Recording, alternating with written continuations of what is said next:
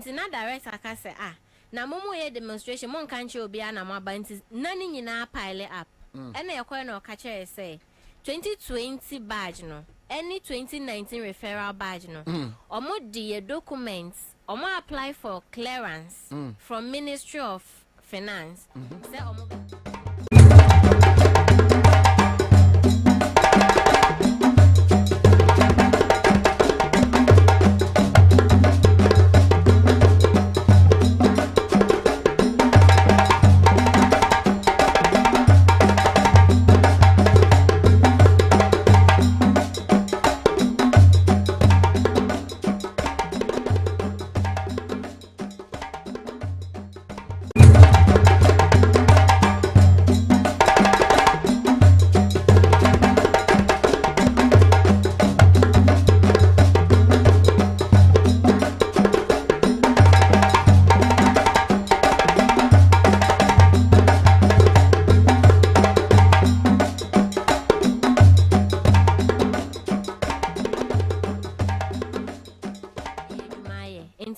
yanto ya boase okan no May June very soon ye benya your employment na ye expect somewhere September between September and December sebia ebeba ena enu so echi no se omudi kan ma medical officers ne dentists clearance omu bie portal no more next thing nurses Inti omu be a portal no more no na ye need da ho pa say information bi na circulate say December omu be a portal man nurses inti na ya kan ya koma ato yem say ye wie service ye ne director shia nursing director enya any director nursing director ene na shia waka oga kwata minister say ya apply for clearance for about 20,000 nurses and midwives in the country.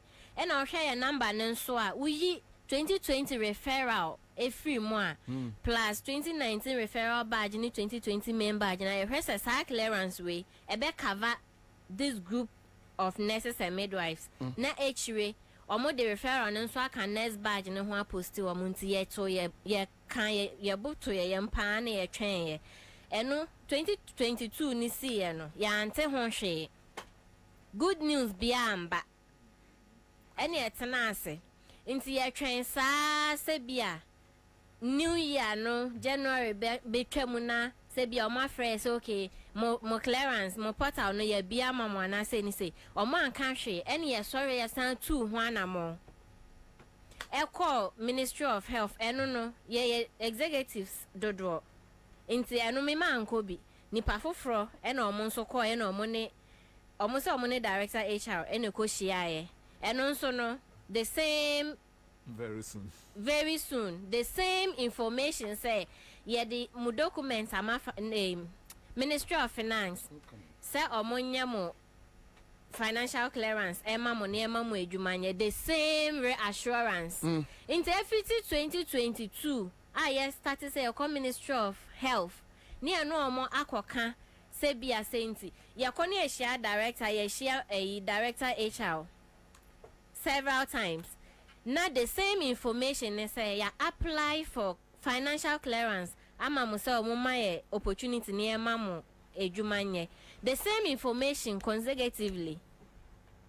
Number of times nina ya call ho. There 4 to 5 times. Nina almost say ya apply for clearance. Amamo into ye train Ministry of Finance and ye two one more free Ministry of Health e call Ministry of Finance say I call confirm say bia e am pass o mama mo sa application no ene niema Ministry of Finance so catch say o mumpo dia ye say pese hu Minister of Finance ni ene nka ye kodru ho no mo say o mo mumbuki appointment and we all know in this country that company for we officer just book appointment. Exactly. Inti ombe book appointment mu di kan ka chere so omo book appointment. Omo book appointment na ne say omo be share ye later. And information na ne say ya te say mo ye follow ups dodo mo ye we mo church letters ne ade ya ten so mo nto mo boase very soon. Ye be bie portal na mamo. Any very soon. Yeah, call 4 years. 4 years. Now, Asante, is it that a Juma hospitals na vacancies in the hall? And because more of at least you try to sniff around source our information kakra. Hospitals na spaces new one na say omunya baby and postumum fa abayin. What is the issue? Mr. Bobie, medawasi. The attorney say penifon deliberate intention because personal investment nkrofobu Ministry of Health and Ministry of Finance me to afide so na America omoye because my classmates am no mu school and a 2020 batch no say near 25,000 na metima culture say mu be say 2,000 there omo award ye adwuma into their qualification omo de call award ko ye adwuma qualification be o credit degree me credit degree o credit diploma me credit omo nya ba bia fa omo hospitals ye adwuma. Now back to the question you ask no yet Ghana hana for the past 3 years Ministry of Health ye kase nurses to kwan nurses ko abruchiri nurses ko into for the past 3 years ni yenya ya no ye betimi ka say roughly over 30,000 nurses every Ghana omko enunti na ne Sarah Moha of me say a man for crowd air connection. Sarah the necessity this is air connection. Obi be catch us say just okura 80,000. Hey 80 ya dey air koso. Enunti na Ansah na we nurse ni apeso free Ghana ha kwa 80,000 Ghana 80,000. Enunti na Ansah omo koto certificate verification mo call 3,000 instead of 550 no. Because some of the key nurses say okrimu. Meanwhile nurses and some for kwagina shame. Kwagina shame. Na say 3,000 is still kwagye. Na bisa say mesbo say Ministry of Health and Ministry of Finance sikandi kurum ha. Sa ankrofo na ye form back door na ye je omo 8,000, 9,000, 10,000 no. Me na ote na me ka say nyase manima ba na say me kona nipa na mfamia. O ma me 10,000 ne. China acha 2 weeks time. Menya adwuma ye achiro se me ye adwuma hospital we ma obeba no na me bibia wo ho really me ka me kire wo Asante me asama me na wo kan ho me say me classmates am no mu wie school obi am ne netana ase supervisor ba ko na hwe ye case study ma ye ye mi ye research bob Ghana wo krom ha ye mates omo ye adwuma kwaso Ministry of Health Ministry of Finance enunti na asem na ye kan say na kwaso o de befa o producer so o producer de befa nipa afro so ono so de befa nipa afro so nti say wo charge nipa no say o producer mpe nipa 10 ma bia amfa 5,000 bra e be free producer how ko see the next person e be ko do 6,500 e free ho ko no e be ko 7,500 nti e be ko do nipa no no betu sika no depending on baby okwenya our link no bia na wutu ya 10,000 wutu ya wi a ya ya bibia wi ne do ko walwale echi bia the last district minim krobi wo pusiga echi efre ho nwale utwa ma na wura Burkina Faso ne do akoto chiefs compound no wabusu ya 14 kran nti obeka say with the amount na wutu ya obeka achero say pescabra na menye reposting ma reposting nso echi na nso an costo ebe costo be 6,000 nti Ansah na wunya adwuma nya no watu over 16,000 enso amanfo aye ye mates e wo word omo ye adwuma 2021 for krampo 22 for no munye service na kro bi ye adwuma omo aba ya guide omo somehow a omo nso awie school no ebi mo atua a omo wo what say a omo practice so which means mudia munni 16,000 that's why me 16,000 na say me ne wote ha say me 16,000 na me kwa start me process for say me to kwan akwa abroad akwa practice as a midwife because me a midwife me kwa tua because me register exams no me tua be 3,500 plus na ma register for exams no me register for classes na ma koto sa MOA MOH clearance forms no ade na omoton 100 cedis ye hwe ya omo se ye nton biem ye de akọ 300 omo se omo ba ye so omo beton no se omo se ya ne online muntu ya 500 anka me sas kana ko to sa na ma we nyina na ma ye me processing na ma kwa kotua verification no na ma trauma exams na me train say menya ho just when in cancer betina Ghana menin cancer betina Ghana kra meninka enye se initially me call nurse na me wie nurse no home care kra me koye no omo me no omo ye home care no me hu se me no omo issues and challenges because ejuma no na it was not about what I'm taking, it was about what I am doing. The passion was there. Yes, what I am doing and the impact what I'm doing will have on the person I'm taking care of and the family who is also supporting that person to get back to normal. But say no, me hu ne me ye kra was because all brana unsa at the end of the day we remuneration no ebe ma wani gie kakra na unso hu se me brana ma breno emfaso wo so no unhu sa nurses kwa mo ward esuan na omusu me amenya nko ye kra na mo ma me opportunity nko bi no mo mfa ma me na ne e koso wa Ghana nyina se bibia nko su ye bibia nothing is working, absolutely nothing is working. Makotia 10,000 no apia me ahye ewuram then you know say me pe kroma ba ni aka cho say betua na ye special posting reposting ma first one is special posting. I see no ye ni criteria dey ska criteria na dey enti ewia no ma abeya reposting chese jo sredum gra sredum fi sredum geography crowd wow ya ju 15 cities ube kwa ye anatomy and physiology be wie ne dey na say if you hold nyina say just a oton oma eni jo sredum gra sredum fi sredum ai entity ayete ha yenum bi say ebusun bi nim ena obi ehun say sa akola we when wa ben kakra wa ben mame mboa no na ono nso da ache on be boa aman na wakọ awie na afei nipa yi nso na enya se esi ho bum ena otam koma ono nso nkakra na odi pia wa na wa bedru ha na se ya dru ha ye dru bridge na no a ye twemu awie anka ye begina mu se gram na so be ye bia be kwa busua ye chi se ye hwe echirefo no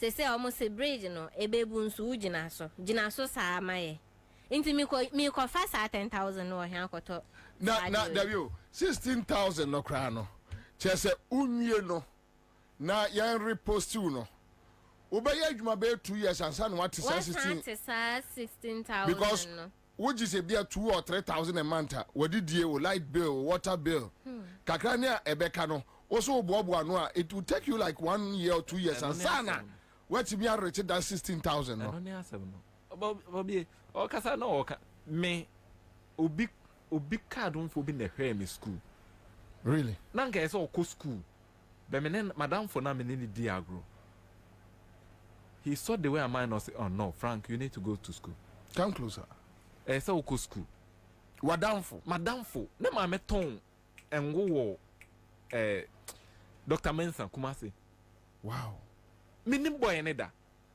shia na mini ko shia na mini di agro keke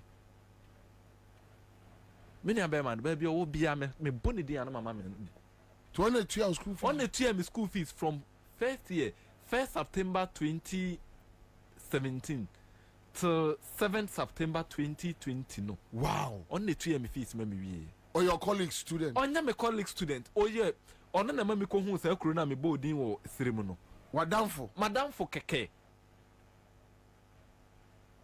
keke nyame maame ba nyame papa ba because me tia say me ni maame ni papa me wonia no ma yesa nka me na yese omo di omo ni to me so ono na che me hwe me so na maame na papa ti bu ko say ame na wo ka say so right now mo here day it seems you have given up you give it up you try you started media engagement for the past 2 months. You engage media now started say a demonstration. That was on the 1st of March. Into on the 1st of March. You see, me the entire can say you give you up and I say Me tia says here, no, to be honest. I've come to realize that you are dealing with a government that they don't care about demonstrations. They don't care about anything. Exactly. Madam be framing say national security for Langas will be AJ Nasasi East Legon. Into media for you did. And I'm catching so mama trap it all. The only thing they say is also your time now also by and bar. Now so ko bubu omo dan because onye de omo media, omo demonstration, omo omo trap demonstration no minim so omo na omo fa ho adwen because say starting media engagement na omo say omo pese omo kan me down and I am fi omo and e to aso ye to media engagement ne so no omo amuaye but omo ye information kitinkiti bi o na ya te se ni say na very soon ye din tamal foko ye demonstration omo ya organization no omo regional representatives every executives na ka che omo say e ma omo nye demonstration omo pa omo che na omo be fa kwan bi so na ye clearance no ye nya ena yan fi omo na ekoye demonstration no ha omo se aye ne wo kasai akra mo ye omo fa mo me say no question me sabo bi omo fa na de nti ama na ye kasa na say ye plan say demonstration ye in series region by region nti last 2 weeks Monday last 2 weeks Monday me say me so mi ntwa no me say mo pa mo nya the town by town they don't care ena omo ma ye kwan ne yenye because say no ye feel say omo fa kwan bi so omo de be prevent ye because ye ntimi mba enka say ye be net no sir omo no so no omo said that entrance the reason why they talk to you people they say oh I say we care we nim dem kwala okay we be on better and this omo so omo pa che say mo pa mo fa force on sikrum because if someone ye 50,000 na mo sikrum na dam pare say even 50,000 omo the police for 10,000 e be gina mo so a na say more ye violent they will struggle to contain you. But they know, say, won't be caught that way. That's all. It's not that you ain't mean caught that way. But the thing is, say no, I buy no crano, and your man ko yenti. Yes, and cause says and near man. Send ya. And yes, says near man. Hey, meet the street with 3 days. Ya must add meto conso, medam paso. Because some was idea there, becho. Is there no case? On the America first match, no, Nanka Tamalefo, we are Kumasi. Kumasi, you try engage regional police command. Of Frey, ye Kobe 2 times, or see young Kushia minister. Ye minister na Kushia, or see young 3 days time, ye better feedback. 2 weeks ne feedback in the mind. If you all fresh or become minister officer, ye say just a offer procedure we mo koha. Ye started say ye akra hadie. Ye call regional police command on the 20th of February. See young 6th match we nim. Inti ye kasi ye first match na emba sunti o young kone embra. Ya kwaba ye no amko didi nkomo ma ne basanka coming Friday any yenye demonstration no coming Friday ye no you could do regional police commander say ye ko finalize bibia na ye push on to Friday ye could do asem mo ka che ne say mpanimfo bi free aman bi so aba ye kuremu to mo mpeso mbe into mo mpese ye be demonstration Ghana animase inti so me ba asem no na meka no menka se nka mo ye ne sanka enye o say bianca force because mo ye be 50,000 me say students 50,000 street mu they can contain omuntimi there is no way say ho ase am say no yes say be fa ne hardware na omon pese be fa no omeka cho say ye do mo be court the arise guy no mo ye bi omoboa omeka cho mo say ye do be court ye do be ko hefa omoboa any baba be to aba any 50,000 vote and you say damn pare no ku omo and the ade no nyina ne say nyesa me kasa bonya ne sa dabi na mo me kire say e bia ya fa de say anya yi a yetimi ye bibi sa anso e be ya fire one because your last meeting and okay your last meeting and omo koye Friday you know bishia you know bishia no say omo ma ye enye demonstration na hallelujah fine ye jai fine okay there are so many ways to kill a cat okay awon ni bi be che na obebo no koto obe obi di ne be she boto okay od ne be hwe obe okay obi di aba bebo no obe okay oh so More from one grade. Yeah, they are fair one. And you want to watch it. Maybe. Yeah, make and make correct. Say, and you want to watch it. Because my colleagues send him a platform. Information is all platform. Wow, bubefu.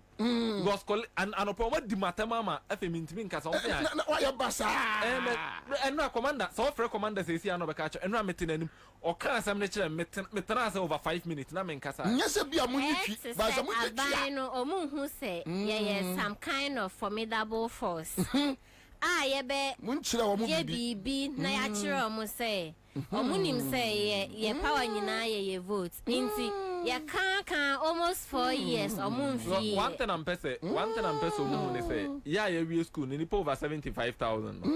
E minimum worry inti yan fan say mu 5,000 50,000 crown a worry. Oni ni kunu kambo mo 100,000. Ne ma me ne papa be kan ho ma 200,000. Say oni abema bi ya na odi na chi ana ni daso a ma akokra be kan ho abe 250,000. But a man for no more contoko. Unim Sarah, unim will be a friend or Pauline. Minimum. But I'm a man for no more cohano. What's it saying? Easy. Okay, so let me just read through some of the messages. So you have Sarah Oye Oredu. Sarah says elections have repercussions.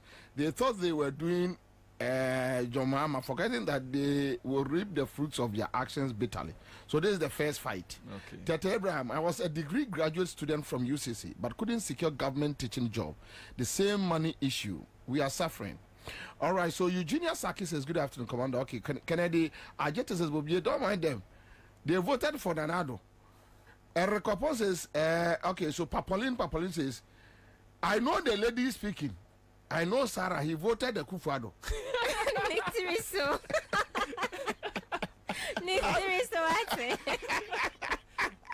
Oh no. We are sorry, Papolin.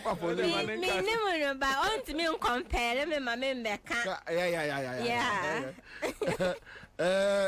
Kingsley Obin says that reminds me of about always you saw nurses it serves you right. Baba Rufai says they voted for 4 more and now they are crying. Ghana Van says I don't know why they are on radio complaining. They should rather be on the street burning ties. Okay, so Papolin says, okay, don't waste our airtime. As I'm walking to my baby, I'm also okay. Maria Adam says, when tyranny rules, no one dares to demonstrate. Next time, vote for Democrats and non-autocrats. Bobie, tell them they shouldn't try to disturb John Dramani. They voted for MPP. Oh my God. Ghana Van Dam says, you see what she just said. Why should they be on the street destroying things? They are not serious. Okay.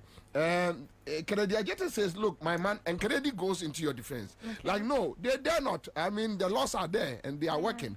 All right, so Maria Adams says, see them. Erica Foles says, good afternoon, Kingsley. The lady there is purely MPP. Hey. All right, it's okay. Maria Adam is here.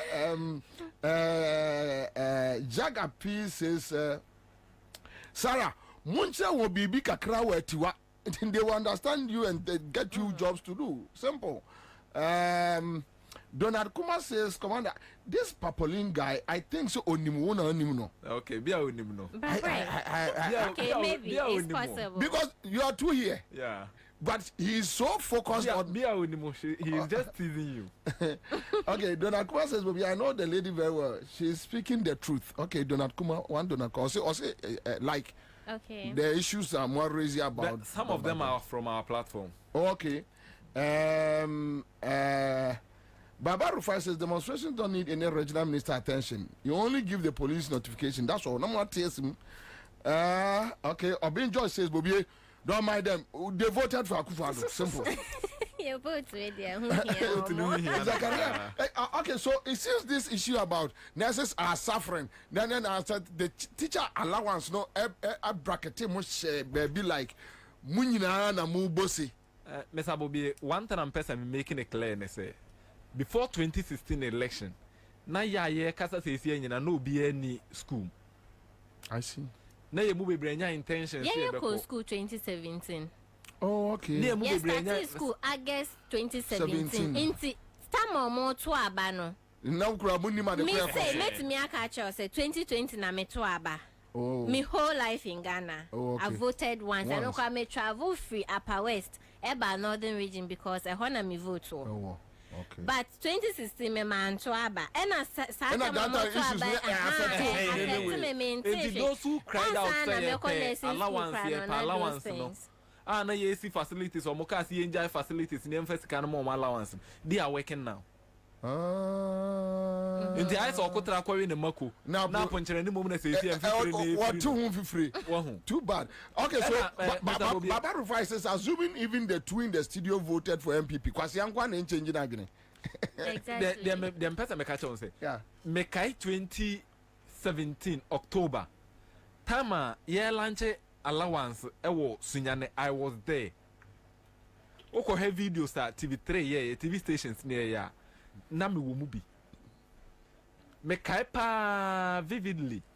Say me phone and say anka me bo video na kire say nana do ka kire say all my ye me wie school metena fie nsofa. Sa wo video no. Me phone na say ama me Unyo bia enje mame. The tape TV3.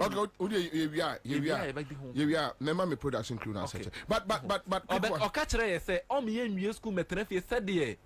President Mahama Ma 2016 for no wie school no. E da so wo fie no. Me ka asem we. Okay, sir. Me say asem we me nua ko UK say me classmate am wie school Simon. Say me we am the Simon line be ma obe friend no he will confirm the same thing to you. Obi okọ 2017 October relaunch ni bia no opa onfre. Na honorable Doma Central MP Ajimamenu no wo ho. He also said the same thing. Said they are putting things in place so that nurses are ombe school no. Omu wie school a omo emetenefi into her. And until 2018 for new year school, omunim say election was coming. So they posted them so fast. So that Yaya can say at them. I see. Anyway, so Ceciano, said the last resort is about demonstration. Mwako, almost say I hope will be back room. Yes. To 1%. So what is the next action? Yeah, reschedule your date on the 5th, on the 9th. 9th. This month. Sa ho same way. Me bisa police for no. Ye ni commander ni team ni ye meeting. Me bisa mo how does that concern unemployed nurses and midwives? And secondly, sa ho back room ha na mo mpese be demonstration egu menu asaf. I mean, in the first place, a new crime per se, you better not say a demonstration. Yeah, we school more employer and can ban be a demonstration. I hope who are by no ain't mean ban be see a coin say, you be a demonstration now, a tarnish. If it's tarnishing the name of Ghana as a whole, me I'll be affected because I'm a Ghanaian by birth, and I mean to me, Yashi and Sasano. And no, dear, so I'm say Ghanaians to say any say they are be affected me, but say painty government ne black say government need to me in a country near there. Me I many jisem. Many Japan because I am no Press obi ti dua si ko school ni akoto se ye to laptops am student. Sebi. Musumu ni sika mo be employ. Amanfo e be hwe nipa pomuden wo Ghana. Mo sika mo de be to tablets am students. Tablet no de be den. Mo si ye ba so no ya say. Enra na me hwe ya say o de tablet no so ma me opportunity. Ekoto keyboard. Computer keyboard. 450 45 4,500 per each keyboard. Honorable Bobie, yeah, resort ni na coming 9. See, she Friday no mo say, omo me yen demonstration na. Yen fi o mo. Yen ka hwi biu. Na mum sa de be chi na se me gina circle na mahia. The see wo Egypt no. E betima si Ghana. Because Egyptians are black. Ghanaians are black. We are on the same African earth. No, you're Namo ya kwa chirido. Yankwa chiri frustrations in the doors. Me chira wa de say see ade ba ko ne say me one baby America say me free. Yeah. Bintimi nkofi. And they say o ya de didi. Me swa concrete. Wo me ka bibia. Oh no. Me so concrete. Mention about me adwuma no say chana pa be. Yeah. Brandot Kaneshi. Before Piccadilly. Also concrete. Me so concrete. A graduate nurse. Me say home care cry now obey boss me be ma 600 no nya bi na me ye home care. Be me calculation na home care no boso me be so no. That is what do sika na we sign the car we chire. Because then the chrome I enter the 15 cedis. Na say day your mouth 50 cedis. Na makota the ane anopa me di 10 cedis. Enumere o dem fan say me di once a day kra. A day me di 25 cedis. Me to your light bill. Me to your water bill. Baby, I'm a tea, I make a man, me for a car. Me to credit. Me to summon a seminema. In the business, say, anything I make a child say, that is the last resort. Sarah, where this is? Me a Juma private hospital. Now, me say, me 12 hours a day. 12 hours. But so me swan. No, mama, me 1,300. Wow.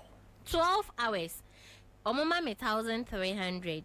Me tea, say, me my home care. Me we school na me ni hwe no. Na ahonchere wo ho.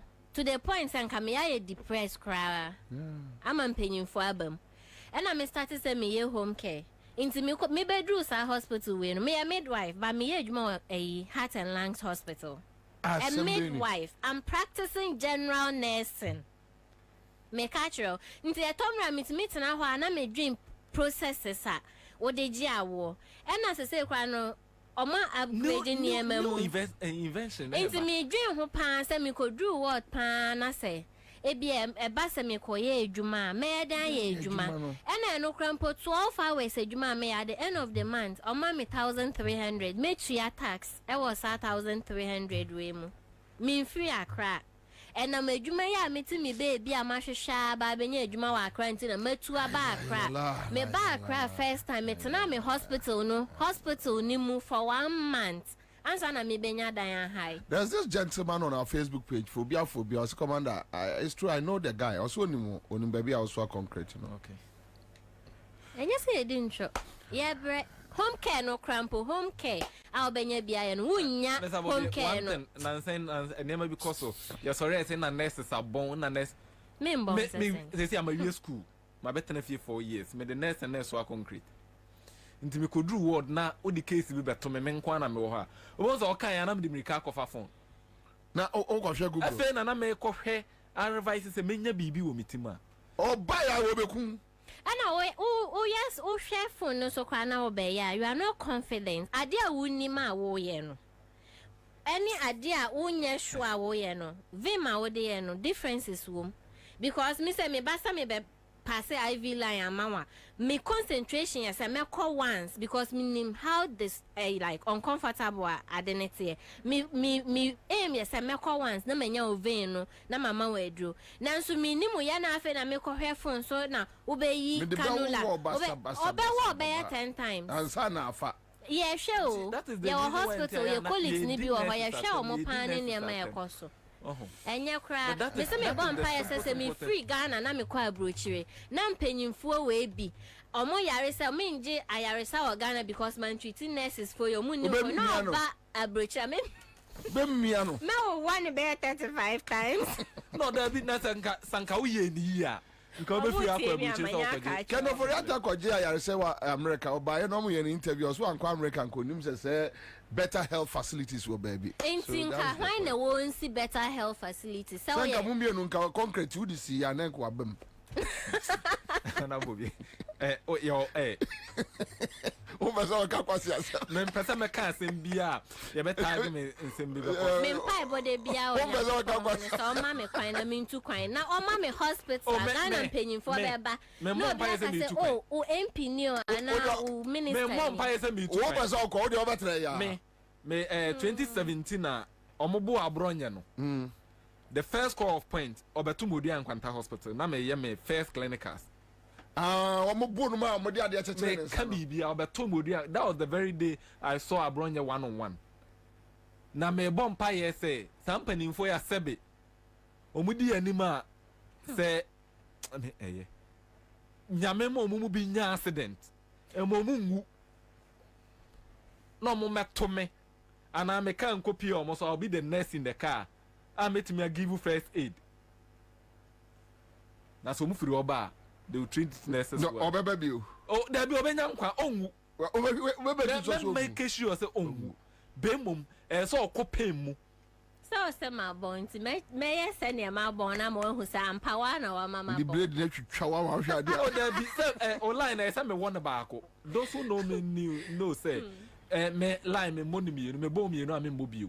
The only thing they say when you know I got 50 say nipa ni bedru hospital cry why dream ba so say I was when ni be call me bomb by say copy hospital the car ni accident I'll be the first person to be there and I should be the next around. Sarah Asante on the 9th we'll come back to you. The final results. Thank you so much for joining us in the studio. All right, so that's it live on Accra 100.5 Citizen Show. Wednesday afternoon.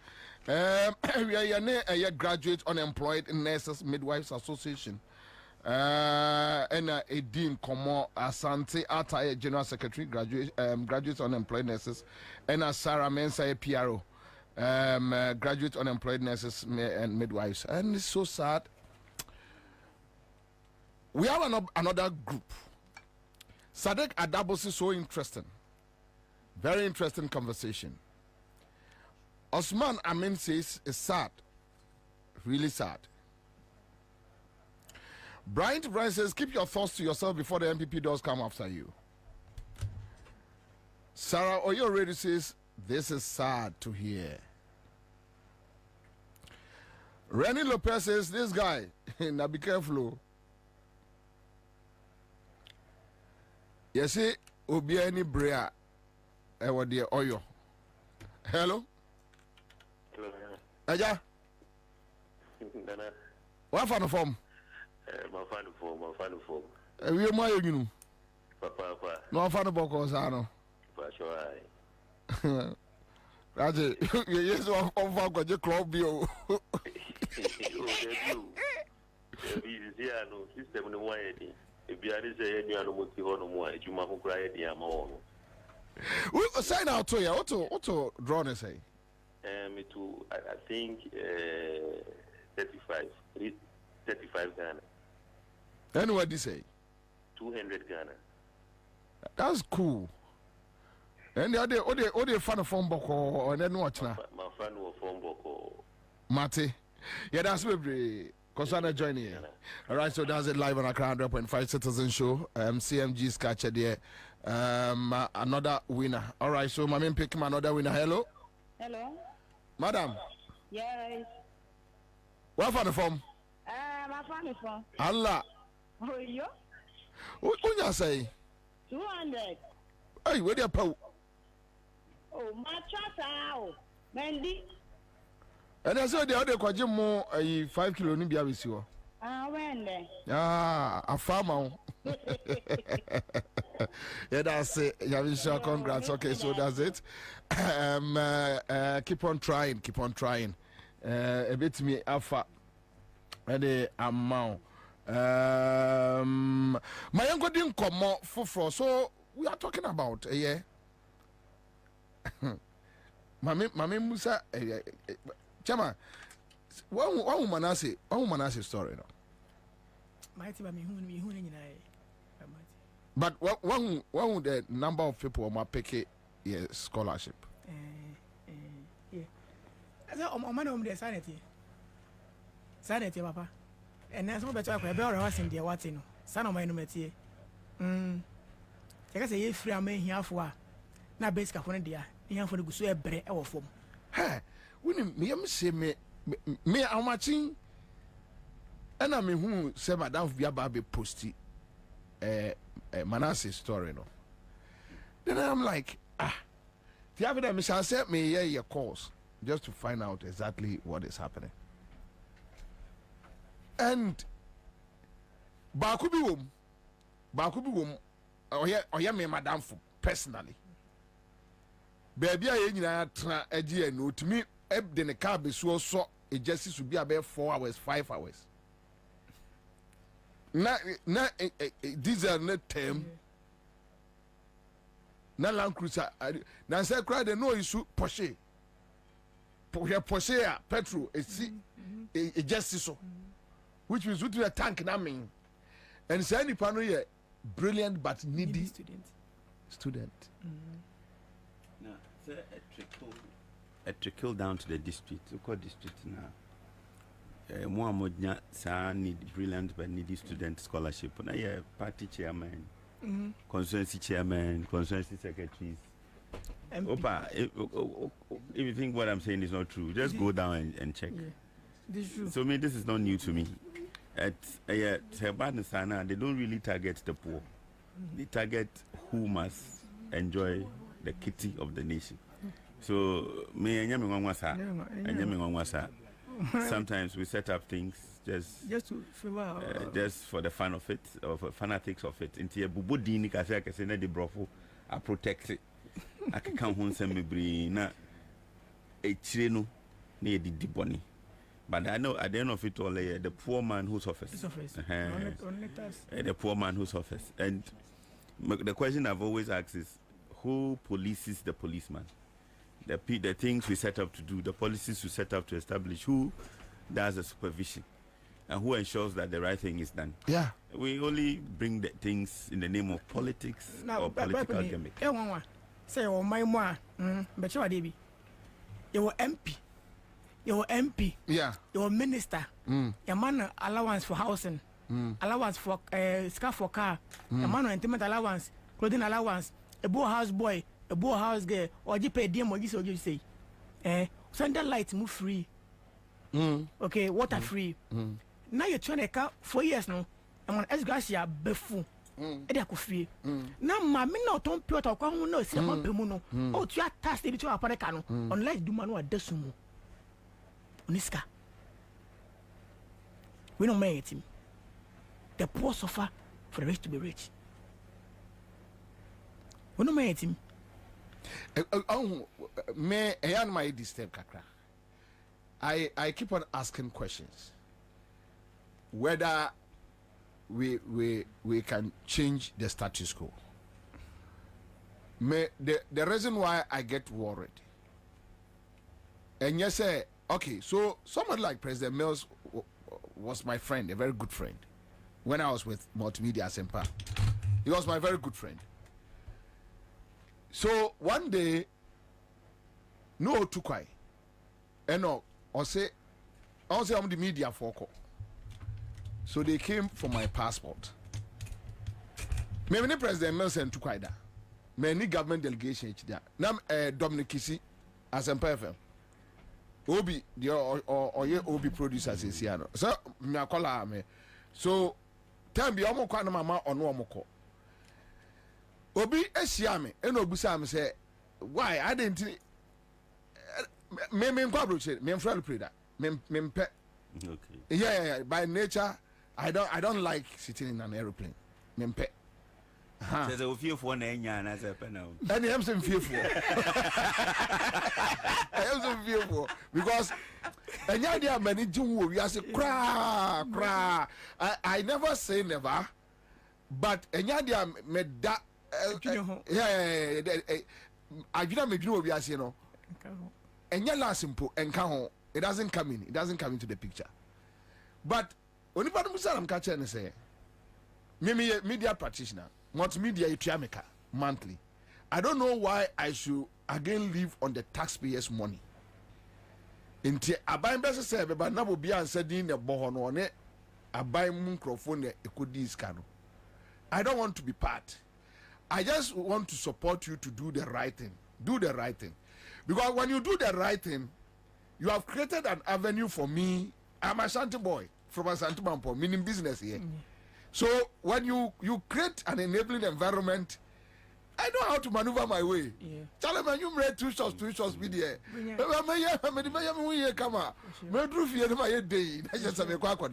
I mean that is life.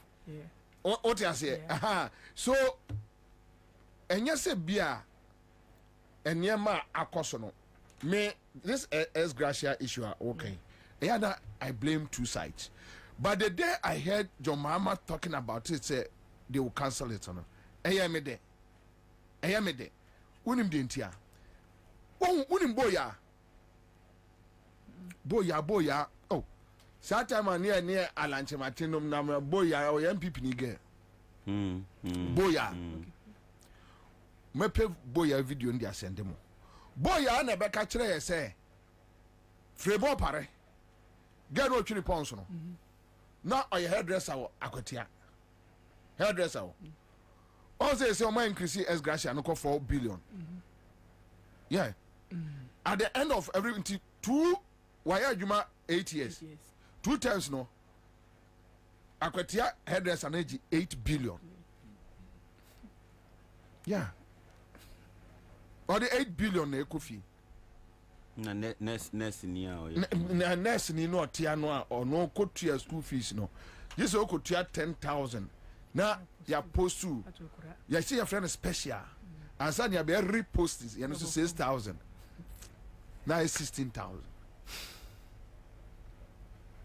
But says can it be ka near the course secretariat scholarship also near the aba brainy brilliant but needy students. Who go say him for a oriata ewo fase. Freddie Blay ne yire ambassador to America, say Germany. On why board chairman GMPC, ne ba a brilliant but needy student.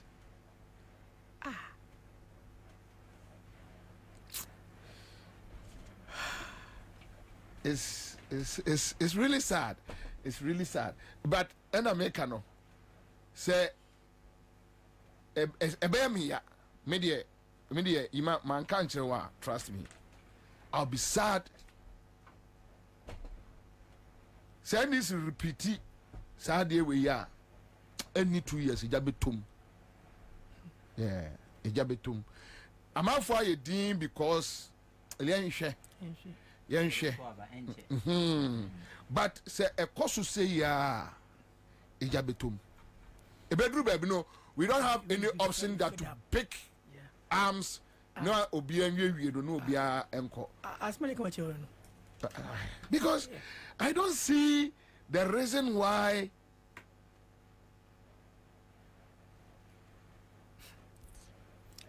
I know sooner I was say we shouldn't get there. We shouldn't pray we get there. Because we will be falling back. But also, but then it will be a positive defiance to correct the tomorrow. But the positive defiance, will meet resistance.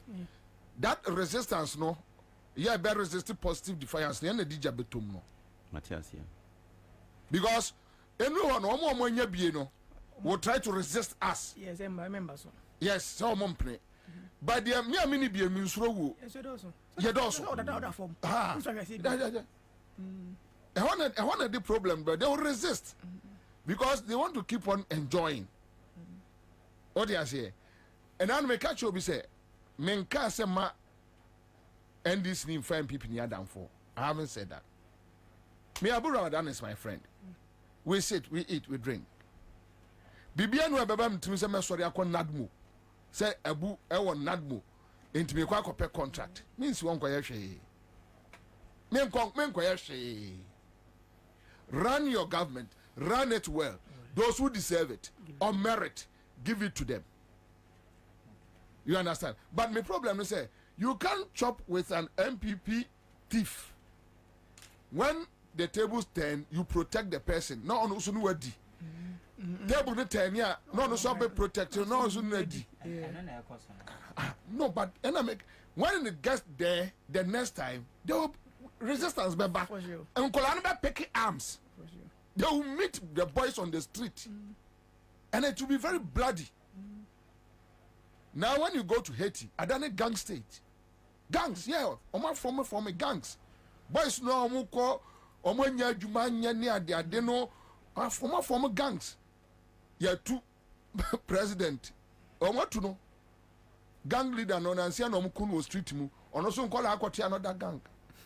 They are raping women, looting shops, because obia dru baby masa it's okay because I can for the blame babet me a brilliant but needy student how I mean how yeah is agree yeah oware get no national service it's again no so for suwari say what me to football club but or a brilliant but needy student anya de na kam tell can say mo shame the last aye only needy student needy oh me dey say media no eka in some say well use microphone you say media is also a powerful and then say yeah yankasa you say media is very powerful too ye gitum krampo say the fourth arm of government enti you say be brain now if you want to correct most of these things and say media no take his stand senior we take here I believe say be boyen pa but say ekoye regime bi na media no kasa another regime na bia obi ayedi on say I didn't hear may have a problem and I think last week or last 2 weeks I heard Sifa Khan talking about it. Me a problem when I meet a media practitioner so neutral I feel so a crumb for. Okay, because obetumi play double standard. Yes. Okay, matter what I say. Me when I meet a media practitioner and also support to MPP ideology, I don't have any problem. Okay. The reason is we need to share ideas. Okay. Argue about ideologies, policies. That is the only way we can build the country. Obi abebu sana on my mas we catch us oni on radios but oni mu adwene. The person is a thief or a mamoyeni. Yeah. Or a criminal. It's true. Me ubu samia me wadwene. Me offer and the late Sir John. Honor de me call Love FM. 2004 me call campaigning my MPP oboko. Na me adwo Hello FM. But I campaign despite me say campaigning my MPP. Because my family from Asante Mampong. We are Asantes, me my papa from Offenso. Ya wo me nimbi apart from Kotokone MPP. 2008 na me ba Asempa. I did my own analysis on Akufo-Addo and I said to myself, this guy is not a correct guy. I met him one day. If you I'm catching any palm in the corner, say this guy. Konkomo di nyina ya adwembone enkomo. Oni akola hia on cast and papa nkyero. Se nkola ba nkyere nkomo oni edi nyina no nye correct. Kwayo pra kwa ise wona ye producer wo yi. Kasbin. Me na kwa me so me catch no. Se kwayo papa we ya hwe ni obe ha o man we. Go adwene wo ni trim no. Enye. Oh, so then we started making noise. But on say mumu bi no antiase se nkola na nkola na a penny now cassetia penny. But what I saw and in your mammy who found no, I was terrified. I didn't know your more for me. Bonamania said me support to MPP. I won't campaign for MPP. I told him direct, straight. So my point is but I don't wish because they say I'm a patrol, my musa question. Minia. Say Jomama sitem na 3. Mebwa. A new place. Very true. Very true. And ye ja domestic. No. Ewo ho. Se na na ba he na na se mini aketua yi etimi asiwe.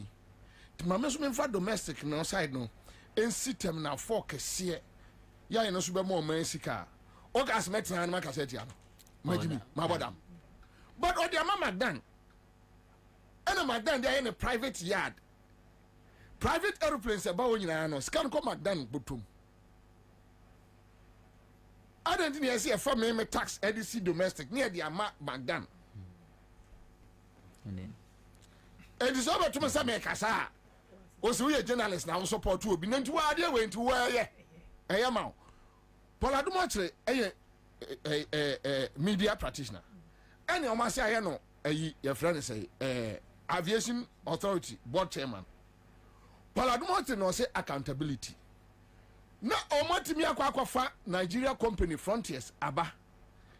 Yewo ude say unim bibia kranti ye ni NS Camis okroma. NS Camis sa COVID-19 test ontimi nye. Onye Ghana ni sika ne nka kroma. Ude NS Camis onye mbusu ani mini no me wa mame. but ɔyɛ Ghana ni ɛyɛ so ɔpagya ɛnyɛ saa no Nigeria ni aba ɛyɛ bedi atuo yere fami abusuafoɔ alatafoɔ aba abɛgyina yɛ airport atimi ayɛ COVID-19 screening every year bi ɔmo nya $18 million na ɔmo ama Ghana $1 million under Paul Adomochre and he said mechanics claim me NDC nya boni be no and then make say if we don't take positions and anybody who is neutral is a criminal. Take your point of argument. Yes, we are neutral say. Yeah. And then I am neutral. And he said, I go to buy no, and I can't get market. Maybe I santini. Ya wo santimampo. Kumasi na mitreni ye.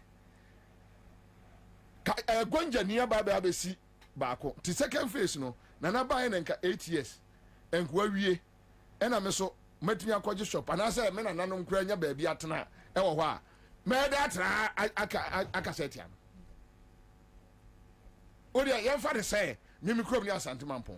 John Mama my water plant. John water plant. Kufia say Benim Krobo, all those areas. John Mama na man water plant. Or your boleni and wabeye. And Kufa the back. Every mampon. The firstborn. Ofri mampon. Or Ware mamponi. They are our cousins. Yenya a Britufo. Right? Into so obaye no. And a sentimampon Kromono. Wababe project Obia Enya son faswa. Majimi. The only community center. Rollins then you could be see as I know the Chigale. Oh, on your Garidi 31st. And one chairman pon for a San New Money at the Adeno. I could find a Bebu as an event center. One farm district assembly no. Oh, the Amaneba, who tears can I call a babutum?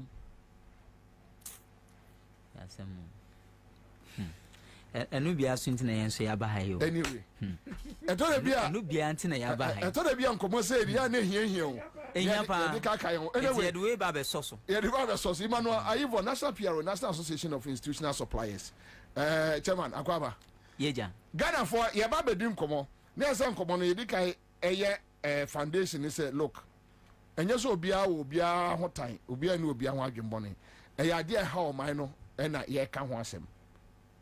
And we are hoping and praying that any other leadership will not take us through this nonsense. For that one, when we get there, and you know, so suppliers, you know, I'm at Tahil, National Secretary, National Association of Institutional Suppliers.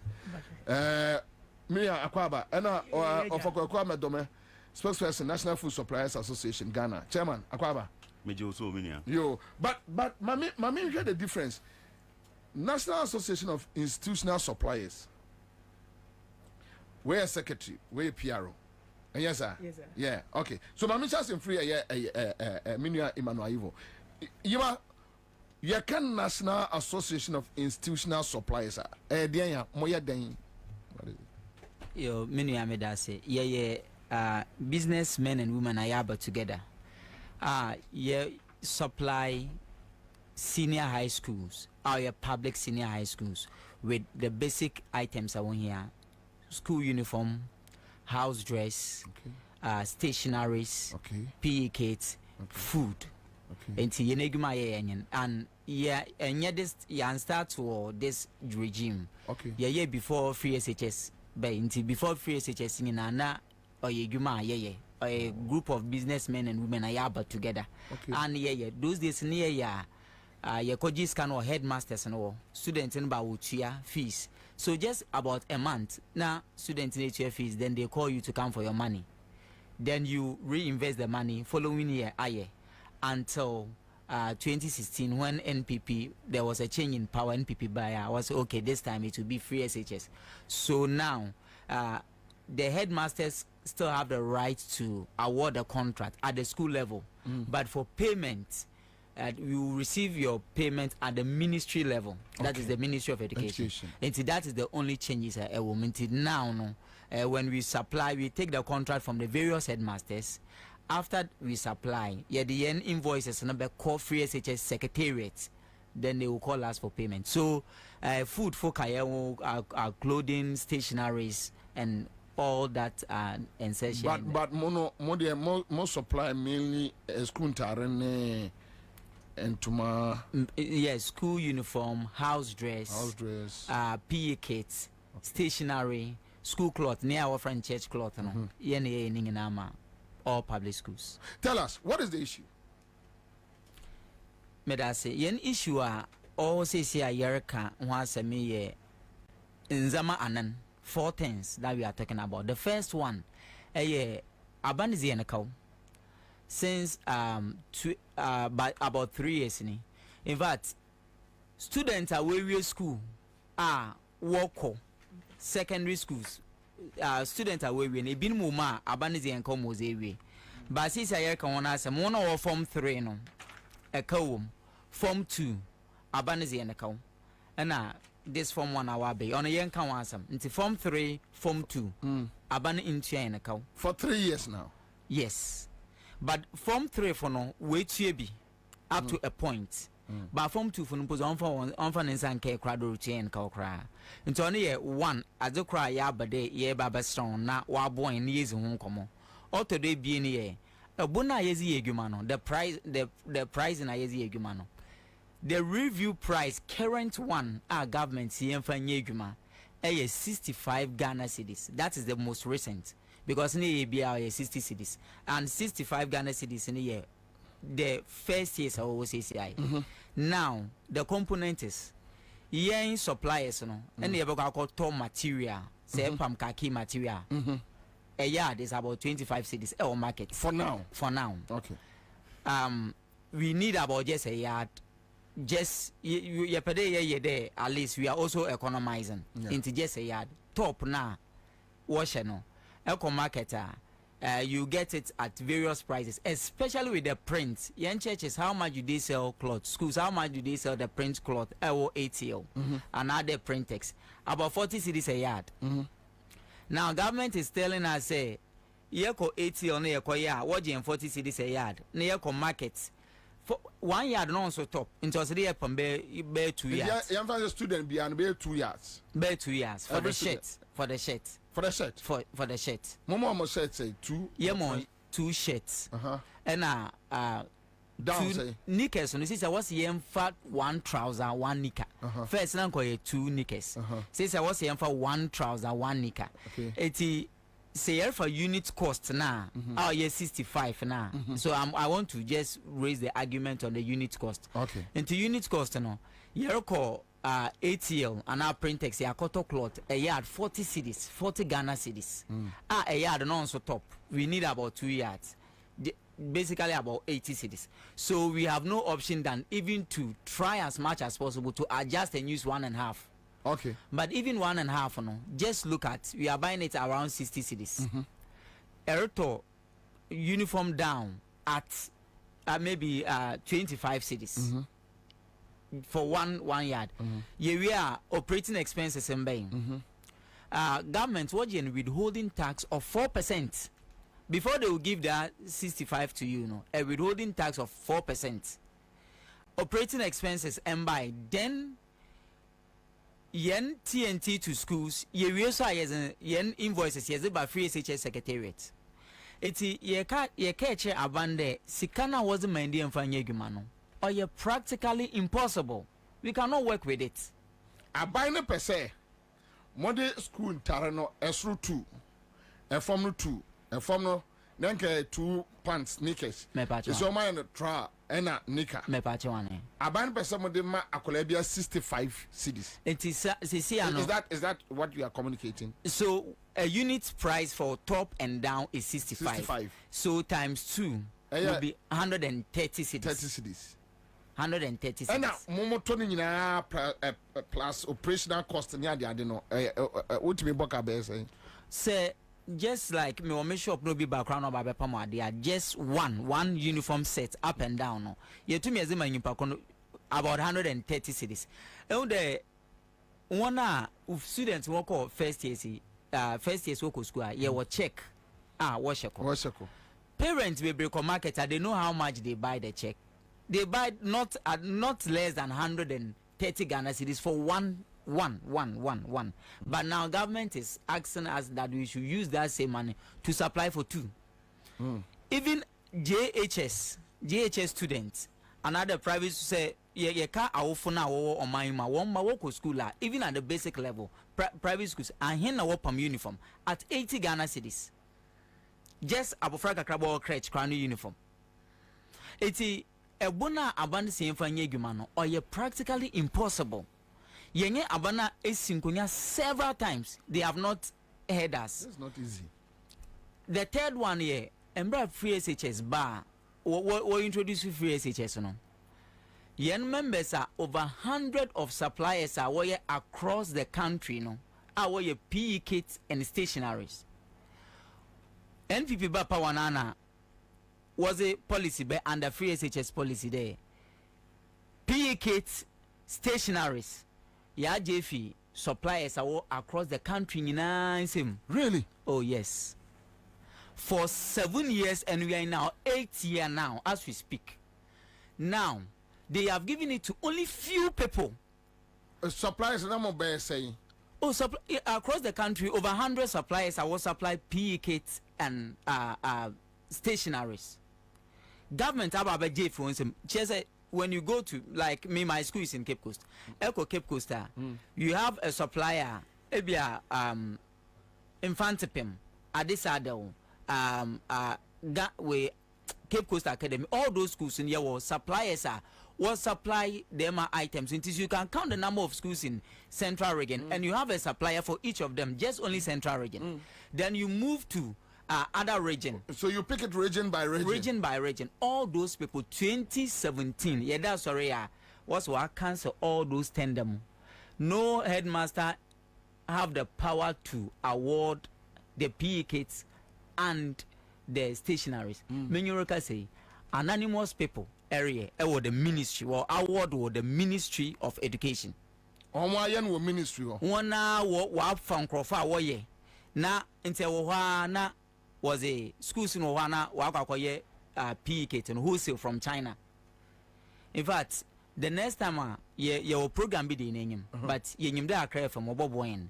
The next time I bring opportunity, yes, ma in Zama warrior currently PE kits are currently ministry in yes, Baba Betcho. And a man can supply say that don't know what BJF in Zemno.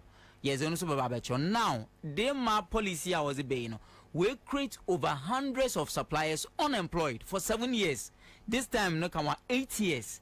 Yeah, they said that they are not going to agree to this. And this is very few people are. Wow. Yeah, the evidence, people who are doing this work. And in painful ministry, one way be. In painful ministry, education ministry, and almost yes, Edgeman. In painful worry be. Nti Morocco no neni yenyan. So this only the third issue I concern. Then the last issue in there abanize supplier cow them are missing come 2023 nkofo one ska wo ma won tuenwie final years no and the second years I will say anu mpozo abanize to do tue bia cow. Now they want us to continue to do the work. Yes, our capitals are locked up.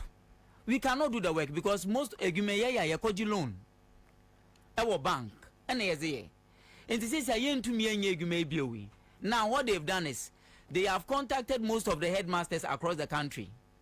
Now I catch you there. So who school supplier be went to one supplier no give us the lists of those schools and give us the specifications of your school uniform. Yeah, Bobie, the ministry itself will be now supply, and that is what is happening now. That under his watch. Under his watch. Dr. Educhum under his watch. That is what he is doing. That is how he is treating us. Memisika Beckham. Mikoba Bosia. Minister system in supply. Mean supply. I'm from Sikama and I mean to mean supply. Yes. Obviously, there be any sadia for Sankro phone DMI for schools needing my near specifications. Na ya 5 memo. Teachers Modia Musca and shit.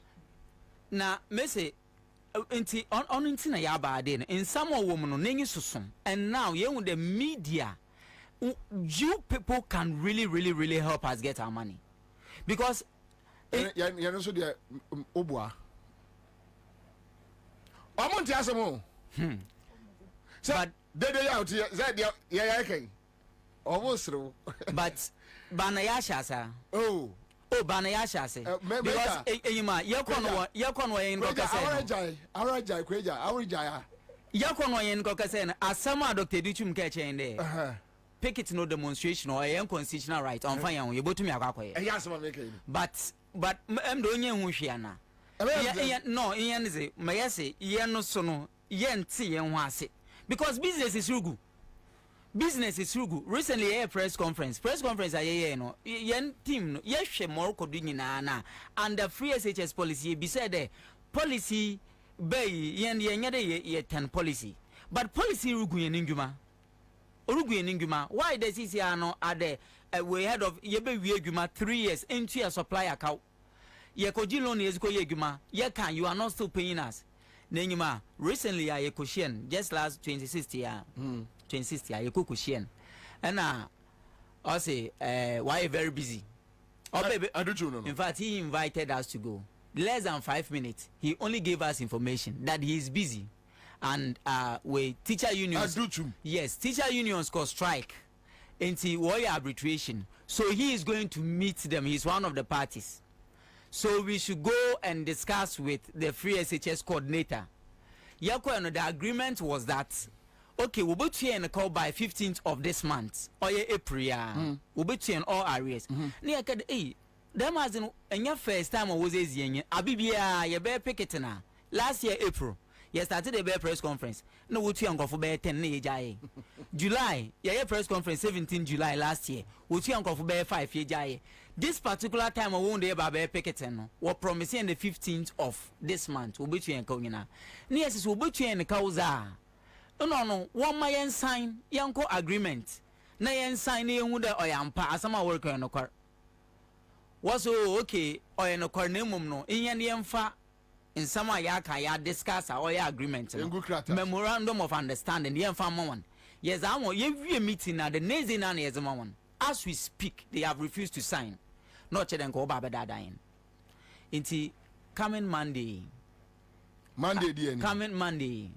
Picketing our Ministry of Education. Education office. Monday we Monday we are sure some beko. Miss Monday What did Monday nationwide picketing until Mbayan be that be from one bra origin one bra Dr. Duchum we are sure some beba hey wababa but you know okay ye fiade about China we benya in statement or bad life and yani police for we hey Ghana police. This thing was supposed to be done on 4th of March.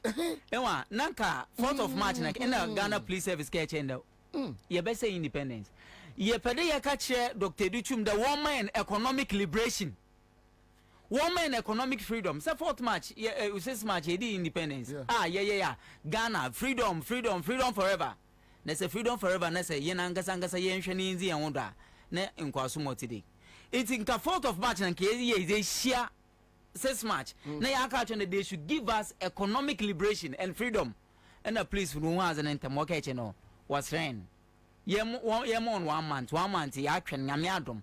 Monday, coming Monday, or dim life and colored. My memory, your friend say, Ahmed, what is happening? Baba, the Ekano is more than said the Munefa and Amotinefa. Okay, I don't know, say, a year, a binding, but I say, Obogun Mankatwadia, I don't know. Mr. Duchum say, so Tia, anything per se, Obogun Mankatwana. No man mark a Sianquano up Pejana. That's intention. Cooperate 2 years, Unchayaka. A loans, you must know a bit home fear, bit home machines, probably 50 years, and all Galam say site. Oh, boy. Yeah, Mamma said, let another to be fear. Number Mamma, just on you by day. I could do a little more, or my fear. We send him to him, say, this is you, bank Tony fear. Just 68,000 a cow a day, now by over 200,000 near Tony fear. Or the cash 68,000 at the bank. Ajuma we inti. Yes. And abandon the interest of accounts out or you did something. Over 2 years now, about 68. And abandon the over 200. Yeah, tough enough on you, Papa Beba no soon. Sounds me boy from Sadako Bisano. Sam Ambedini Mana. Coordinator Bisano. Some boy, I'm more say, Secretary Ambedini Mana. Okay, and no more quick, I'm say side. About her, you said to remember youth and your Jumao, the neck is Yaro, and no more share my basso. So, maybe school, Monsieur Minya Benjuma, but Miss Abbey Juma, my 2 machines, nim dear, me pick it. And you might cost more schools by 4. More column, me sewing, obey home, and you machines get 12. Don't feel good, dear Juma. Columbia printing or sewing or packaging or. No, that's sorry, I say pick it, no. I feel you just mean same. A national tender. O go so I to go tender, never say beer, any pound 2, 3, 4, and a tender for estrogen. Pay, Obianca who be more, see better than they we. If you want to for my movie, by the chain, Obey supply. Now I can see now what 7 years. You know, where I can self fulfill the deputy. I've been doing on this same issue. So, who good man to neighbor? Or go say a tender. By your tender, a selection we know, a person we know, a business we know.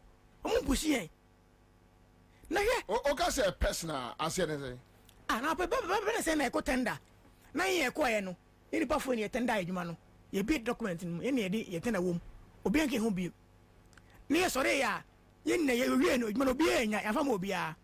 But the things will be a supply. Do they still say ash foam a supply picket or Ghana? Ash foam. But ash foam, your Lebanese company. Me see ash foam. Somebody me bois. That's the ash foam supply picket or Ghana. Ash foam. I am telling you. No, but it's a Lebanese company. Ash foam picket, yes. Now in books also no. The man who we are. No man must come our perform work as I say Ghana. With your channel, the never before I cut him off. Yes, yeah. One lot, about 22,000 pieces. Pick it. When you have 5 lots, so nice. What quality? Na 5 lots no. O maswa na China. Ti say ko kanta, material for yen to biem. Kanta manto. Ejo ye nieto. Ye nieto. Ti o to mo say o kanta no, na jumagu. Do you beat mama no, na jumagu. Do you so na jumagu. Nya nwa side this unemployment e ko soro. Omuni why na. They know omuni nti akosoro. Mo no makreti. Hey. So say Bopo ya yes no, I'm sorry. I mean, hey. We are tired. You said just last week. Them say honorable. Hwe me. Young guy say, motor machine sem beduma, me have buy emperor beduma. Na dwan egu no. Eye. Was me sure call the business. I'm say yes. Oh no. Nah, I'm say yes. Did me egu enyuma. Oh, I'm worried next week me chom kanyina, me just get chom kanyina next week.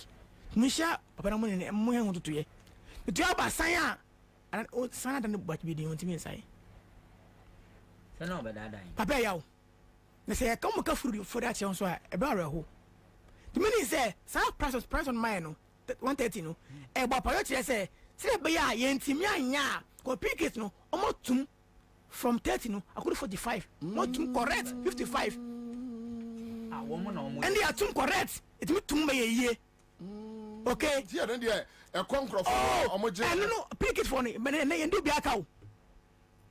Scaring Kowa. Then you be a cat. I didn't. The result you must say, son of a uniform, Nadiano. Say it's me, I bring it me, no matter Jayana. I can't say. And I say, more mungo, you know. Me be penny.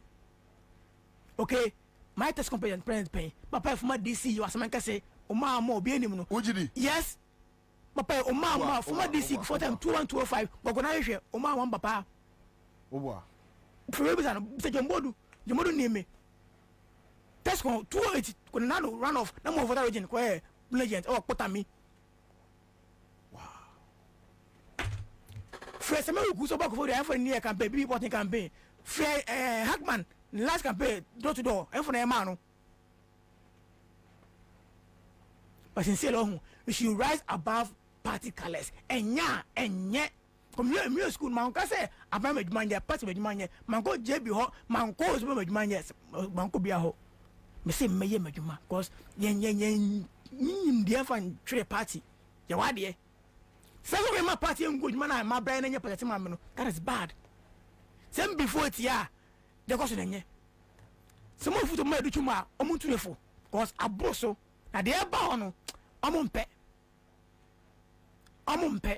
the person they want to ma enye ye mo so on jingu ni mayen enya juma omuntum so pick omuntu pick me ye no no so be ye so omuntu mayen enya ho ana enye juma fa na fi ase o aba fi juma se no 28 be fi ase acho 30 years ejuma ho da year for years enya ba na ma juma ne ye da bi ene mo ma fi se ara mo ye no ayeye anse wan ko tontare obe free ntare nane wan to be free nane eno nyanya so de rezi ne fish ni ai so they mean oh man say I say to agubi oh man granto yes go our loans hard and money say be say way no be my grant for you no obuto fide my say for you no oh man supposed to be af baby ah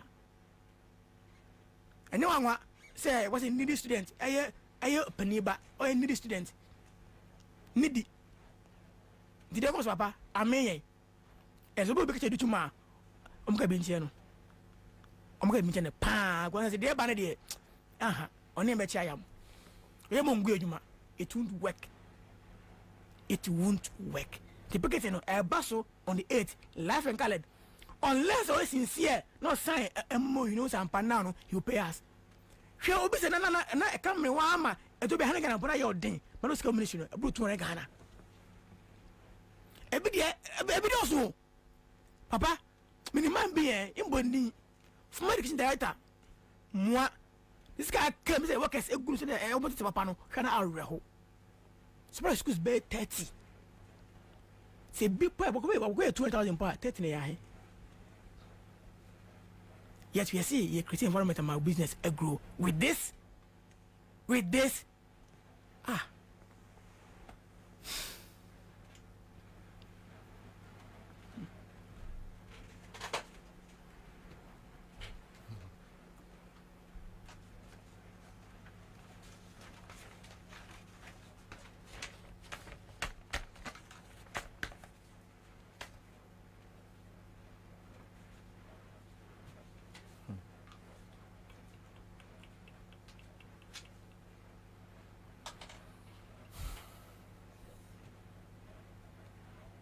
Kwa Bejo so we and saying boko mo side what to say yes so dey in your cra munia me dey in your cra na food suppliers there and supply Indiana and the secondary schools in support of the free SHS policy.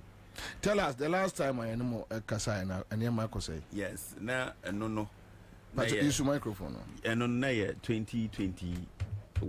2022 areas are na akemo na ye dan ka age in fact by admire but since 2023 February yesika kokem na sometimes it's very difficult say adwuma wo ye na the bia better radio so akasa sometimes it gets to a point you have to go and pick it and send your more attention and so I say adwene ho say ye kope usika brew as a dear ye ndwene nipa ho ye de oman no unya kodi political position bi na say wo fi say we are singing na ye wo dia because imagining omo like the minister, the deputy, those who are supposed to ensure say yesika ba ma ye no they are okay wo ko share omo kra say they wo we a small boy bi ma omo me wa na wo ye wadwuma wo na wo the bank doesn't pay you money.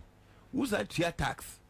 A juma wo ye no, and no na bank rely on to pay its salary people or like commitment. But on which shower as a day we nkwabi na omo kasa kra no e honte. Menya e ba the same. Na yen nyina ye suppliers under the same categories and the same condition. Na only selected few yet ya select omo na omo kwa na yeti omo ka de bia omo de omo sika ba na mbinimu de the majority enye mbinimu keke esika no over 1 year 1 month unfa sika no ma omo but obi de bia ne sika ba aden mo investigate ya na dia o say first na buffer stock nkwa na ye supply ewo mu ana omo de commodity exchange buy so no so be 50%. Na fi say eno be mu a ebe ye kaka eche na investigating who say adwe tie sadia ne chi it's just purely to be responsible for procurement, because you know procurement and the sika beba expenditure be wo ho nti ya je 50% of buffer stock adwuma e de ma commodity exchange. Only a commodity exchange date na setting up say obe create a platform for buyer and seller. Commodity exchange has nothing to do with so koto eburu akoye procurement, because commodity exchange only warehouses will be here. Buffer stock na warehouses with fitted silos. Ono timi holding yama.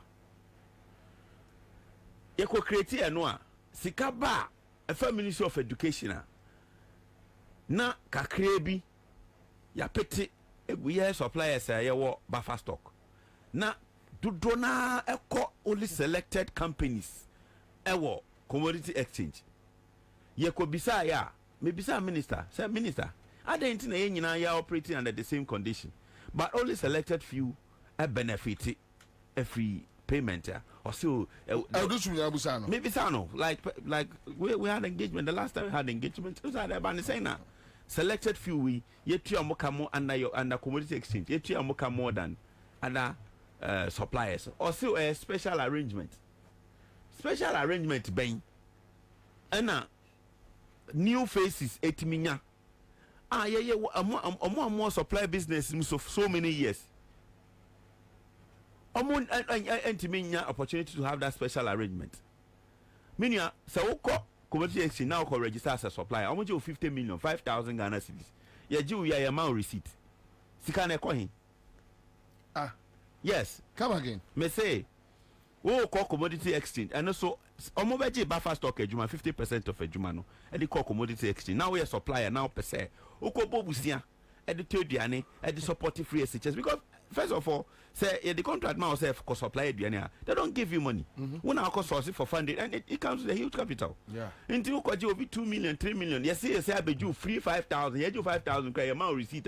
Me no can say me 5,000 receipt. I'm bet you say me 5,000. So you just debia. Ya come. But mubusa almost say me bisa. Me angasa personally. Me bisa Minister of Education personally. And also 5,000. Only no teeny down. Up to now me until Hoshin.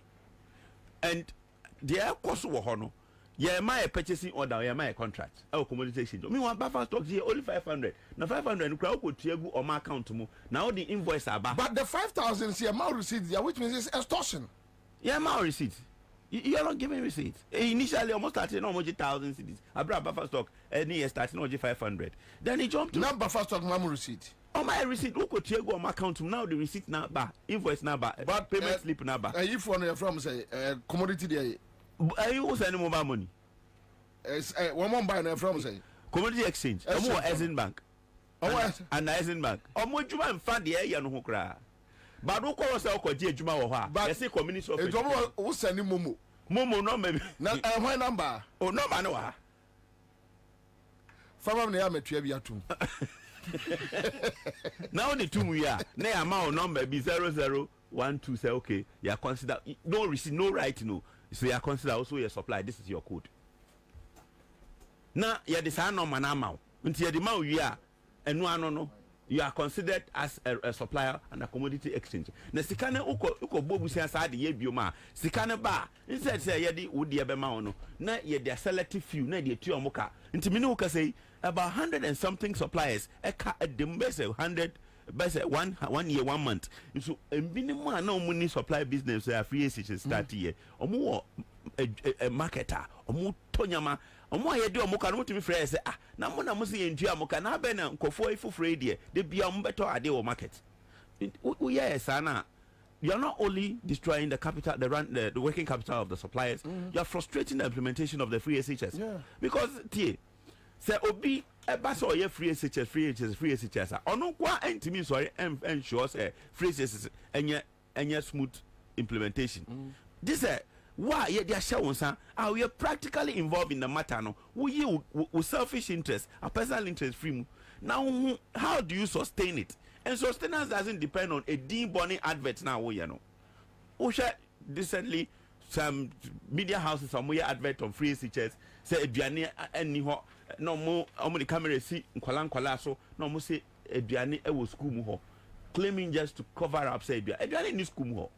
There are no schools, there are no food on the say or buy them the over 200 and something million Ghana cedis to suppliers. How do you expect the food to be in the market? Na sikane background na wase kakra ye de so nyina so no na kakra bi age na kakra na imagine so nye ya o obi anam ye nim omo na eche sikane mo so mo nkwa adwuma me na 2021 2022 buy my etin ho say sikani ho we supported ye ko bo busia de shedwuma no 2 years ye drew ye so ye benye sikane ye ma ye ko picket and say we realized some people were taking and enjoying their money whilst others were suffering. And then I call picketing class on with this kind of my now honorable educhuma bejijuma ya na if he say nka oba be ye sir, because it has to do with procurement. I think what the thinking was ABR omufi say buffer stock was making too much money into they wanted a share of it into omuko share 50-50. See a buffer stock warehouses no ma be rent. Why can't buffer stock also do its own work? So buffer stock is doing their own thing. Commodity exchange they are doing their own thing. And the same thing. Then they have come to rent buffer stock warehouses. Yes. Meanwhile, Ejuma buffer stock say he should buy and hold. And I do to me interest our commodity exchange when any say. He is the one doing. In fact, commodity exchange munye juma bia. Oko horse see say o person ye supplier because a community of education. Omo na oko ha no enti adu nkofa omo buy omo use omo as a vehicle to do supply. And yes said omo person omo ye free SHS ye. Na say the be ya de be ma nkofo bia benya kakra wo so ama obi a benefit. That's the purpose of it. In fact, that is the only reason for it because adentina say education minister nangasa na pese ya adentina on supply nye.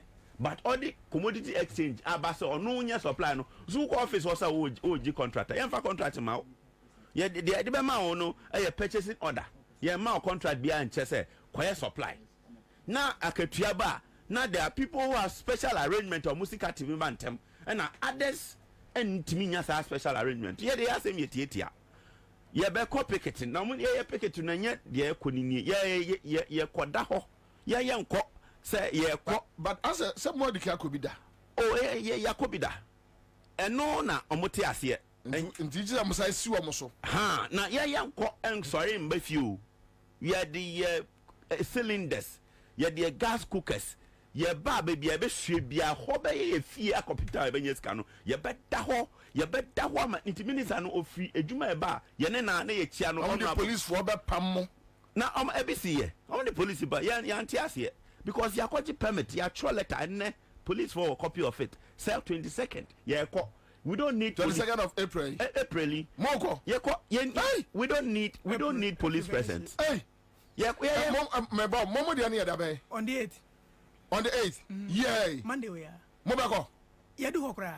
And I must go that way. 22nd. Yeah, and come out. We are kodaho. Mo you are pressure. MC near Yembra ke won't say food, clothing. The common characteristics. Let's say we all converge at one point. Ministry. Yeah, the 2 or more warning. Monday, coming Monday. Yeah, and this is our first time. Yeah, 2 or more warning coming Monday. Tuesday and a panel. Yeah, best alcohol.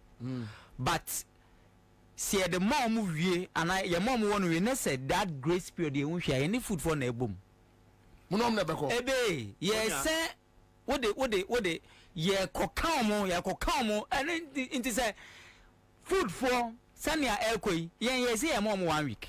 What is in air supplies? Yeah. It's de saying I may do me baby share I say in Yano.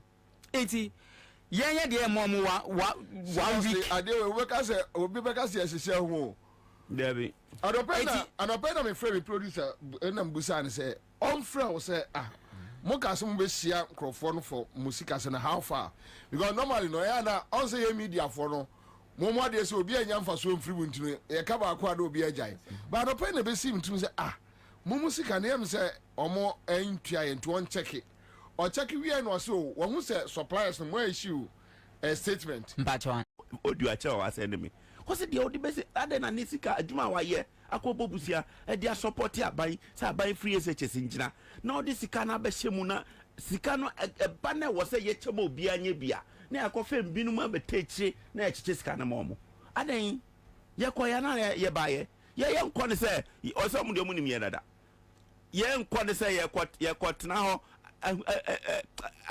yes bia o ye kwatena ho ye be nu aduane ye be wo fufuo ye de mattresses ye de ye ma ye kuku ne kaka ye be tu efie nyama nyina be da ho ho safe amaye because efie enjo maye onu asa wo da fie ade be kina ekafo eda wo gate ano wo betimi atena e bia fa ho anya stroke e bia fa obi bada hole 37 hospital de odi betua bill kra ayede ade na mpanyifo ye sa ade na mpanyifo ye sa na ye di kaka brofo akese na di katakata nyamani wo ka na ehuna wo fa ha na ejojo se wo yi wo yem pese wo support aban policy ni ntiana ye ntwe sa wo ye ba ye ntefi ya ye ntu da na ye ka se ye ko 22nd ye memes na ampani o omo blame me na de tell me ko dia ne ko 22nd asa wa ma wa omo nyan ka kina nko a ma ye ntwen a kina nko ye mbeda ho because omo ntimi nda fie na ye pese ye de toa edutum no because oni na aban maniska oni as a budget ne ba ye man total budget for the education ministry so mo jiri says can we edutum ho oh why not now first say ye ne buffer stock na contract na ka say e ko buffer stock we had a meeting with buffer stock management and education ministry management and omo accountant it came to bear say sikana or release sikana am fama buffer stock the other man it is February subsequent year niya on farmer but omo na mo ye community exchange there selected few under that condition ye mo musika omo na mo wojo mu tonya mano nti all hands are not on deck on the supply of the food items nti na hu say food items in short market no why must it be so then why and one year bunny saying must we always discuss this on radio? Don't you have any other things to talk about? Must we always be on radio to tell whoever is concerned to know say was say ye be juma was say ye try because whilst you are doing it thinking you are doing me or doing somebody you are affecting the whole nation because you see it is now a pandemic say there's food shortages even where there are foods the cooking is not properly done because it's insufficient the balance there's no balance side in the cooking because obi or rice oni ebro obi ebro oni beans nti ye the broker ha na the beans akwa ye chiche it's on ration basis why are you doing that as a refugee camp share documentary media houses are here about food supply and food delivery or food cooking in the secondary but they don't care. Do they care? It's about personal interest. My politician ejuma bakwa or during the next one he's doing all things possible to get there at the expense of the taxpayer. Aden, why must it be so? Or my bed ye? I remember back to me. Only a different remember tahil so. Enti where they are the shredding a day to munim. Accra FM media mumboying because baby I wait with minister no a kebibia chena and ni posture crass and yin kushia cry the way he does his things no as if say ye coin or join letter ye coin crampo just about 5 minutes he only gave us information no sorry quite it says here baby I wait do them ye but I don't you muni pasa na ona no hwe na yim catch na yibotumi akoy picket azien ka ona ya ba wo no ona hwe na yim catch na yibotumi akoy picket no ye constitutional right into nso he told us that food for the wider and this is our first time but a warning and I get them one and see ye rekade say ye mo 1 week ye ba ho na say Tuesday ye ba ye checks na say in zama nkoda ma ye pair because by the virtue the one sign letter up and you know pedo that dying or azambi no pedo was in aso yes entase oh no you bought your food 1 year wasn't you bought your dama or so kokwan so you better no ya bi because mazina conditions and yen eya na yen kan na asam but says and we can no longer bear it we can't yen tumbio because by this action a lot of businesses rugu nkofuri jegman on em brother ke bi musi se onam galom say site painful painful challenges are all bobodu say Yenina because yenina yenska nti there was similar issues ebinum obi fado ontumuntua medical expenses we lose in a year and all these things are happening ebinum ontumuntua one rent and this thing is happening nti because na ye bisa dey free SHS na obedo bebo adwuma another abezinti why what is happening now? Tell you ma membusa wasem way from what Ofokwakueka and then Koma Yedi no. I'm beginning to feel say Educhuma Bobu and Nipe Bianoa omo personal people. Egu baby reasonable suspicion. Omo running reasonable suspicion. Then he is taking his cut. But the other side of the argument from Tahir. But trust me, your kids, your future generation, ombeba beto.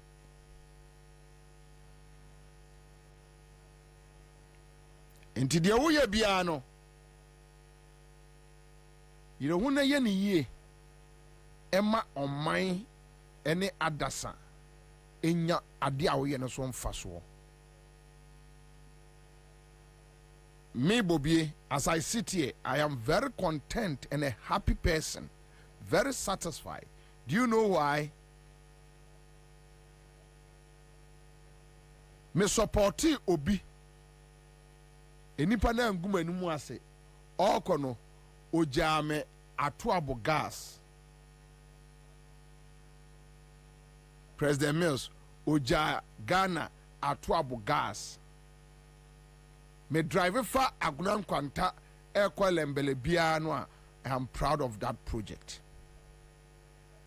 And MPP Nana Komia was right when he said that project and so one for so chain free SHS 10 times.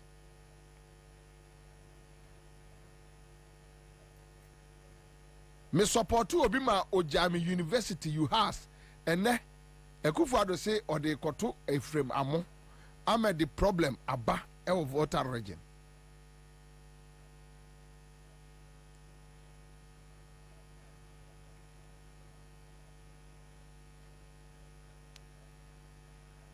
Me support you obi Emma was see Kumasi KJTia 8 years phase 2 a car befie.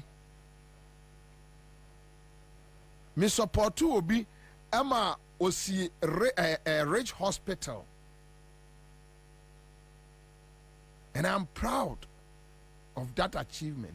Me support you obi manisi Bank of Ghana Hospital. May the microphone support you obi MOC UGMC. May the microphone support you obi Emane AC Eyega South Hospital. Wa Hospital. Ratri Park in Kumasi. Kumawu Hospital. Kumasi Airport phase 1. Phase 2 no 8 years ni. Independence says Terminal 3. Cape Coast Stadium. Koto Kraba Market. Asantumampo Water Project. Whoa!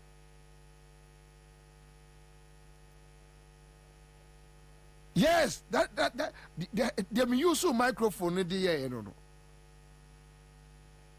Mema benyina babeto. They will come and meet all these things and they know omo papa support at the papa.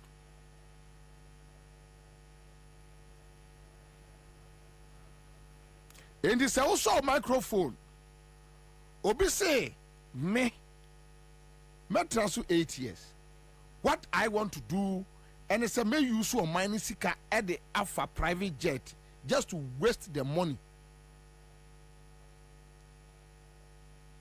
When you sit on a Cry FM, you sit on a Class FM, you sit on Adom FM, Peace FM, City FM, Joy FM, Hot FM, TV3, whatever, Bobo, OK FM. Now, so I say with a microphone, ever support to be say for a mindseeker, a through you machine, millions of dollars. ojina 1 hour na private jet si su to ojina ni wie no abefo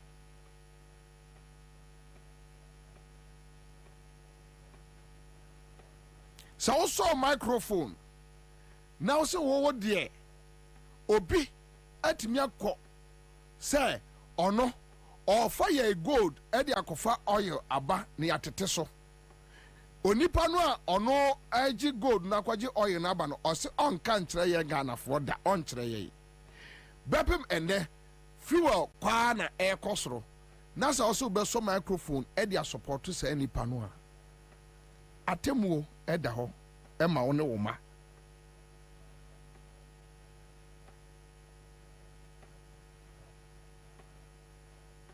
or say me change a basic school curriculum, but I won't buy you the textbooks. What's it the audio microphone best support to I don't know a dawanim.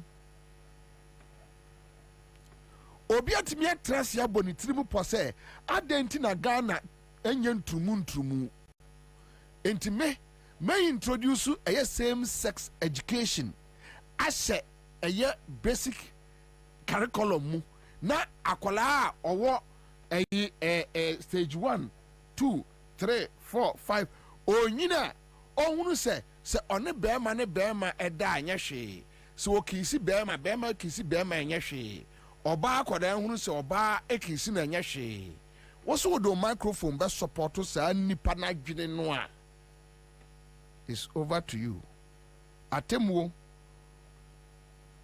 eda ho twen they can ombet me as a Flagstaff house Kenya amount, but only wabusia, only was for mobe bre papa. You will suffer. Say, or mind to say Ghana, and you are using your microphone to support somebody. Say, only Bonnie say.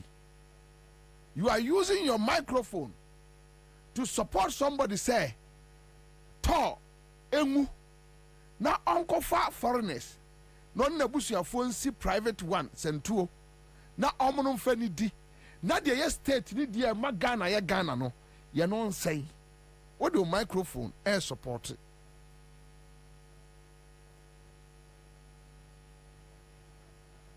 You see adwuma bia ye bia no will appear before God, and based on adwuma or this share yensa no e no obebu ye ho aten. Nyame mu aten because one kwa sorry o. Nyame mu aten because one kwa trawa Madanka Williams and kan kwase asema nkyere o. Nyame bebu aten say ade a me de share won sa no wo ye ne sei. Me Bobie adwuma amaye efri mem kwala mu ani. I started radio around 20 years, 21 years. Ye no anu maye menya hwe. Ye no ho adwuma ne nyame bebu same. Na metuma ni a mekyere no se na nyame hwe ohun atoabo gas no. Yes, papa no see no. Ye ka ho ne support no man see ye. When you has, when way, metumi abobo bebre na nyame. Me saw microphone no adwuma me subiti eyebo aga nani.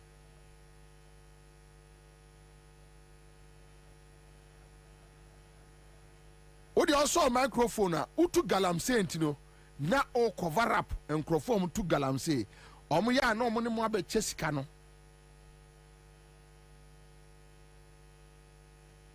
na wato Land Cruiser V8 na mu nyunu uhirisi a ne e boje chai akoi chale abobra o waye yi o presenter we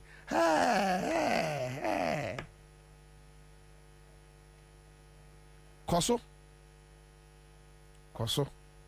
Today, Koda is gone.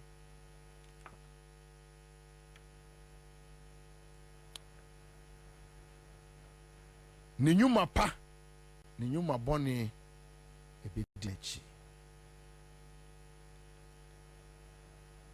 Onipa. Adia ben wasasi su bia.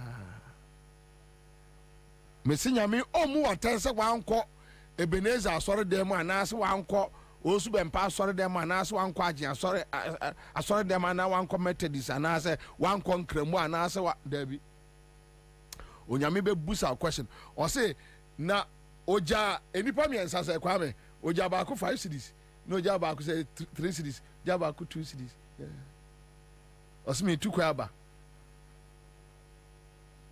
baako gye ne deɛ na ɔkɔtutu fam ɔde hyɛ hɔ adɔnkɛ man me kai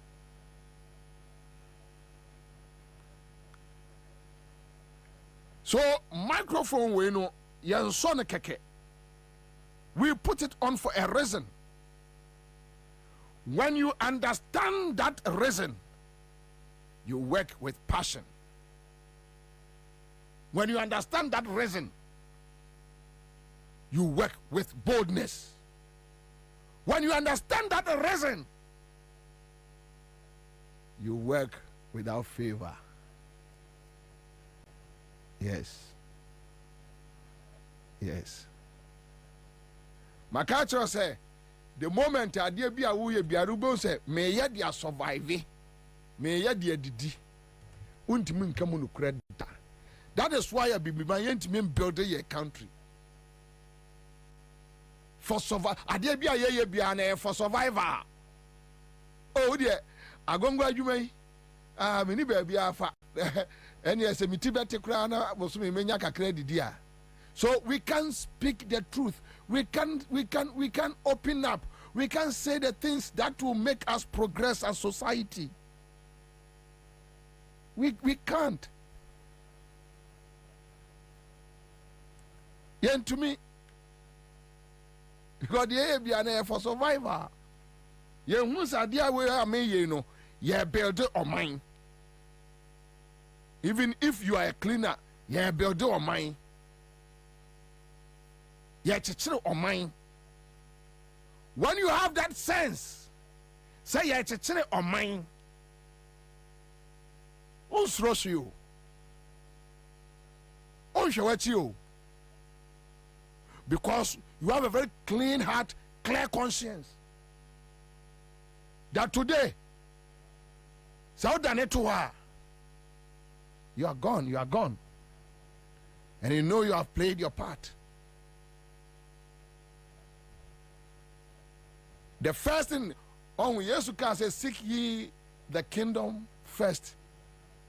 I'm not for here. But, say, who say idea be a warrior, whether a doctor, a nurse, a driver, whatever, the blessings that will follow you is in abundance. And in our society, we think a blessing. Hey, will be out to Land Cruiser 5, 10, 20. Hey, if you know you, yeah, the anajo, yeah, not you street to the one more bread, papa. They are struggling because someone cannot cry. But you see, there is nothing like absolute peace. A peaceful home, a peaceful life, a content life. You are fine. You are okay. It was so microphone one. It's not as usual. Mama nyama juma o please for na menyi musika nkodi. Mama nyama juma wa cry for na me de menyi musika nkodi. Almost say no mo pen no me de say ya na me ya ma omo. No. You must have principles. And that principle must lead you. I've been telling you this story. If I had wanted to stay in multimedia, that time I have opportunity to go back to Kwesichum and say, Unia, I beg you. But what is it? This is how you see me. Memo Humesa, I won't hide. That is how I want you to see me. And I'm doing that for a reason. And say yo, Kwesichum, multimedia, yeah, you need to chroma, yeah. Time is the mightiest judge. Time, yes. Say yo, yati chroma, yahoo. And this is what we are talking about. That a criminal is looking for a way to become a president, to rip off a country like Ghana, a criminal. And Akufo-Addo is a criminal. Criminal. And we're sounding the alarm bell. Don't give him a chance. Don't give him a chance. He is coming to destroy the country. Today, here we are. Yani ejina yanko baby aho. Onyame ama yankwa. Ena da ho no. Me pay way back for the last. Thank you. Obi abekwa akobu na nkonta said in university. I'm done. Samo way. Oko ayi otabewa unya on kanchrew. Because otabe no ano ono oni abonsamfo na etonsa edidi ti wonka Duncan Williams onka omada no omo connection men onko agye asare ho kotiwe onko ba bia nkonkote akomfodem onkote onko Sheikh Sharabutu onkote asemo amaka kirewe. We are street preaching. Guess omo mountain Zion no. We bianu abekwa ya obeti sa asem de we che Zion. So nim Zion. Ukọ Zion a obeti na we hye urade a o say oba wonam musiem kumu na natare yu. No de ba.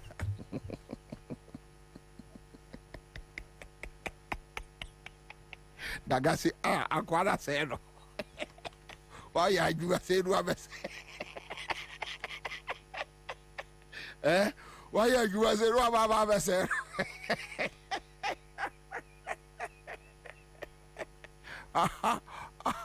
Abese. Anyway, so that's it. Kingsley Kojo, thank you. Now, last week minimum ya DB. And I mention because I solo ni list to a word maybe a some year. And I mention that. But my mama a year through basket crack to a be. So my memfa a idiot chassis at least a senior Kwakubaku Bombay. Most amount for the jina TikTok no more. I cry and I just home view bia. Ube fee. Because that time, you see, look. Me say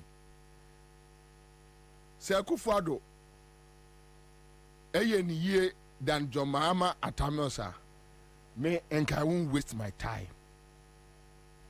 And in fact, Sir John Mahama Radian Adom na only NDC say ade Akufo-Addo aye o my way no omo so beke kan bo ho entem miensa no ma yesa hey enipa no mbe kira kaso o nipa no mbe kira kaso.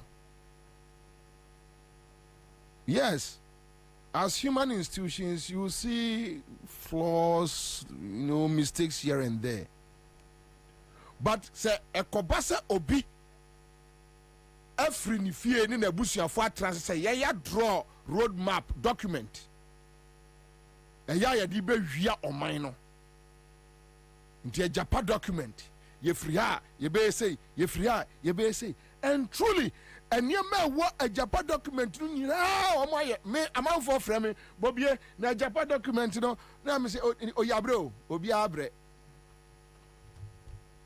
ya di free 2016 say ya ye dede sa say adia akwa no oba be ye ni oni na busuafo na nga Gabi we Gabi and there be a metra me catch them onyame ma ye access ma we saw them ye hunu omo ye hunu said no omo hia and omo bre esitie we saw them. These are poor people. That time they can't even buy a twice a day. Gabi, Gabi, today, Gabi. And sometimes it's so sad that we just allow people to steal this country like that. We are minor, say minor, not.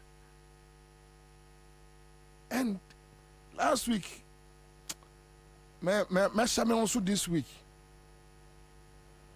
The na Gabi way. So I hear you say me giant local politics.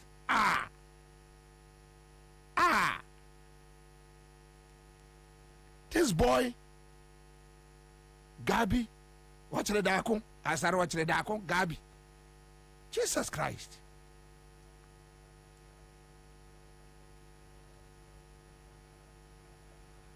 So nipa we our minds sir. It's sad. It's sad. Onipa, yes, human institutions. Bon say, but so be shed that body trimu person my drop plan at all. Me good banks na me de awie sika. Me good microfinance na ma fa musika. Me no obi ahyehye won so omra ma ye Ponzi scheme. Ye be kwa che sika no adi later. Ni agya na amana ne nam ho. Me wia haircut me wura me de won be fa esa pensioner sika nyina bedi me ne mabusuafo side. Ye be wia ye wia ye tuasi ye friend say mineral resources our mine wo ye no so ye ba be fa nia ye de akọ amanone state lands ye tiesi so na ya say bibia ye state ne dia ye wia galamsey ye the national security using national security edi to galamsey national security edi to galamsey using military using police. These are institutions so many bomb mine no ho ban ye kwa ahokyerem ye kwa manemu a ye sufre wo mo. You are using these institutions to destroy the very state no a mass ankrofo no to me no mo sha tare no a emo ye sojani no a obi me go to Bema camp sojani bu a run atare gu a onanti krom kra obi emu no up omo nwura matare no ngo no mo nsi krom hwe boys ya be ye omo ne nam krom ai soja ni run atare gu no di agura be se small boy be bon sa akwala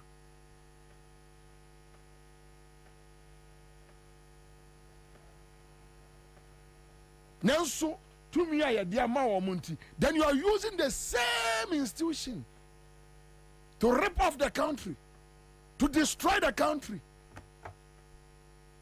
You are using the same people. All because when you gather your booty, you share with them. Wojo dear, wojo dear, wojo dear. When we hear gold bar, wojo dear, and they are happy. They go home. No matter what they are called some pass. Obey a military commander when you gold bar.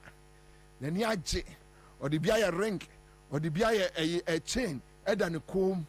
As and when upon a biako way, no aton, no one any medi, a dianena namuguso, na or tehon no about banning them. Look at you, a foolish man, stupid. What about them? What yensu essay? And I know many Ghana penny be in common. And me catch no, me send in a message. It's on my phone. Me catch and say, Oluman.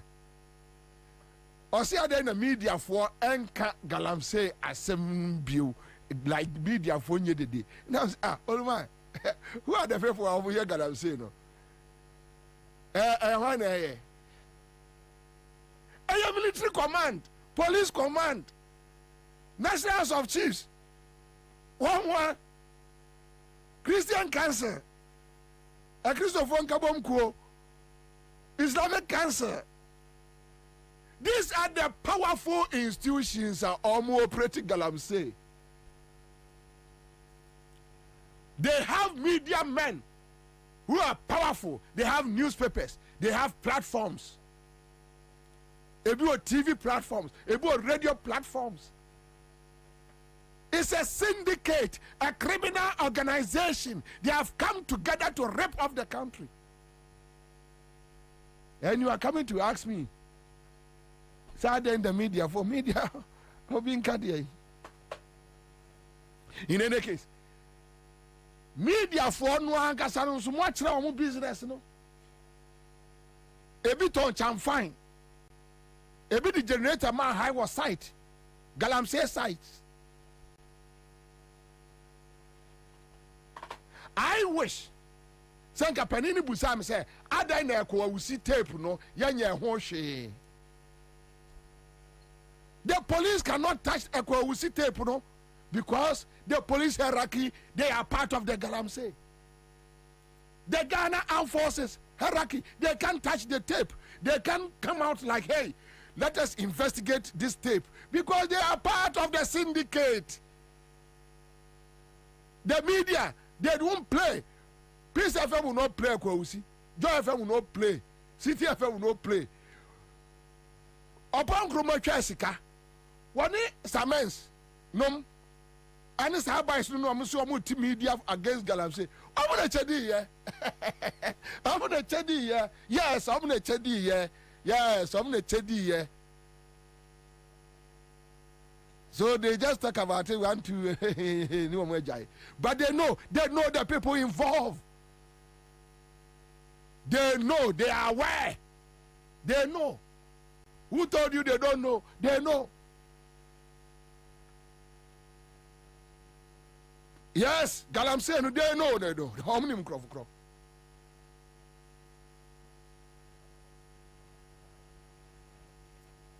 How many crop? Nam si olumai. Mimi tia mo ska ya de touch am fine.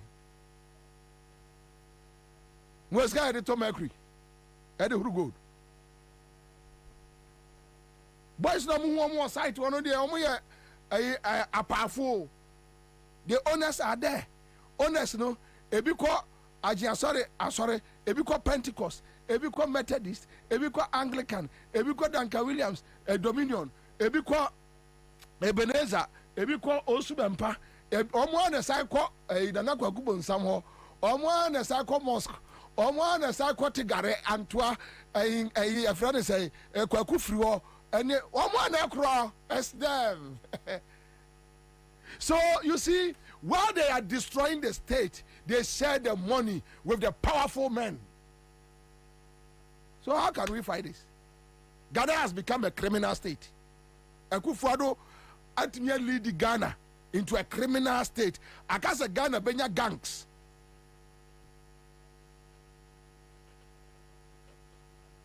Bonia Akwawe from Abomosu, Akufo-Addo Bonia wadi on my way, no. And that is why Bobie Ansah always, I'm angry about him. I'm angry. But we will still control our anger. Because while you're on my way up, Bonnie, Akufo-Addo will do on my way, Bonnie, only Bobie do on my way, Bonnie, on my year, Bonnie, Etia on my way, yeah. I don't think the spirit of this state will forgive their children. More debonné.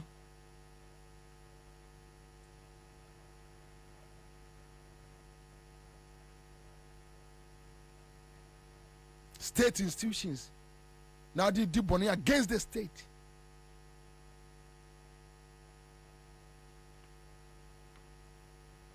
So who tell me we are here? The reason why we are here is only one thing. Pastor, we're back with you now ready. Yeah.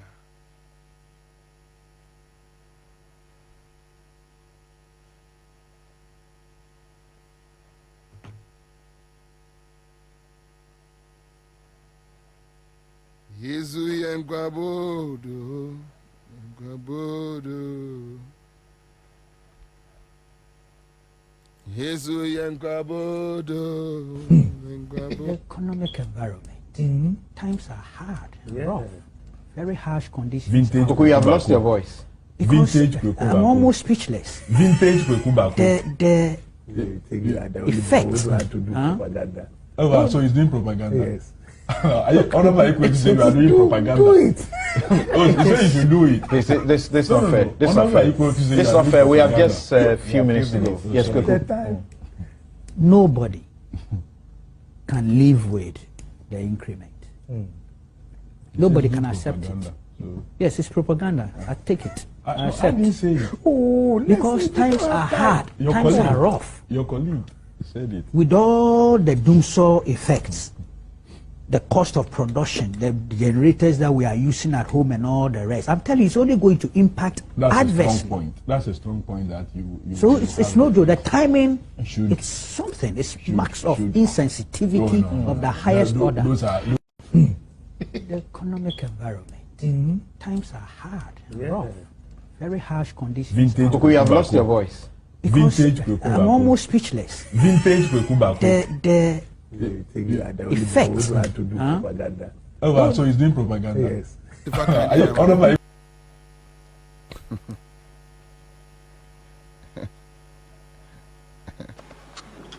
Doomsaw and dollar. That's what I think. To me, Chrebi, Sronko, Mampeni, Yaye. Doomsaw and dollar. That's what I think. To me, Chrebi, Sronko, Mampeni, Yaye. Oh, see me fair assessment. No, and I will say I am not qualified, but I can say for a fact that he has two problems. Both of them start with D. Apart from problems? Doomsaw and dollar. Apart from problems? I leave the praise singing to those who are paid to do that. No, but you are a broadcast journalist and you can do a fair, balanced, objective, analysis. As you have put it, Doomsaw and dollar are the problems. What about achievements? Oh, I mean, there are people paid to talk about his achievements. No, but you are a broadcast journalist. You are a broadcast journalist. I agree 100%. So you can assess situations. 100%. And you can analyze situations. 100%. So you can't analyze the good side of His Excellency. I haven't said I can't analyze. Don't take words and put them in my mouth. But I want you to say some good things about You said, you hear you? Now you say, I want you, so you want me to say. But I didn't tell you to tell me the problems. I mean, there are people paid to do that. And it's their job, not mine. You know why? I'll tell you why. Unfortunately, we're home. Yeah, man, Muha. Yeah, man, you say, yeah, mine. And inti, who can't see me no one doing who you pay. Need tractor, the end of their pamo. You be chalk rubbers. Inti, for me, there are people paid to say the good things about the president. But for me, I'll tell you, say, there are only two things I think you should look at. Doomsaw and dollar. Because you intia wakasa kasama.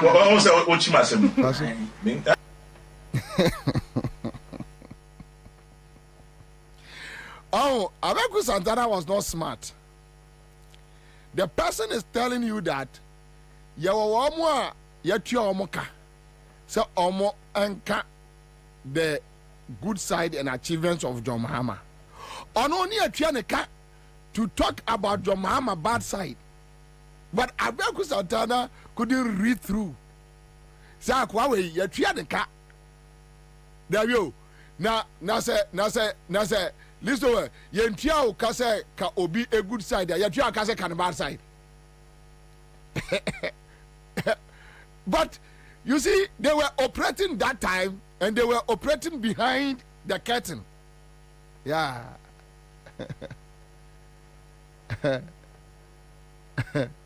Yeah. Satan and no from ye neutrals. I made a penny baby, baby. Yeah, today I heard him saying me neutral. I'm saying non catwa. What kind of cray? You see, you can't hide forever. Yeah, you can't hide forever. Yeah, Omaha my way yo. Omaha Ghana. Omaha Digana. In any revolution era.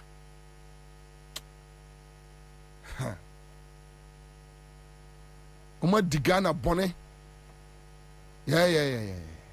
They were able to enter the system. Also, no about to say or high buffalo.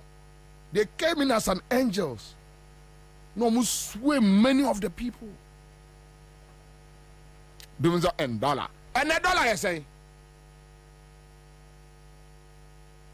And a dollar, I say.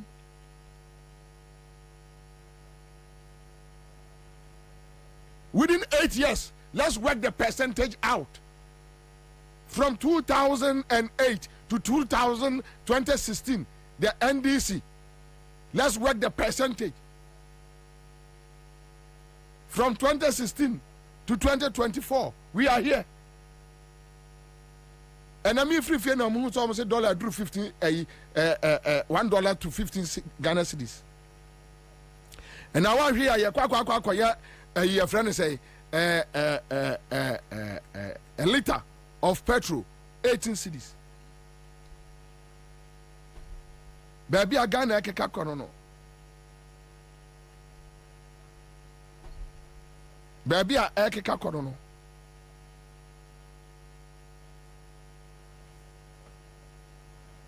Because almost a boy and they have almost a with Baumia. Oh, they don't even have shame to back out like, no, this is not right. And I see a Kwabena microphone said, no, this is not what we fought for. And Gravano Mokoto. No, Sakwana ni tisa box I on way. You our friend say I took Kwabena say why. Oh why say what media you man na or the so Ghana web. Say foolish boy no. I took Kwabena. Oh why. Na no say apostolic for being balance. Na no as a apostolic for say you know about bang Kwabena Kwabena as I took Kwabena so when I no say being balance. Now, no, as a beam balance. We are not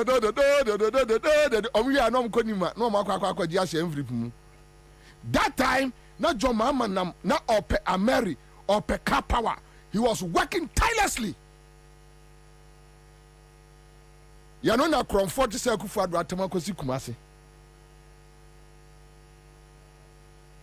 Not at to come nine and no say beam balance. Not the Joy FM. Now no say beam balance.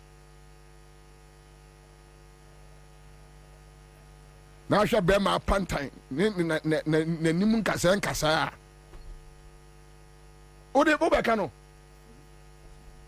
Ah. Eh ade ya ni kakra kakra kano. Na odum na braba ya wa de. Pajo ba na na na na na na na na na na na. Now we have a boy. 5 months arrears, 4 years of doom, so 3 weeks no water. Too many strikes.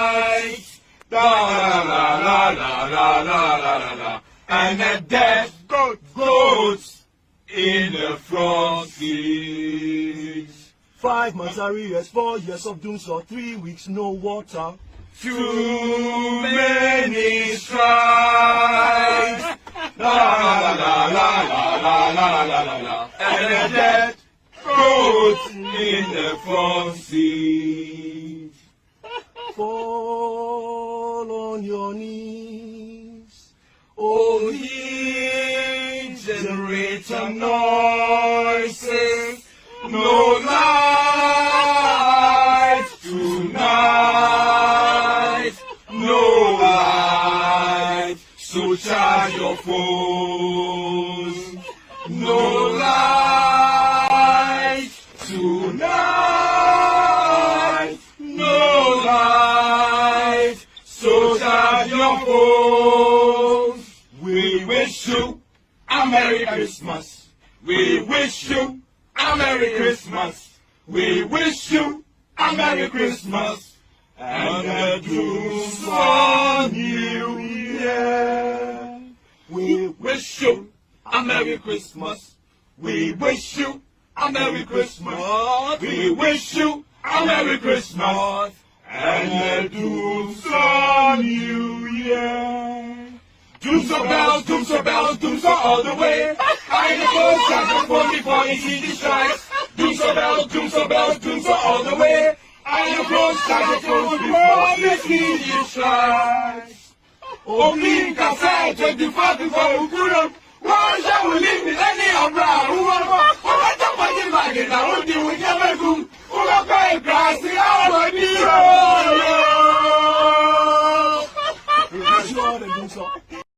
of 5 months arrears, 4 years of doom, so 3 weeks no water. Too many strikes. La la la la la la la la la, and the death goat.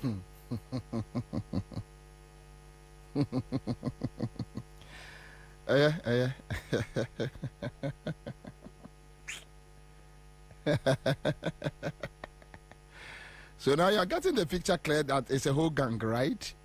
Yeah.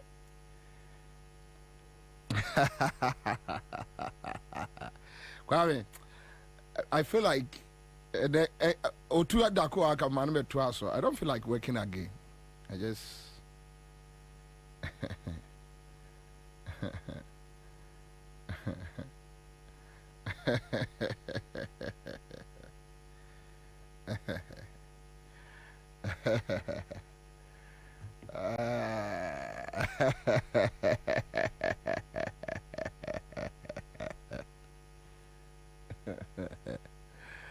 oh, ja.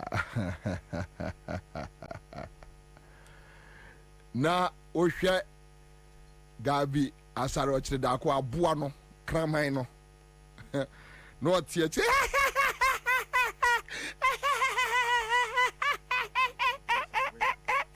that just say my boys are working what come wagum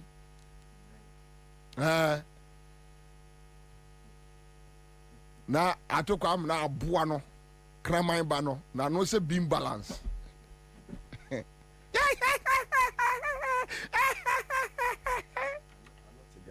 I'm not a guy.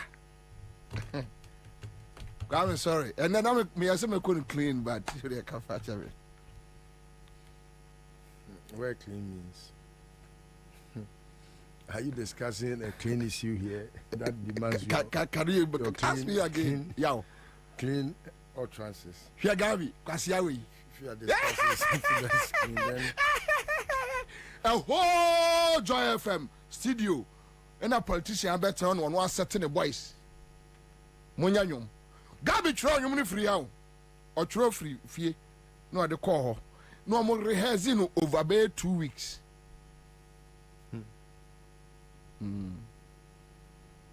Enti.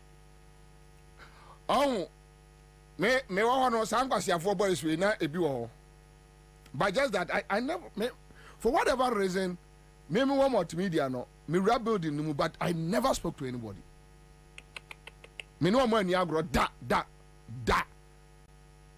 Even today when I meet them seriously I don't remember their faces. So when I meet them I walk away. But me read dynamo for Asempa September 28th 2008. Me na read Asempa building no. Me no more ni agro that for whatever reason I can't tell. Me no more ni agro because the kind of suits who around them na me pet. Yeah, say yeah. Sure. Adefo, look at Gabi.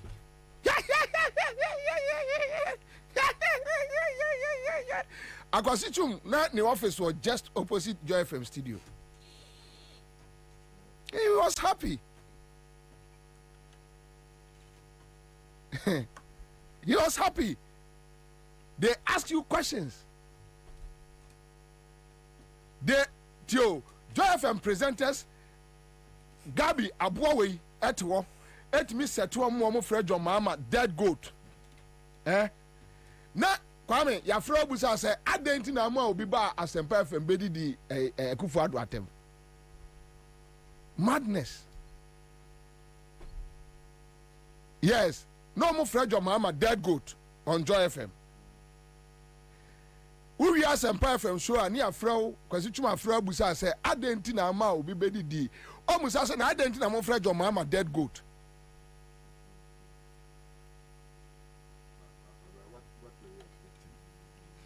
what were you expecting? Say, or no, or a part of a syndicate that wants to make sure say Muhammad ni hobi send a better. Akwasichum problem nyina, there be akwasichum problem nyina no. Simple. Kwasichum ko pay snitch no. Ana atamas ma farmer no. Ano ofra me say me no mo nko kasa na me sibo. Masem nyina ni o kwasichum wo ko pay snitch no ni afa ma me ade wani bre ebesu ebesu de mayode. Me mayode. Timi buza za me mayode snitch no no akopɛ no a. Oh yeah, loan facilitator. Be me loan facilitator na me ni bi an ka me koje kontra me kro mampo. Ka me fama wo kwa ni kontra wo kro. Kwasi asembe no. But for you see, look, yeah, and Crofon, you better throwbacks to some more bonny or more due. My way. So more the bonnet. I took Kwabena. Na pantai, say beam balance, na no. As a trata coba, a chile no. Ana sa zamana mani boy no na ka ho no ono ya na me pese me kana sem 35 kokuro wari ye kwasia ene wote Canada ayi atoko amena aboa kraman no wote Canada ya maniska Ghana web why jaw more dam but him say Ghana web I'm hearing say about Omiakoto say omo stories omo stories ni free o na inkosi aga stories no more, you know, what's the meaning? Sorry, so you free Ghana. Na oyi anu we free meeting. Ghana for ma oya ma menwie kra na menje mu ma na me ka se me kono slow. Ka che kwa bia pia nyu no. Ya mu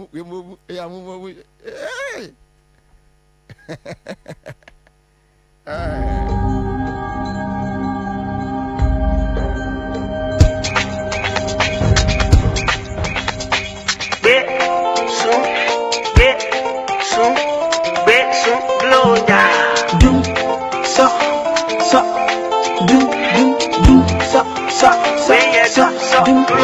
hey get it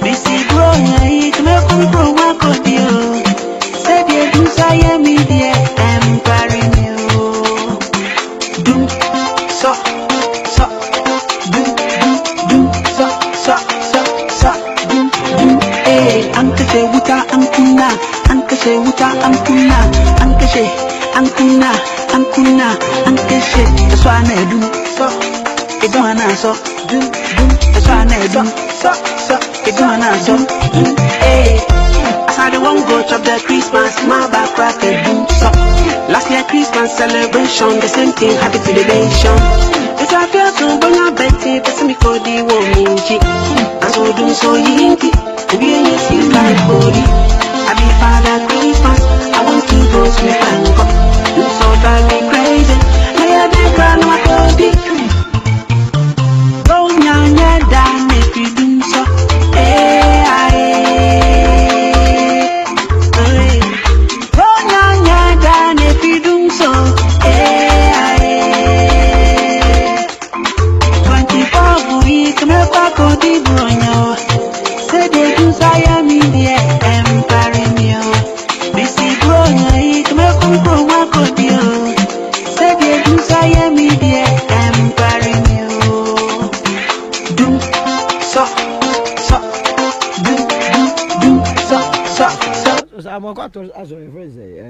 Kaje kwa apia.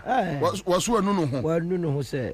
O se party no nipa bone fo gwa ne go. La me yo so fo ma kwata na beti se woka. Sa. So, Pedri or more no papa. Sir, that's a crumble won't go on view. Sir, I should tell you by Yamano. Doom, sir, doom.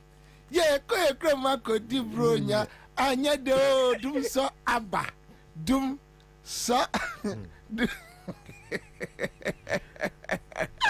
Yeah, you see, get for look. La.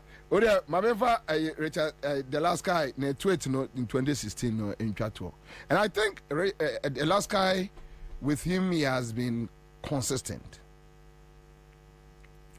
in his submissions.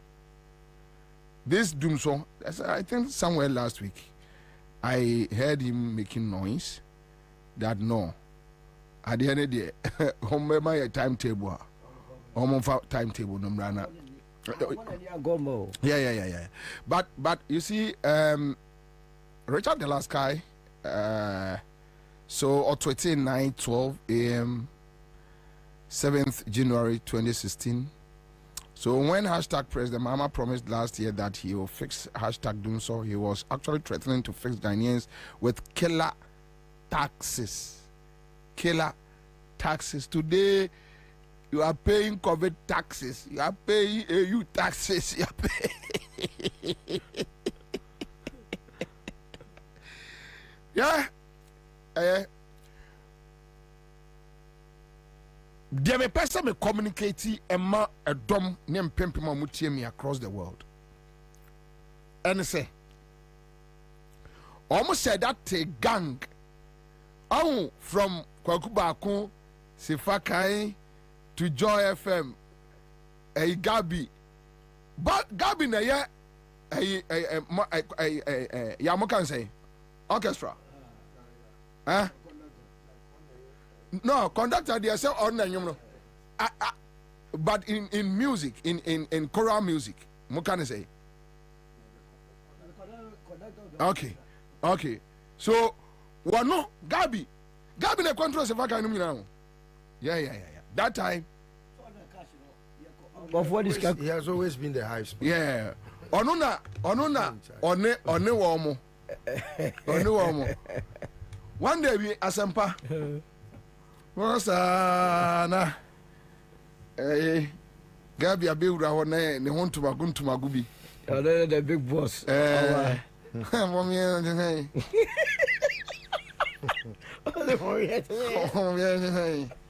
Now I'm saying, I want to come on the show. Now I'm saying,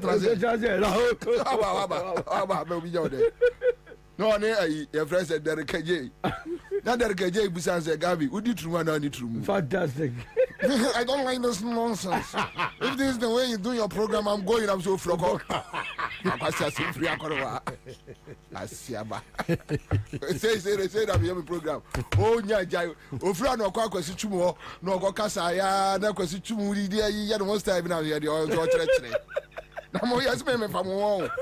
E mo sa me Bobie Ansah me famo. Apo. Ere da me, o be dey. No, I had on for station. We for station that some come berry. My dear, you crowd. I can say it. Yeah, go for more fans. Oh, a whole criminal gang. Yeah. And one more syndicate. The syndicate. You know, I'm normally be 2 galam say no. Yeah. No, normally be 2 galam say. You know, normally be 2 galam say. O matimi aye o man say. Therefore, my year, star 431, right? Hash, Oba, CMG scratch there. And that, Kwame, I just say, so, all right, okay. Me pacho 5 million no ebesu. Ebesu. 5 million ebesu. Ebeko. The amount for Embra. Pacho, first 20-30 people are mobile bano. Me be mama money. Yanka jantum. Aye. Na me person muhu the criminal syndicator.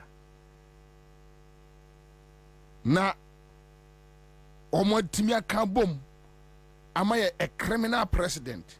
No more destroy or mine. Fe. My or mine tan. And now omunenya omusika. Now they are millionaires. Their media men have become millionaires. Yes. Omo police form use omo they have become millionaires. Omo military heads, omo the gold bars. In the crowd. Omo. Omo the hedge inflation. Yeah. Omo encro for omo use omo. Na so bi shia me. Na madam for no MPP ni. E dim koma Kwabena se wonya abotre pa. Enka media for yi omo atoto Trasako diamond mu yi. Enka oka ho. Na say na me jimi ewu nti ni mama obi ti se kufu adu e akoto de ama me madam. Se o ka se ma bodam te se omo abobo adam no. O de Ghana moja akoto dam o. Na sa adam dem kura se be bu. How? Den ne ba me tim kura wo wi ase se me bobra na me twan ma kufu adu na akoto de ama me madam. How? Wa mo bra o. How? Abia Ghana ska di bia. Obi a me ma bobra chen no a se nye Ghana ska no mbe wi ya. Kono ba na goda so tiri ma. Na me da so tiri ma me fie. Na me ni papa fie ni ma ehwa the value is ehwa na me ma twen se wo ono mobra ebra be yos me wi Ghana ska na me cheobi akoto dan how me dey dis ankwasa dey na so mo bia wo wi Ghana ska I mean na me Bobie na me tiase but they are doing it they are gladly doing it. They have no conscience. You see that thing is a conscience in you. Yeah, they are one more brother.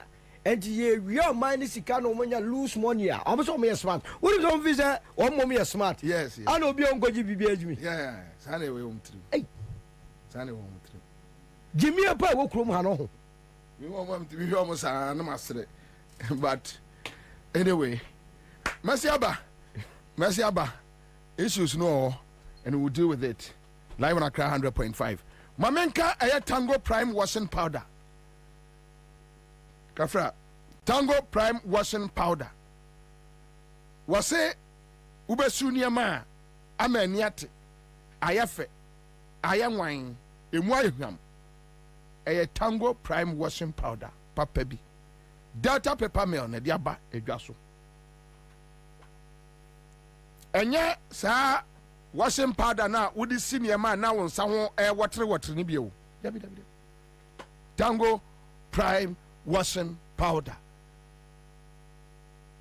Agentra West Africa mine ahodo.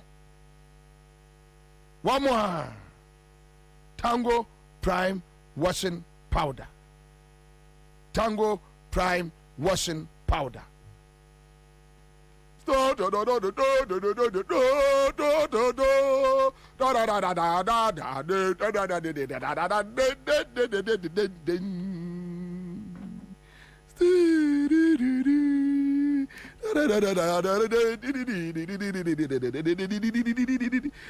going to be over Joy FM studio. So don't miss your call boo no. Ha! The next batch almost got to Canada. No, Sadia ne bito. But on say, we no.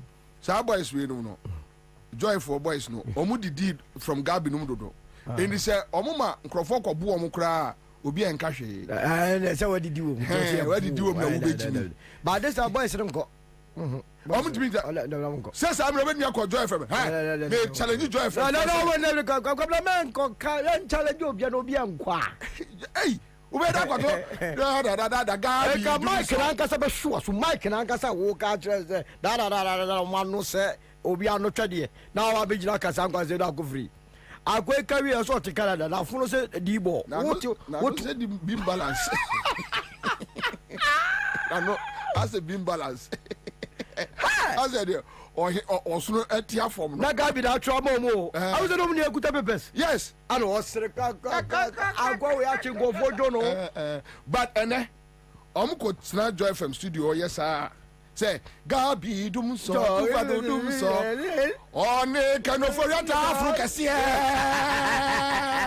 Gabi dum so gara kwasia dum so na o mo dia magala got to yes, a woman go bo. I'm a mistake, Dabi. Bu Joy FM dining in a good form. Messi, or bro, was I was a chumbosia while you was knitting your Moko. Dabi, our tax, I wouldn't change on best at Yata. Yeah. So what drink us? No more Fred, your mamma. Dead good. No, I saw Kwasiawi. I tango prime washing your deep chicken bizarre. This is a young. Ansah, Neil, you Kubi. Your friend has a wire fight. And I said, oh, we do that. Pasatimo. Yeah. Dr. Siama, Kwasiantimo.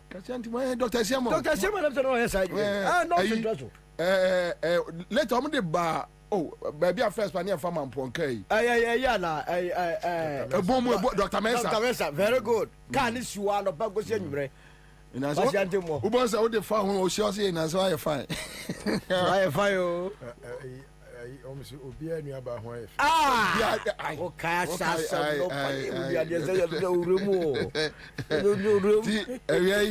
Yeah, the tango prime was in a chimo.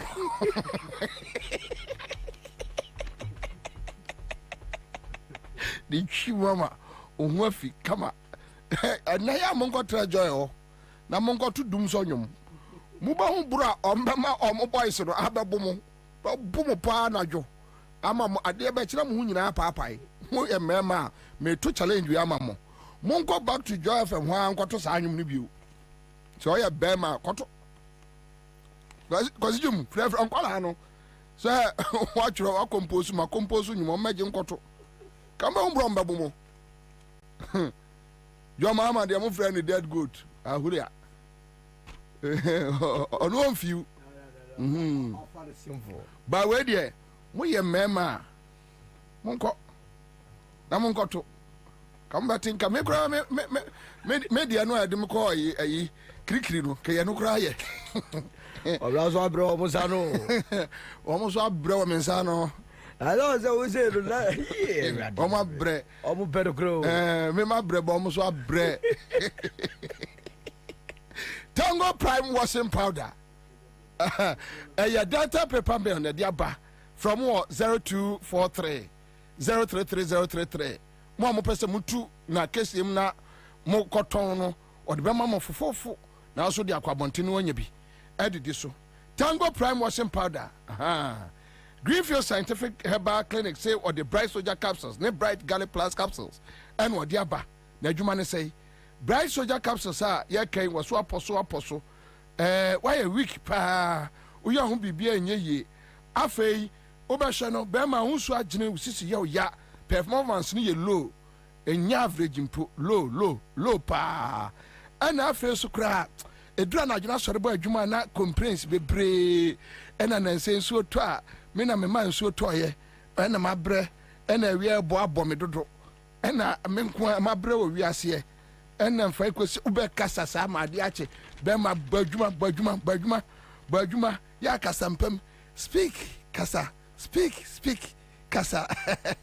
Bright Soldier capsules unum bie no na emwadwuma ye eso ani Bright Garlic Plus capsules our dear by boost your immune system beboa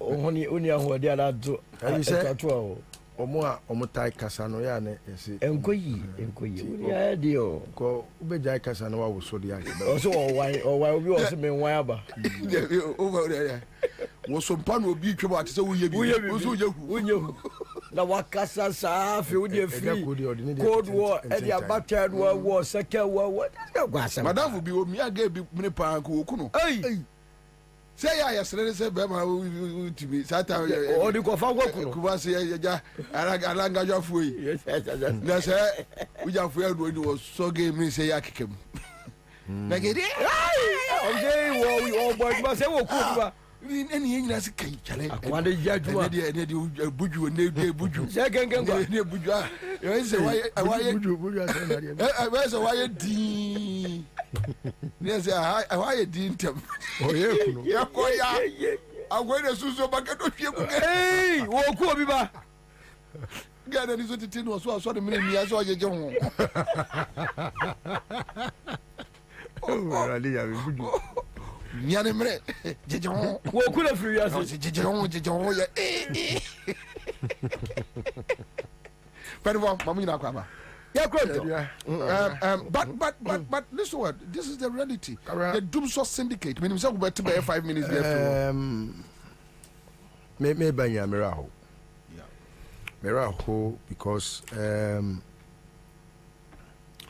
I think I will not be wrong to tell, say, we have some persons who are enemies to the state called Ghana.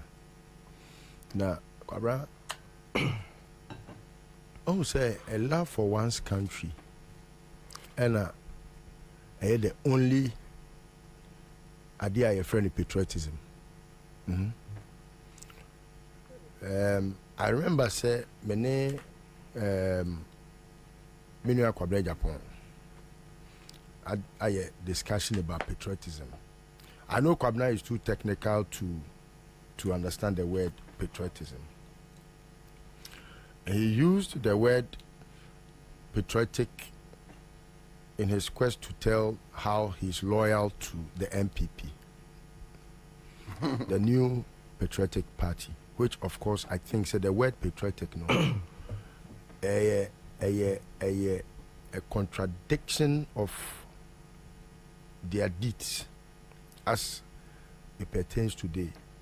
I cannot find any reason why the MPP must still have the word patriotic as part of their name. What reason did you actually make that? Because, Kwabra, everything points to one fact, say, omo time on my Ghana. Bibi bia kosu from opposition to time Akufo-Addo enya the north in 2016 till date. Kwabra, every behavior has been against the state. Every behavior. In fact, even while they think say yenye bibi kura fa na dankofo, for example, free SHS no. If you look at the free SHS in its entirety, now you be a sebio why your church need to send me da. You see, say Akufo-Addo is being very wicked at the state. Because where Kwabra, a time will come on. Over here from 2017 September to last batch number 2024 September on be rescue mu san kwala no obenya adokutafo a o doctor o born degree kra na yi bombe kum nipa rough. You mark it, a time will come they will give wrong prescriptions. A time will come san kwala no obi be engineer on be sisi dan ma na bubu agu. Because you see, they have been forced down the throats of the mill. And so, nika na yamono, but a bruno did them. What I say? I say, uwo fufu na one timuaba. Na ya guso na wudi. Ucha kontomwebia aba. And that is what Akufo-Addo ne papa ni mponu no say na obi adwene ye ne say odwene o man ne hunti na oye free SHS no. That free SHS no, what it will produce no, a bear to say fufu abawu. Ya wo fufu ama. We nya botre anto ne boase am punishing. Inti moja ebe free yen no.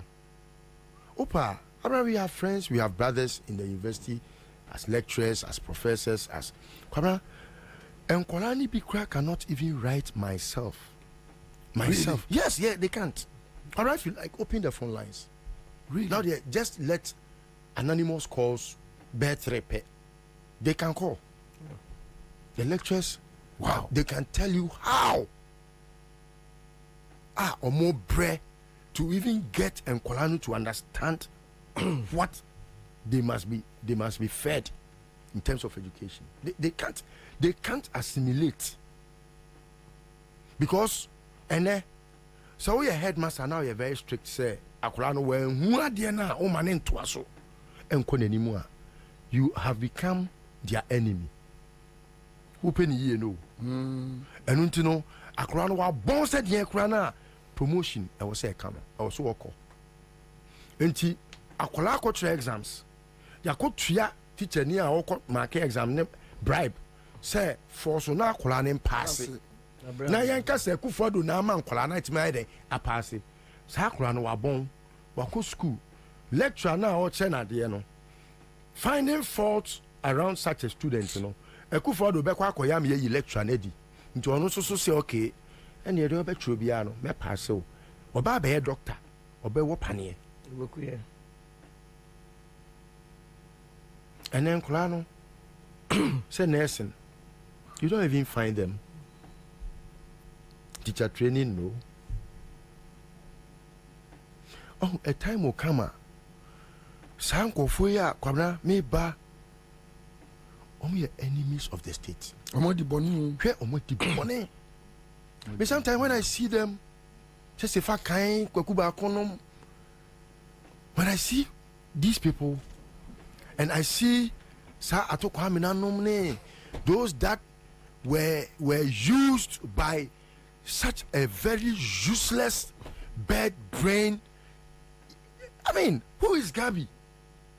Hey. But sometimes you look at how you were brought up and you are able to appreciate, for example, say any kwan say oma ho kwan na obi yusu the say bibi. Yeah. We were on course. The first time that a politician ever had it right in the Fourth Republic was when John Mahama realized that, look, America is not America because of anything, but because of two things. Infrastructure first. Then you put in the system. Only two things. So let's build an infrastructure.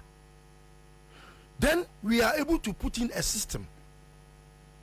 For example, education. Say a person free SHSA, then after having built the basic schools under trees be free ho eliminate anopa to a area to a numere shift no and ye koyanim dia yenge day schools are a bank communities are and kobase obi beka se me nya kwan anko school na ye sha se so ye sha se esisi school dan na obenya ba bia akotena asua de no e kwan wa se kwan po wa me sa be ma mo bus se wani abre so be ko school dia bus no wanya ba bia antena kra benya ba bia agina ako school na beyond that no se school no be here boarding facilities are Prepare college aden yen see there bia every blessed moment bia no obi see bibi kan expansion. It's first thing first, baby. I can't be sure in here. Yeah. And your baby obeda. One co school so okoda. Oko school so okosia there. It's my mean getting it right. Now mean building infrastructure and first. And stand number put two in the system. Because you cannot put the cart before the horse. It is only a madman. There could follow type of adrenal, bad brain, no. And I will say, there be. My me fan kola ni school say dan ni okro mbeko school. Yes. Eh Jimmy. Because if say a dan bi any prepare college and you say obi an school e ka ko train nua say school. Wonu ko beko. Time o ko kimbu no na dan ni wa en ko beko. Na dan na fe papa Saturday ho nyina ye nua to sua. What you say? So if you look at him and you see the amount of money according sem Kwabena na what John Mahama got Ekufodo to inherit from him as president, the amount of infrastructure, the number of funds for Twahodo get funds seeker demu, your friend is saying heritage funds seeker demu, GIF, Ghana Investment Infrastructure Fund, consolidated, you may say consolidated, Baku, your friend is saying, consolidated, Bakuya, stabilization fund. Sika we nyina we depleting nyina. Cocaine straight. Oh, and Okono, we jaw enyam kanea. Wa crampo no abe confess to the Ghanaian say. Abroso wayama na broso ama ebo maneka. Akufado nye obi a wo senka e mane nam abonte kura say okanipa ho. Donya me wo senka ya keji ne te say nwan se ne di nwan gubuo mu no. No, he's bold to tell us that John Mahama has done power in its excess. Ama oka excess capacity ne brofo, the way o sika brofo excess capacity. Not the work say Ghana for fellow Ghanaians. The way Akufado ama just say enwoma ye te say de John Mahama kra no, you say me peka ba ko fe kofa ka bebrebe amena besi wo. Uni me wo fa bi de busa me say nana. Na de na me say me pe taxi akọ tech junction. Na me ni gina your friend is saying top high. Ni edin komo no say I then I'm saying me dropping Tech Junction. Na we jina dropping be say 5. Me so me ya ba akopɛ da make off. And I'm so far. Sana take excess capacity na say on. Unim say na say our friend first word was Akufo-Addo we Jimmy Pa. Oh, obeka straight. Beside the end fast. MPP ni ma papa constituency executive. Me am offer. I will catch you. Was it then now to me catch Ghana for say Adina Broso and they say Ansah. Adi a wo se abroso no. Abroso wa mama aduane wo se aduane no ebuso ama me chance ayema me kuruwa ayema buso ye ni adoye nko na me die. We dey nyono na die. Afedi na bonwuma etachire. How? So if omunye cocaine for omunye shameless kwabna Sabio, just appreciate the American and tell me, say, we are Akufo-Addo. Why didn't you hear to say you how would you have felt? Ya, unim de ntia me to di shows ano.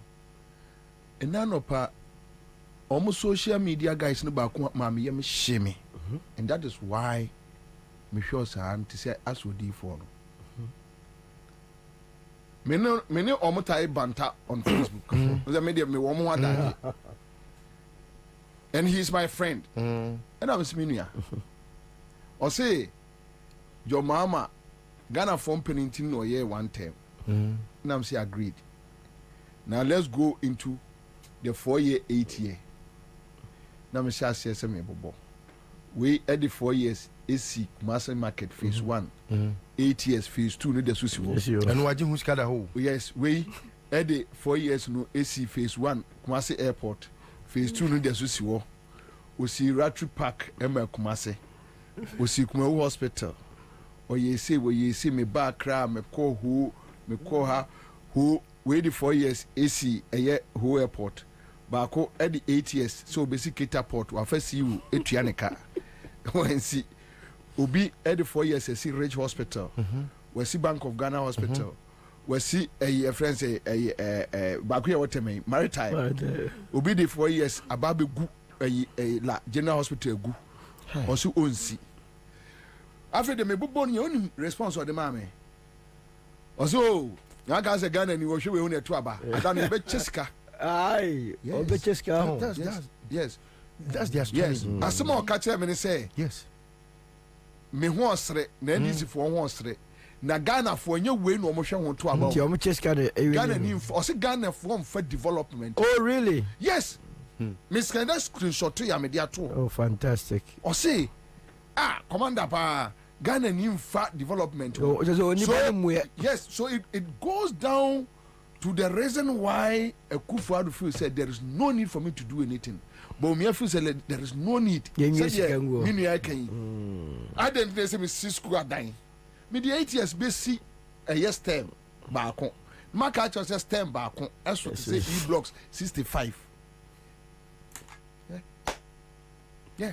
And that unim na me raho. And one of catchers unim I won't debate you again. That's right. Let me jai. Because I cost 90. Yeah, sir. Onipa odom amayoko e ya kama na hunu say onim say development doing here. Pesike go na fakota adwen. When people are conscientized into believing that wanye bibi kura na ocheska Ghana for beto amana. It goes a long way. Okay? The first time Akufo-Addo mounted the biggest political platform was in the year 2000. After Krobia Refia Sante Kotoko. Yeah. Nanambo Ndia Mamuso. Ene Kufo. Senior Kufo. Yes. Akone Naso. After the 1998 miserable defeat, Unyaye Ewo Sunyane. I don't know go campaign there. No on Kobi. They had to go and beg him to come down to join Kufo. Na Omunye campaign. Eho, o make a statement be. Every political watcher should remind many no muni ho. Yeah. If there are videos, I'm sure video, they don't know about one more check yeah, one more check. But o make a statement be Ansah no bekasa. O say car kwan ye fan 2 plates soon pitwa we. That's right. That's all the development ye fan 2 plates soon pitwa we. He said that. Ansah no wie no bekasa. I was say yes system na mukwaya ni mukwaba. Yeah. One more check me. What is the meaning of mukwaya? Obi be kwa mobiaba. What you say? Obi nko no obi mra. Kwa mobiaba kade wo pejre. So you see from day one no he has believed. And you see there na me yan say UP no. On say ye wo awudifo te said ye PNDC NDC no almost shortcomings. Oh yeah, they are shortcomings. Why not? Why not? Now the NDC today more refined. Look at their behavior and compare this very NDC to the NDC in the 90s. And you are able to just tell a story of how Odiboyeni Timisachra. Fantastic. And compare Yang to and Yang with you also in mind. Yes. With Chief and everybody of Akojonom, every one of us. Just compare even the Kufuor with the Akufo-Addo. Unim Nana. Now you are able to tell why now JB Dankwa had to rot in jail. Yeah. You are able to tell that story easily. I didn't yet. Listen, even with the 90s Rollins no. Where we can talk about excesses. However, there were criminals like a Akufo-Addo type. A yana omon person or mind because then na ese oko British. Yes. Nana the Akufo-Addo ababe young. Se military ABSC no be nya power. And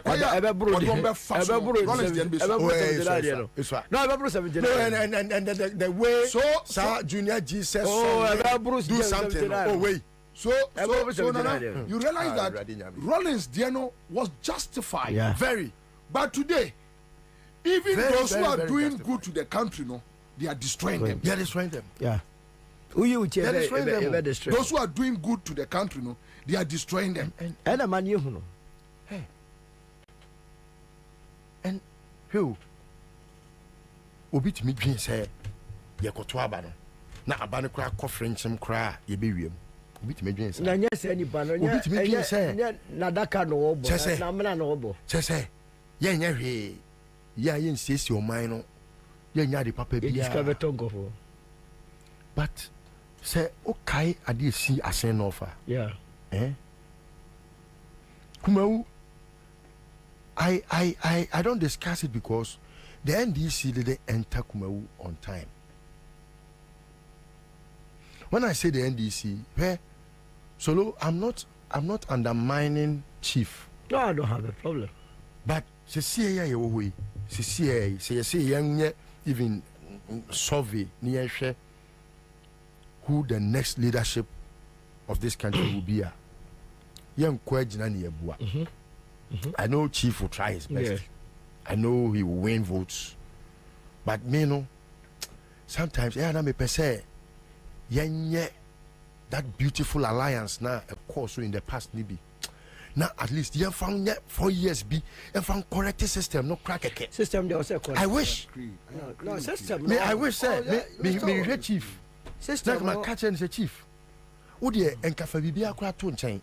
Now and NDC as a MPP as fine. Who you John Mahama? We only have one. And Kabeya crank out the idea movement, near alliance, near wine. Near fire wait and could do. NDC for the correct system, no, just for the 4 years now that you need now, a party beer will be a person what I want system, no say correct. Now you clean up, papa. System was correct. Clean up, papa. Now you audit. Yes. From 2017 to the last day I could follow me say. Cleaning the system, we will clean that MPP name no at the account. Every system because dangerous. Bonia omo dino. Anwashi. He Bonia on he. What di Bonia? I hate to say. Na omo kusi di omo no ka say omo si e ka say omo di Bonia. He unim. Omo so kwa say for the tiri o ye di. Unim the MPP aye. Akoye to say obi akoto sekan akoto ne kitchen. Ode sense ne bayire. Ode twitwa nam, ode twitwa onions, twitwa meko, twitwa tomatoes, twitwa garden eggs. Obi anim say knife we dey eye kitchen knife. Ye dey eye aduane wo kitchen. Na chef ano ode kitchen knife ni adwuma no. Waja kitchen knife no free ho. Eto ho say waduane nya de free okọ, waduane nya de no waja knife na to ho. No be by wa be fast knife na nkasa afei wodi twetwe di peti odi wo ni payem wodi agod ya tu kokromoti odi di bone sana se MPP enka it was meant for good. Tell when you na people's party na we no ade akufo do MPP we aye no ehu se me tise obi so MPP a on hwe na say. Now I was very, very much on the defensive. Say, why do you associate me with NDC? But you say me, because I'm MPP niya. I feel threatened. I feel say my inner man. I say what ya kese no ya body ya sena konfo. I say obi e dimewu. Say what ma bata. Different like a comfort and cabreche. Adamoni. I feel sad from within me. I mean, if you have been part of the formation of something, it has metamorphosed into something else. Evil. It's evil. Because I am monstrous political party. Either say or you crown for. Yeah. Or you would and now Obama poison. Those are the only adjectives you can use for them. Because when anything good around it. Not one. After so many years, what that the commercial force and on him? Omako see a pillar back me no swam runabout. So no more from Uncolano. Munko say a baba see. Wow. 8 years. What an insult. Traffic a war go for person. No, Western Matano. And only when we are no Mako see small supposed to be what a swammer and Oma. I chat the picture no more. I some picture no more. Yeah, that they elaborated or something. Like artist impression. No, but then this one, I get to you. And no, I said that stretching a chana kakraka. No, the mom colano. Nana has built a big market in Swam. I see a sema kwakwa. No more that dango for you. Then me share some say I didn't any pet me a day politics. I done it. There be a good for the neighbor. Me at from say. Politics is coming. Oh yeah. Oh yeah, now down. Now in the past, it's coming. Do you know that Akufo-Addo no say President Akufo, he's not a good politician. Of course. And his reason to say President Akufo is a good politician, he said he cannot lie. That is it. Now say no more car say then will be to me election 11,000. What do you question President Akufo? Me say John. Yeah, the late say John. What's I said, John, me call love. Yes. Me one and nam, me na me tuna tare bia. One day no busam say, Alan. Nam so, me there, me a woman asantino MPP na me pay. But me share Alan demeanor. Na me share Kufuadua. Kufuadua seem like a criminal for me. That time na mo kuma so. Na me nim Kufuadua. Na me nim but me who nim picture no. Bibi catch them say ako a criminal. And I'm so say John, but me who Alan no. Alan looks like Obia or mine who adwene woni trim, a very calm person and all that. Na me the cancer. So na who do you say John catch them? I like to go to the actually. Yes. It's me funny. I like to go to the dear. Or the job actually. Offer. We to cry down in the back. A politician, yes, who could have fast. Yeah. I like to be anymore. Smash. That's how you are on the coach. Or they are coach for yes. At Motaland. I believe a Drew baby no. MPP wini no. A Drew baby no na say John me twi me ho kakra. Because what I na me enema na me hu no. Na me mpe say this is what they wanted to do to Ghana. Yes. Then they need yes. somebody. A year obeba be lead this idea no mo de aye Ghana. And be say John man friend bio. Okay, say maybe Kwabena. Were you yeah, you were there at where the Busha fan chame in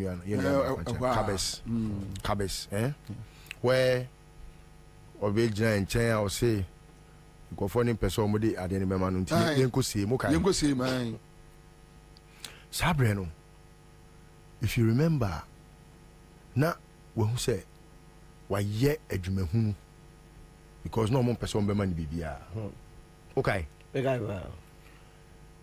Now beyond that time no say John me who say what sesa media na me wo GDA say at least ultimate tia kakra ba ko mienu even though corner fast no corner you know what you say but actually no me sabe ti say John will ni no Water forest no where we are forest no me dey me say dey pie no and na me kai nkomo a woni me di here with Kumasi say I don't be implement I don't know Japan dey book and dey we na nkrofo no omo probi obe lead MPP no omo dis abone omo no bone we but Alan no not agree to we am pewasem ade no the only reason why Ekufuado so want to many afoko nya adwuma bi as a promise is because parties ka I don't go we are me yaba as new executives no you say party coffers discussion e wo 79 Ghana cedis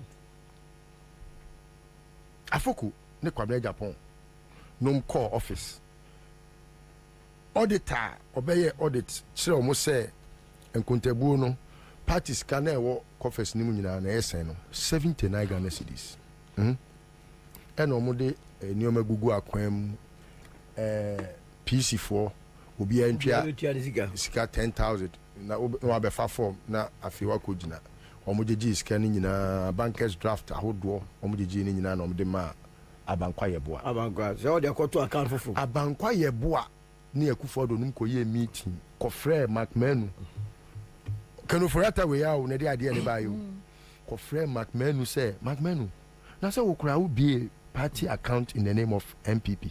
I say yes, but it's defunct. I say oh, it's just a matter of walking to the bank and just resurrect it. It's just a matter of going back to the bank to tell the bank to. What the hundreds is going to do? The Corona start opposition. And no more, no this can go to me. And no one to qua. Afokunum started so many na ekon. And you on. Yekote committee ede ohin to go see ano. Okay. Oh yeah. I report to the bar say Kufuado discani be a konama brooch. I know a coach. Okoye 100,000 pounds. Oko buy a crap pledges of 5,000. And 1,000. I'm a coach. A ho and a ma who say there on Bepama Fukune. Because what you mean the party headquarters? Kosia wa Kojibusia headquarters Akufo de ma ye. No, they are Kosia wa Akojibusia 2 million. Every Prudential Bank. Sika no de here omodi. Omodi ka. Enom de akotua. Omo family no. The party na no person. Eti no Kwabena. Se ne dum so wo ho. Na ye di ho komo a. Na waka ka yen ne ye nuanum bi ekeka ye sa akode anwuma obo ye. Ka che Kwame Apia. Hwe. Abribia no. Ye na me pese me kai ma ye nuanum nyina hu ni se. Ene ka che Kwame Apia se wusu wo dwane oyo he enwane wonyinam Nyankopon otua kwase aka se ne nyuma tie me da se be ampon nom na bi omu wie yo wa ampon de na kwai de ne tirimi apa kosi na hai de da be so ko do bio ai akwai Nicolas Omani champion what they were boredom no go suka so na say kwasi asem bia okeka wa boredom na da hweda na samwa wa boredom hey bani papa ewi ase ho but onim say Bible wan kan bibia ma na anya me dese nim dia me man nim ti no musia pin I said no crazy oh ajimi for power omuguzu ye ajimi for nyansa ni bia ni wono ma say dan na samwa onim nyansa enim kwasi we what asu ntinam what asu bonya me din wo we na be ko ho na o maka Nyankopon tua ka ro control military anyway anything no my go to Roland Samati no ye interview bi Roland Samati raise issue say Omuyanko enjoy the presidency ambition na Mekufuado.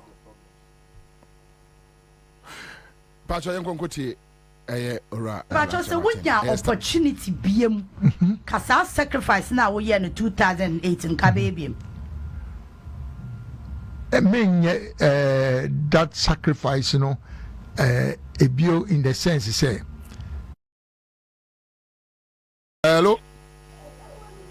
Oh. 500 above 5 million above phone so na unfi me. Hello. Oh. Hello. Aja. Hello. Aja. Ma fa no form. What fa ne la?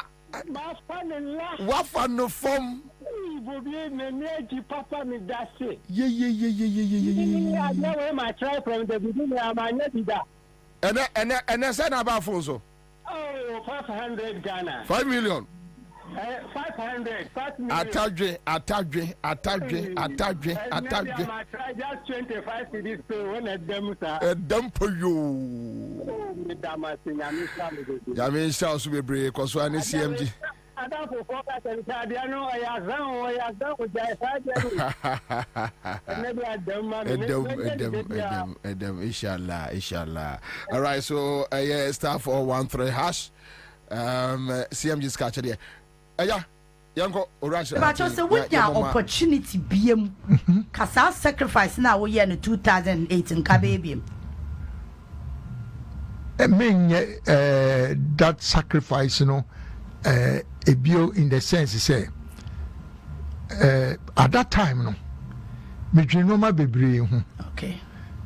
Now me decide they say, for the sake of the party, no cry me speech kakra me ye wo no me kai. Exactly. Say I come in Nana Kufuado. At that time, you ministers. Yeah. Or no, your foreign minister, maybe a minister for trade and industry. Me de na me Jim Hundipa. In fact, na minim say she can't control over the grassroots of the party there. Na minim say I was the strongest. Yeah. But normally she wo. ABC were grounds ho. ABC were grounds. Understand the wa woni. And they are no correct. Confusion be see wo ho ne ade nyina. All directed say ye di pese yegu Alan animase. Okay. Wo agi ho no. Okay. But in spite of the amoye nyina no, still ye kan aba no.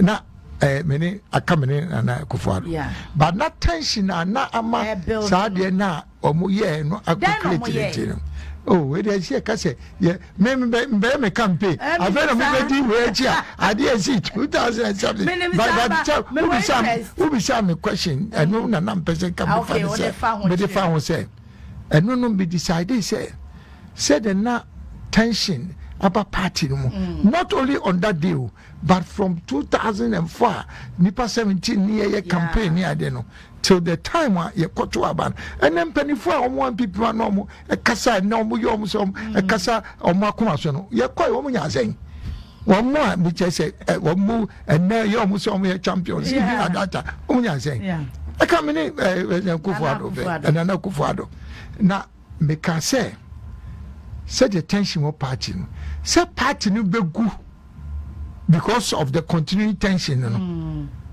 any sika say any ade ne de ono ye panyin chemi me na me yama no ana fe su de bia me ka kire mo ni say decision am take here no me nkofo bebre gi machi no na omo ene me nya adwene if you say why a campaign why a campaign for almost 4 years all over the country sika woman ni ade na wanya opportunity say na beka say o da bi ma ba kunko na omo feel say oh na ni an yanke yenko ni yenhu si ya mu say na no na me cheche mu say number 1 because say for the sake of the party no but even more importantly no na a divine guidance when I mean a kasa kire me say there be ade no me say wodia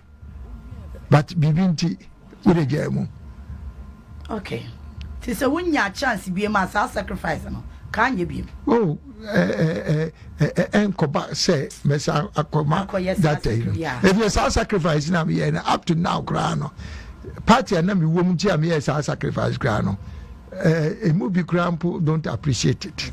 Exactly. Unia 95.1 FM. But you say when your opportunity BM kasa sacrifice now we in 2008 in Kabebi. I mean that sacrifice, you know, a bio in the sense say. Comment here, Julie.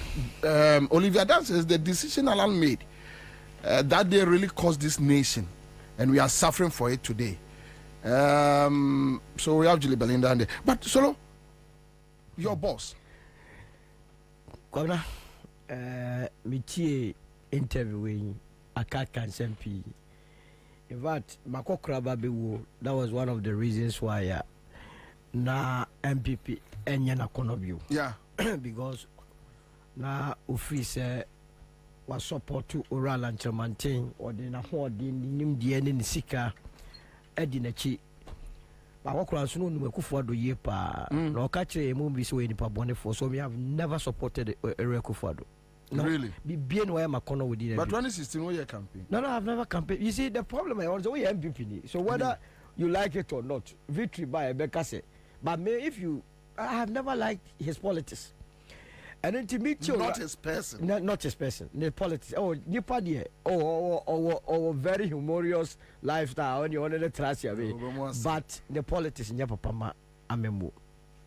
And in Tinanka Urala and Chermanti in 2007, no, say or we break kakra, and or year wide consultation. Menya sure say obe take his decision.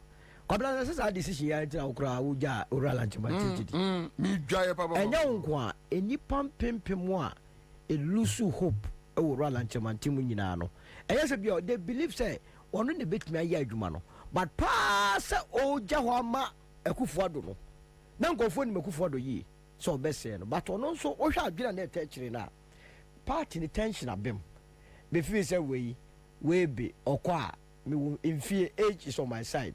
It made me about to take over. But the Ekufuado ne achi mafia for ye no. And then I can't Ghana for say where you be papa the receipt. And a man sacrificing ma nipa winning trima been da. Sort yes ye. Because na alan chamate the agripana anyone no. Kase ya okay menu me ho. And I chop pan ye be Ghana for. sɛ anam saa singular decision no so nti no yɛnya ɔmanbɔfoɔ te sɛ Owura Akufo-Addo a wasɛe ɔman no ɛfisɛ nkɔno ne kɔ second round na mind you sɛ 2008 first round no Owura Akufo-Addo LED Professor Mills by 100,000 votes ɛte sɛ Accra Sports Stadium Kumasi Sports Stadium and Tamale Sports Stadium ayɛ ma sɛ bam votes a na ɔde LED Professor Mills no but Akufo-Addo ɔni stamina ɛne te Professor Mills second round no ebe tumi ba be de ebe pa no be wini sa election e kire o se ko Owura Lanchemante ene ne ko sa second round na e go be wini election no ana ko je mu ma ye friend say Owura Akufo-Addo a wa be se Ghana a won fo bi anya hwe oba ya oje mu ma only the first year or the buy say be ba be say all those that were following Lanchemante tu hwe mu obi biara no di Lanchemante echi biara no party no wa musu na dodo na ejai party no dodo na di Owura Lanchemante echi ejai party no so ti ase isan say omu say UP and I say MPP na buy na yodo ene de chechere party first by fe kan wadwe ma men kama adwene na etutrasem eni party nim ade ane de tata MPP NDC say o wo mu etutrafo ene yi a NDC fo sua mu nyansa omo sesa ne ene e fa omo de enje ko hande akofa invincible forces ni afa we Akufo-Addo otumi kazo general secretary mu afa ma me e babu mu o ya ni abebro wampa to mo ne di nkwase sempa e o party nim na obu hu a obetwe ho ti menene ya adwene se wo se ekena enene obi akora no obema ne kwan si akwa election na ya mfa ne se ono Lanchemante ana run off bi aba na so win election ni enya nkwase afo ngokrafo bi wa MPP no ma back say oh the we do the so say we UP ni ene yi ntebra be kan competitions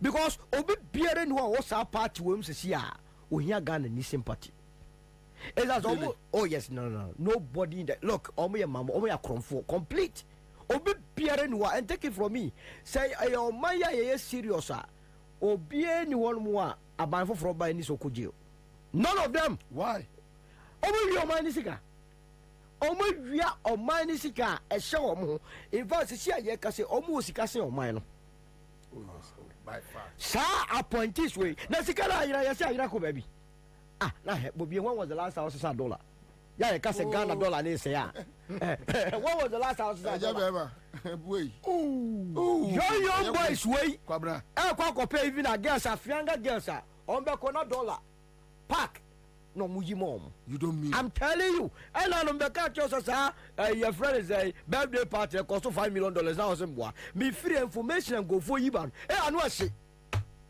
wow now what the any information ebeba no me yi amount no wo yem be so enunti se ye hu yi a na young guys ye nimu se se amonyam ho fa di adwuma pa na abam ye nya adwuma enya mfa so abam adwuma tunya o sika wen so ti ase eno na aye Owura Lanchemante ya in a way no a chopper and o de magana fo se enam so ana Akufo-Addo ebaye se kamene no fight ya kame win election no second round no nanka ya save sa country sa trouble we and can go base Owura Lanchemante beba so ma Owura Baumia so nya ba bia sida and as a result ye ma Owura Akufo-Addo ka so another liar so Baumia and tell the man no kwan ana liar yin so ba ye yakosesa akromfo kwa and ran said that na ga bi did birthday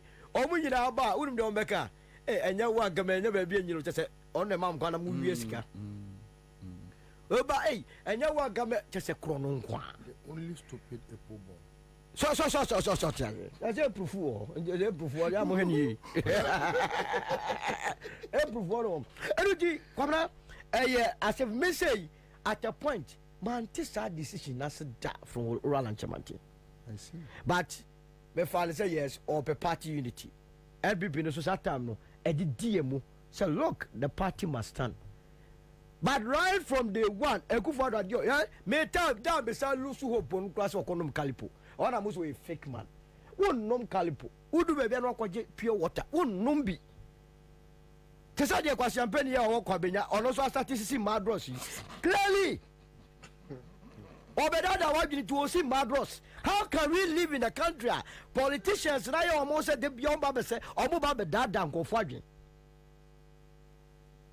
And Joshua, and you see, what's Aquana said, Aquana in the exchange, you also say, oh, this can be tongue of fantastic. And now, quite just it will be so difficult for MPP to be doomed. We are sure. I'm telling you, yeah. So, me make a throw. Would you one form of reporters in quite just constituency? Wouldn't to me call station, taxi station, and one of them you gallon chairs. Look, most sorry, I'm my Asante, do MPP Asante, do NDC. And 2016 crown. That's our gallon, 16 cities spend a cotton. And mean to win to or quite not drive a sitting yes, you. I want to go to Yaba, I buy a year coin, I buy a year, mamma to my diomi. Baby, a diomi bedroom be a nipa a chasing. And to the women can be you. No more moody for when you did. I just buy a lesson that you. Or my time, Sika put your go. I know money for a and I've been in the conform the sea engine. But and confunding who say, yen to mean tongue was one try MPP. Sad yes, ye determine Moja. How many Moja will try MPP never? In any case, MPP of all not a new patriotic party, no, and a Nana People's Party. A Nana for the and go for a crabby. Anache. Na a bad say, as a sa, media me macassa me. Idea me pa, there's a move got to an airport.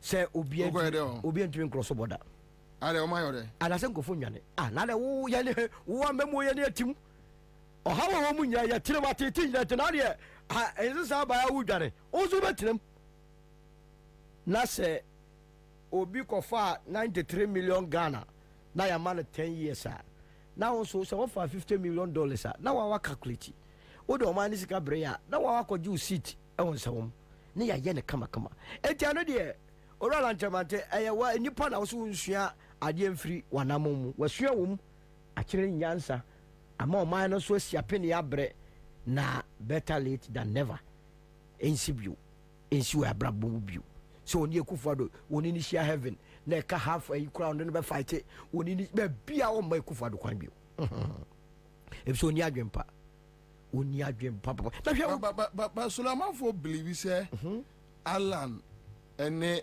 Orakofo mona mo akotam oweni we dia be Ghana you see that time on so no apart from so the subon between abo oral and chamatino Orakofo so am situation because Orakofo wona ye president or benefit of national security report nyina neba tiede na o ma kwan na your friend say sad ye so betra ye so what was here. And you can also blame Orakofo, but Akoba say a man sa can you imagine so say go my way ye bebu abro Orakofo do amamedi o mampenida en ka de ombeka ana oyenya obi a en ko ba be sisa Ghana and is heaven na ni pa bone semti eno so die besi bia ye oba ye sisi a me sure say ka ya mamu no na say constitution no e president bia be say u be free so a ya ko run ko campaign. I'm telling you, say go do your campaign with 2 constituencies. Kombe chisi no. Oh yes. Opa, oseme boa. Ejosu na dawi. By election na dawi. Ongo ejosu me. Na so ko Asinof.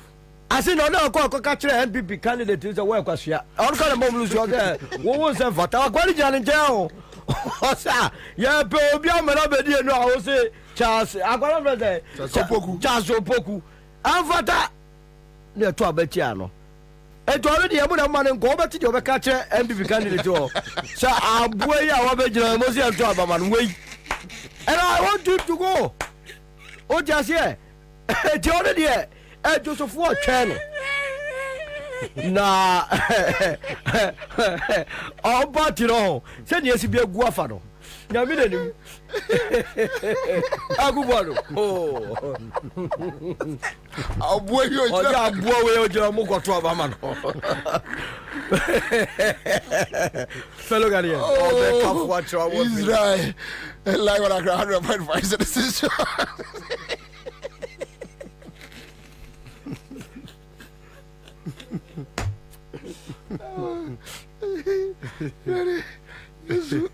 Christ. Oh my God. Oh, Jeremiah.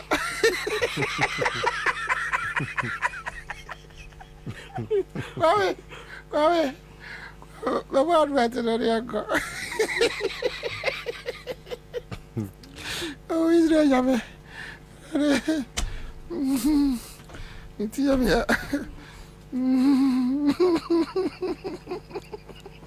See how boy you know. Who got to a mama boy? What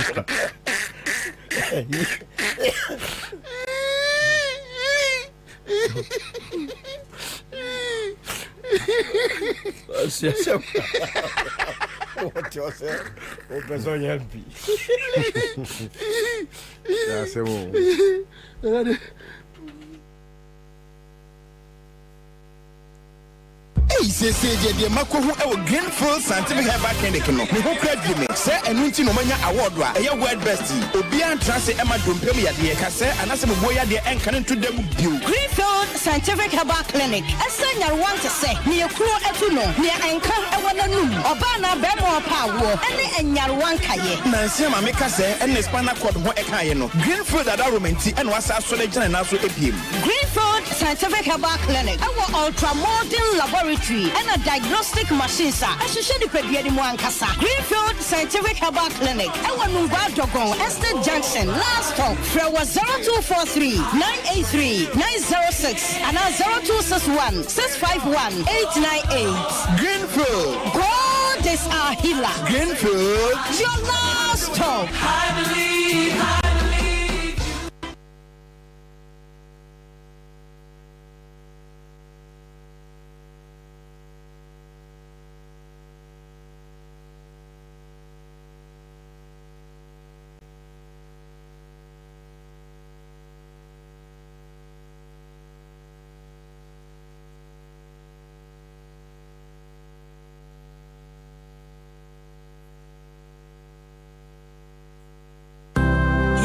Able to deliver.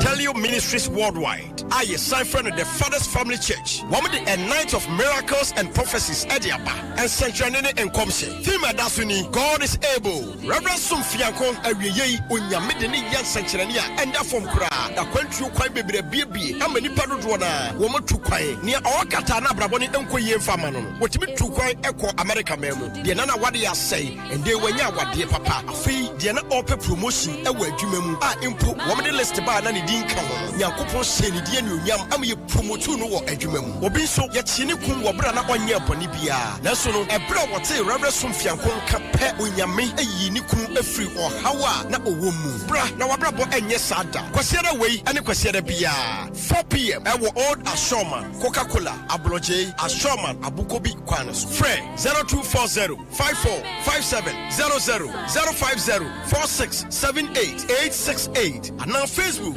Reverend Sumfianko Osabakaye na uni ye dinkomo Sadensuo Sawoba Wudi Nsuo ane oil ane beba Reverend Sumfianko Onyame de wo yansanchirani apa.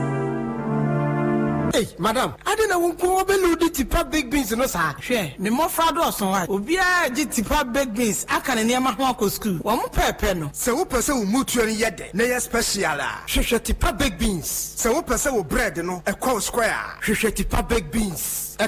So person will noodles no a testing swa. Don't forget, tipa big beans can work the magic. What about kinky? The same adequate. No tipa big beans, no kinky, and don't forget the salad. Oh no, Bema salad and why is special? I like that one. Tipa baked beans. They are affordable so. School for restaurants. Ejumaya for trouble for any joint beer Adrian Power no. Move to me the tipa baked beans. Akamunuano. Tipa baked beans dear. Minima busia ya jet mupa. We are liking it and we are enjoying it.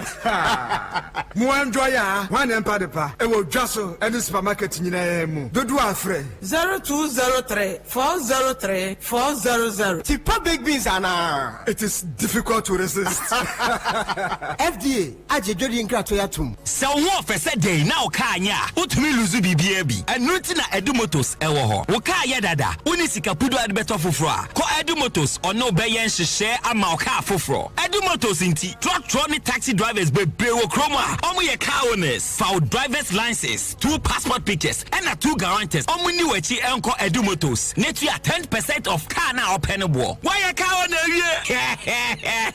Niaka no, obetia no small.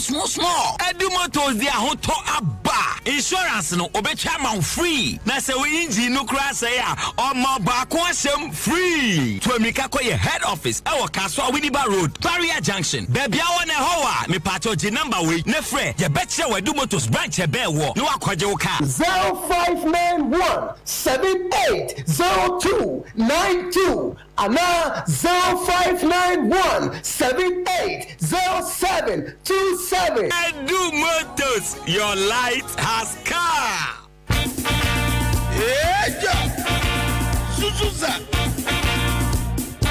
The incoming president, His Excellency John Dramani Mahama, flag bearer, Zima National Democratic Congress. Also, in Chemo Bibera, or would say Democrats. Sarah LKM Maniganama, Grata Shene economy, water to our pants. In education system, I was say. Friends and family government are Kodo, the current administration in Ahocher, Mecha Hashepa, or Kodo, Eshapayin, Afraba, Obibiara, Osgana, yes, Zida, Ahochena, Dos. His Excellency John Dramani Mahama say, our everything crap to we. Erica Bob, they have built the Ghana together. Awesome, you want support in the campaign for 2024 election. JM 2024. Awesome, you want when someone can do see good governance card in the B. Good governance card, yeah, card. And you was there support JM 2024 campaign. Good governance card. What did you do? And Timawusi Kanyama was in the bottom. Now also Ajos. Once I one better watch a good governance card. When it's Kaya 40, 30, 10 citizens or so. About abo short code *248* says hash. Now also ascend was it. Good governance card. Pedage was in a support to JM 2024. About a friend 0534 000 261 now 0531 033 503 and now 050 982 3400. You can on internet to do www.ndcgoodgovernancecard.com. Mayan Kambo, Mayan build a Ghana together with John Dramani Mahama. Nyamin Shra.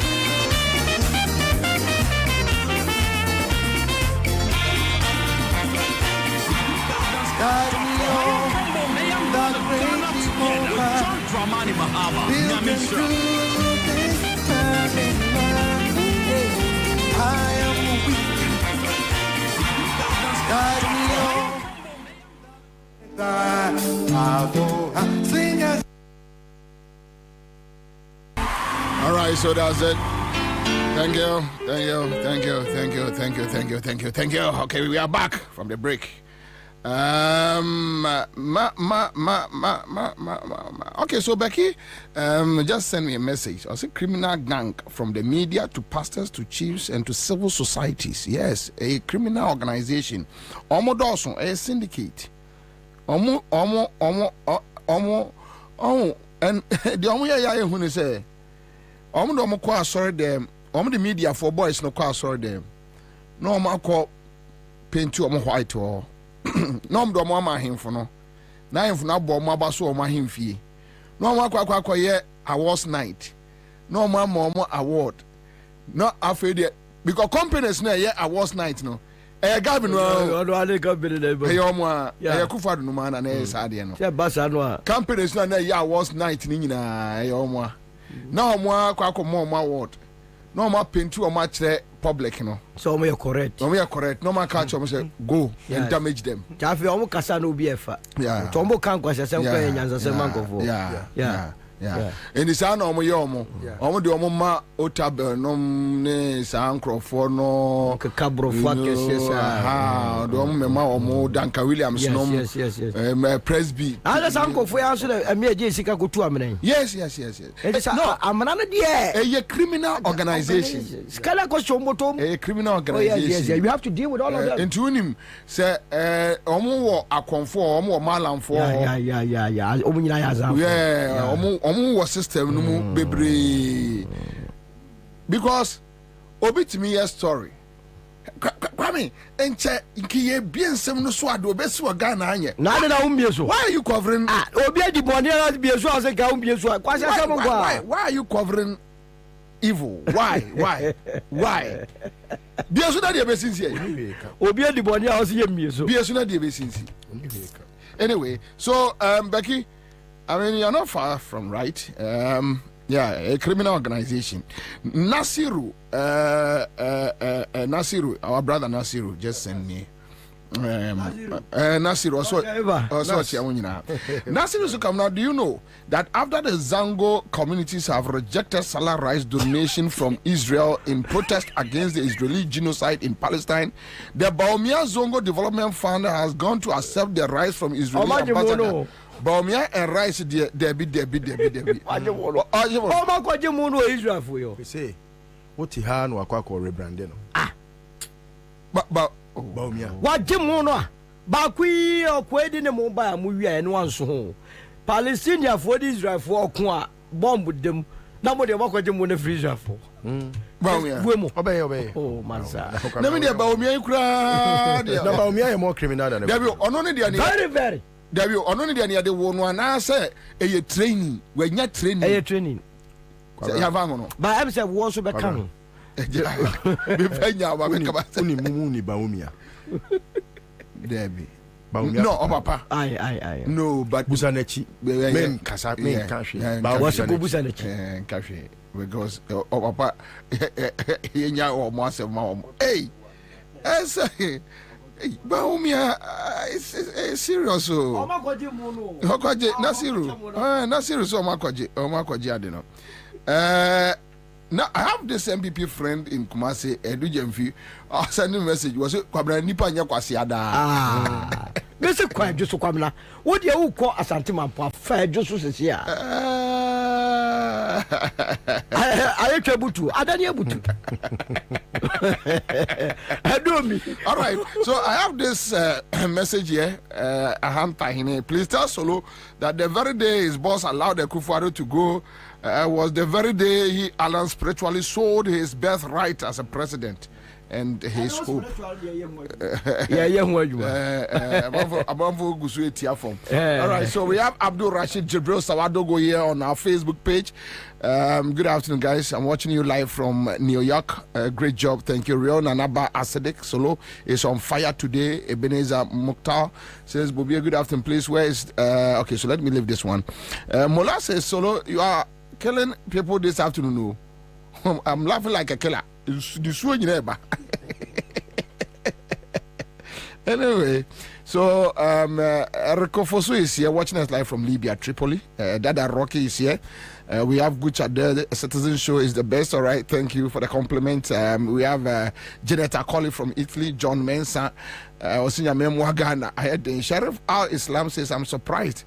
Okay, so let me leave this one and move on to another. Apia Kubidora is watching us on Facebook. John Mensa is here. Jag Apia Rufai in Germany. Solo, yesterday what? Dennis says this solo guy is too funny. Apia Kubidora is here. Casti Bongo says, Masresa enter Beckenham Palace. Me shaho mimpi. Solo mimpi mabon timi. Preske there says solo pa radio we ubekumnipa. Daniel Du is here. All right, so thank you, folks. Let's move in. Yangwatie Orajo Mama investments in the energy sector. In the energy sector. Okay, but I committee BB Kitwebi about Alan. You know, say at that time, let me did into my power, and I think energy sector. The mama manya but I was 70. Okay, all right. Oh, Kwabena, I think I'm one of those that at that time na me Alan Ejuma na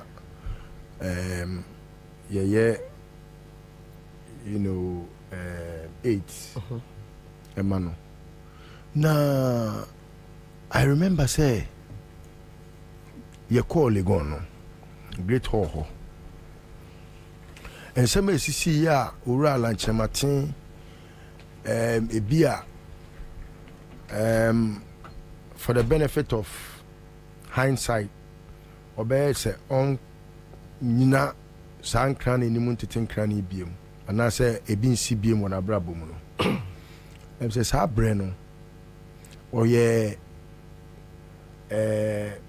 Christosum papayo me dear na me ne nyaadwe eno ba kaya ya de cheye ena ya sabi di akire 2010 still ni a yiri ho ye adwuma to make sure say we correct the wrong but Kwabena unim de sie ye wo ho no unim boya boya na wadi track Greg so ama Greg dem no boya yi ne nam pabo de hwiafo kwaso there be no boya boya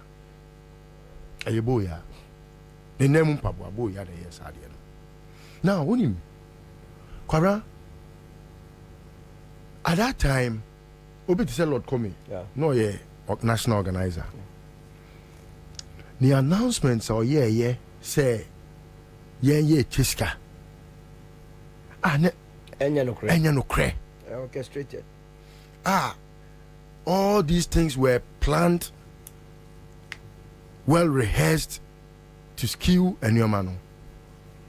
Unim voter Akufo-Addo DBT Alan, it was about 358 votes. 358 votes no. Na onu enya 1096. Ana Alan enya 738. Kwabena so oto ana ko wachi kakra bia na yesi ye the analysis I would want us to revisit some of these things, okay? Na party didn't like Akufo-Addo. But they had to engineer the electoral college expansion no, to get even people that would not have voted no to scheme it in a way to get them to be on the electoral college. McMahon na yes idea no. I don't know ma idea woka about President Akufo no. You see omo ya hwan exactly. But and yes say any question on money me but san hwe han na omo tena ho ma Akufo-Addo e ba fa omo so bully obi say afi wo kan obi nka bi na say he was becoming overly powerful. Exactly. And only idea ene on my way. And you see, because of Sani Omaninti, and na obi to say Akufo na or try to, but it's better for him to rather have disowned exactly Enioma rather than to want to defend it, to tarnish a very glorified image that he has. What was Anunti nene because you say you know wouldn't say Akufo enemy power because of Akufo, but na me funny say why am a political godfather, thank God that I like, but he is one of the bane of progresses of this country. Exactly. Especially in the last days of bar someone wa kan for Akufo-Addo on platforms ama Akufo de akomatoye mu ato abama no amana be mampani and someone announce your kafa aba omia ho no say President Akufo you be a odwen ni man ho a it should be the last thing that any man who wants his integrity intact ebeka ho asem enti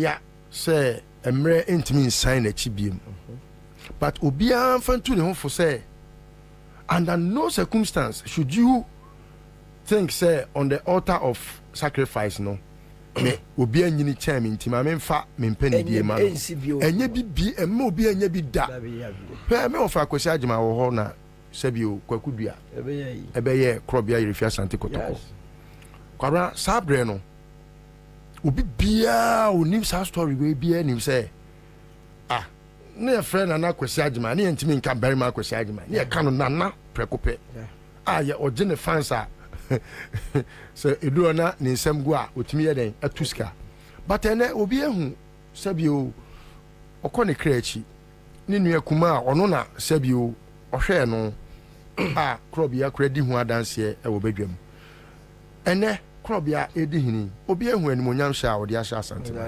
enti no enye enyini enye age that was Alan's biggest mistake because onua timi jimi unia penny enkola o magimi no munyina na ewu exactly enti emra wo hu se wo tirimu popa ni odo ni opepa de so mo man no na ni kwan se wo ma wo ho kwan se wanyini na den president Kufo na enyo ni JH Mensa na eko obu ni finfram o ka se wanyini chairman nti mi ja manako anyway those are the things I think say a hard game because we like discussing the immediate causes, but there are remote causes too. The immediate current causes, yes, and those are the things that I wanted to. No, idea. And even if you just even let me put out the statistics, between Kufone and Kufuado in 1998, yes, I was the boy movie you done here. Yes, what they are to Ghana and a corona berry. Show you the difference. Kufonia 1,286, and I Kufuado 628. Kufo votes or DBT no. O multiplying by 2 crampa. Still. And a landslide. And I would number be. I know depend on Kufo had 658 votes more than Akufo-Addo had. So he's been lying about, and he's a walking contradiction. Anyway, all right. So thank you. Quick one. Raphael Nana Yeboah Mankwa says, Bobie, I want to wish my sweet, lovely sister Linda of Accra Airport City happy birthday. I pray for God's love, wisdom, peace, good health, and long life as she celebrates her birthday. Watching you live from United States of America, McCarthy Hill to be precise. As McCarthy Hill was what America. We are bad pa Raphael, we are bad boy, we are bad boy. Now I saw my Washington and the idea is nobody Kajum Quadano. We say Jeffrey. Prince, this is good evening, guys. Watching you live from Qatar. Bobie, please greet Alhaji Karim for me. It's been a long time. Maintain and catch Onyakitwa Qatar any. All right, so thank you. Now you got here John Mahama interview with Paul Adomochre, and I'll urge Paul. Indeed, we're going into the era of energy security because with. So you haven't fixed it yet? We fixed it. We're going into the period of energy security. I mean that the period where we can suffer no such reversal. When will that period start? From 2017. January 2017. No, with the 10th field, I went and tendered about for the 10th field. Sometime next year, we should see about another 70 million standard cubic feet of gas, coming into Etuabo. And then end of 2017, the ENI field will start. And sometime in 2018, we should have 150 million standard cubic feet of gas. So by the end of 2017, we should be fully energy sufficient? By the end of 2017, we should be energy sufficient. By the end of 2018, we should have excess power to be able to export that power. Because by 2017, we'll have about 70 million standard cubic feet from the 10th field. By 2018, we'll have 150 million standard cubic feet of gas from the ENI field. The total subscription we have in the West African gas pipeline is 120 million standard cubic feet. So it means ENI is going to give us much more gas than we have subscribed for from. So we'll have enough gas to power our plant. So we'll have enough gas to power our thermal plants. We'll even still need additional gas if we can get it. And so all the other work that is going on is important towards making sure that we have enough gas. And if we take Jubilee and 10 and ENI together, we're talking, of about 300 million standard cubic feet of gas. And all of these? And that should produce about another 2,000 megawatts of power. In addition to what we're producing already. Already we're producing a little over 2,000 megawatts. And so if you add another 2,000, that's 4,000 megawatts. That's far more than Ghana needs. So we should look at all of that and call it Muhammad Duam? No, we all do. Now, indeed, we're going into the era of energy security because with. So you haven't fixed it yet? We fixed it. We're going into the period of energy security. I mean that the period where we can suffer no such reversal. When will that period start? From 2017. January 2017. No, with the 10th field. Right, so energy security, energy investments. This is John Dramani Mahama, former president, the flag bearer of the NDC, talking about energy security. And that time, now on minor, I come face to face with energy crisis. or try say obe solve no na or say a future to protect projectional a be protect your energy system ama agina so all hwehwe kwan se obeye emprempremu die no saa time yesi dum so a omudi na tem na apolo adom che no mudi na tem no that emrenu mu no na oguso adwuma se obemma kwa because na president Mills so one ne papa ahyehyɛ Ghana gas asi wo ame forma ye kama tina afɛ the projections na omo so we will start with Listo energy security John Mahamas investment. Kofi Kunta says, good afternoon, Bobie. Kindly wish my queen the day a happy birthday. Keep up the good work, bro. Okay, thank you. So, Paul, have all these videos. Enna, Mobi, Emma, Intia, the account. All right, let's go. Yanante. Yo, the kindness say, I say, you say, Ora Mahama. Na memo abreso. Na, when it's wadi huna. Na eden na so no o si etutu a isibemabo na I remember say somewhere in 2014 na I was say one thing that the constitution obliged him to do. Now it was to deliver the State of the Nation address, which address between the timer wabe mampeni any timer okomasa address kabra na John Mahama wabie yen access to electricity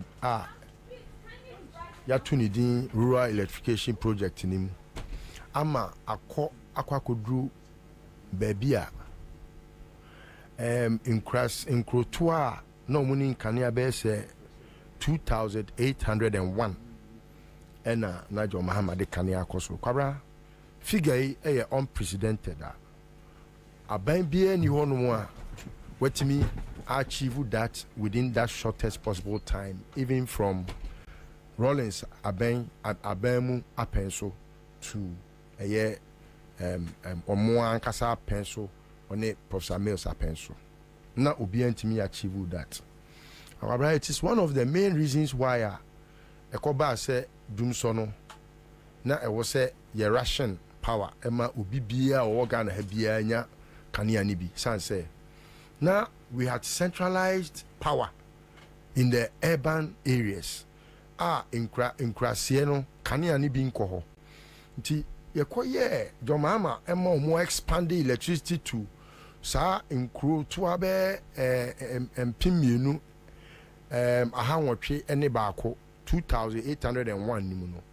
Na fe akoba se yenya yeti krumu no yene inkrasiefo no na afi ye chekania eye ketua bi se de bia me de pan no ye no e wo pan no ketua baako na de bia busua nipa du na edi na afi busua no awonto aso ama nipa ne bia be ka ho aduonu abeka ho a menyini se sa pan no baako na busua nipa du di no enem ebesom na wo se ebi bedidi ebi nidi ana se ye betwitwa ne ketenkete ama obi anya kakra anu na ne ye twitwa ne ketenkete a anu no ekoba se ye ntu ne din dumso no na dumso no na enya de a eye John Mahama na sabio wabeto kanea na wakwakodum no. But the whole thing is that esan say na yemfa the predecessors emfa de yehia no ebi meka ho na wono nso so ahu se masan so atre kanea mu ama nkurasefo bi a omo sabio omo ni kanea ni so anya bie no na che se ewo se me asmampani me nkonkosu nkyere obi se obi na anye se de akufo do ba ya wa sha ase ye kase bibi ni a Mahama se de baomia wo ka bibi a Mahama o se there be the back stops with me as president, and so having been elected as your president me make sure say it's a sin to be ewo enyinam kanea ho a I will fix it. And Kwabena, the first idea John Mahama yeah say obia na adwene mu do bia etie saa kasa na okan na ohun ne say pani ana say bia ye de usi ade ano a na oje ade no atum say ehun sintoni mehwe na mayo a I think say it's a positive trait I was saying ke bona baso papa rather than to make it look as if say wa anye ni penny there. Yeah. Contrary to the Ecosway, you see a president who is very recalcitrant, incorrigible, irresponsible. Who say nasudie say kania wonu ankasa kase is in excess no.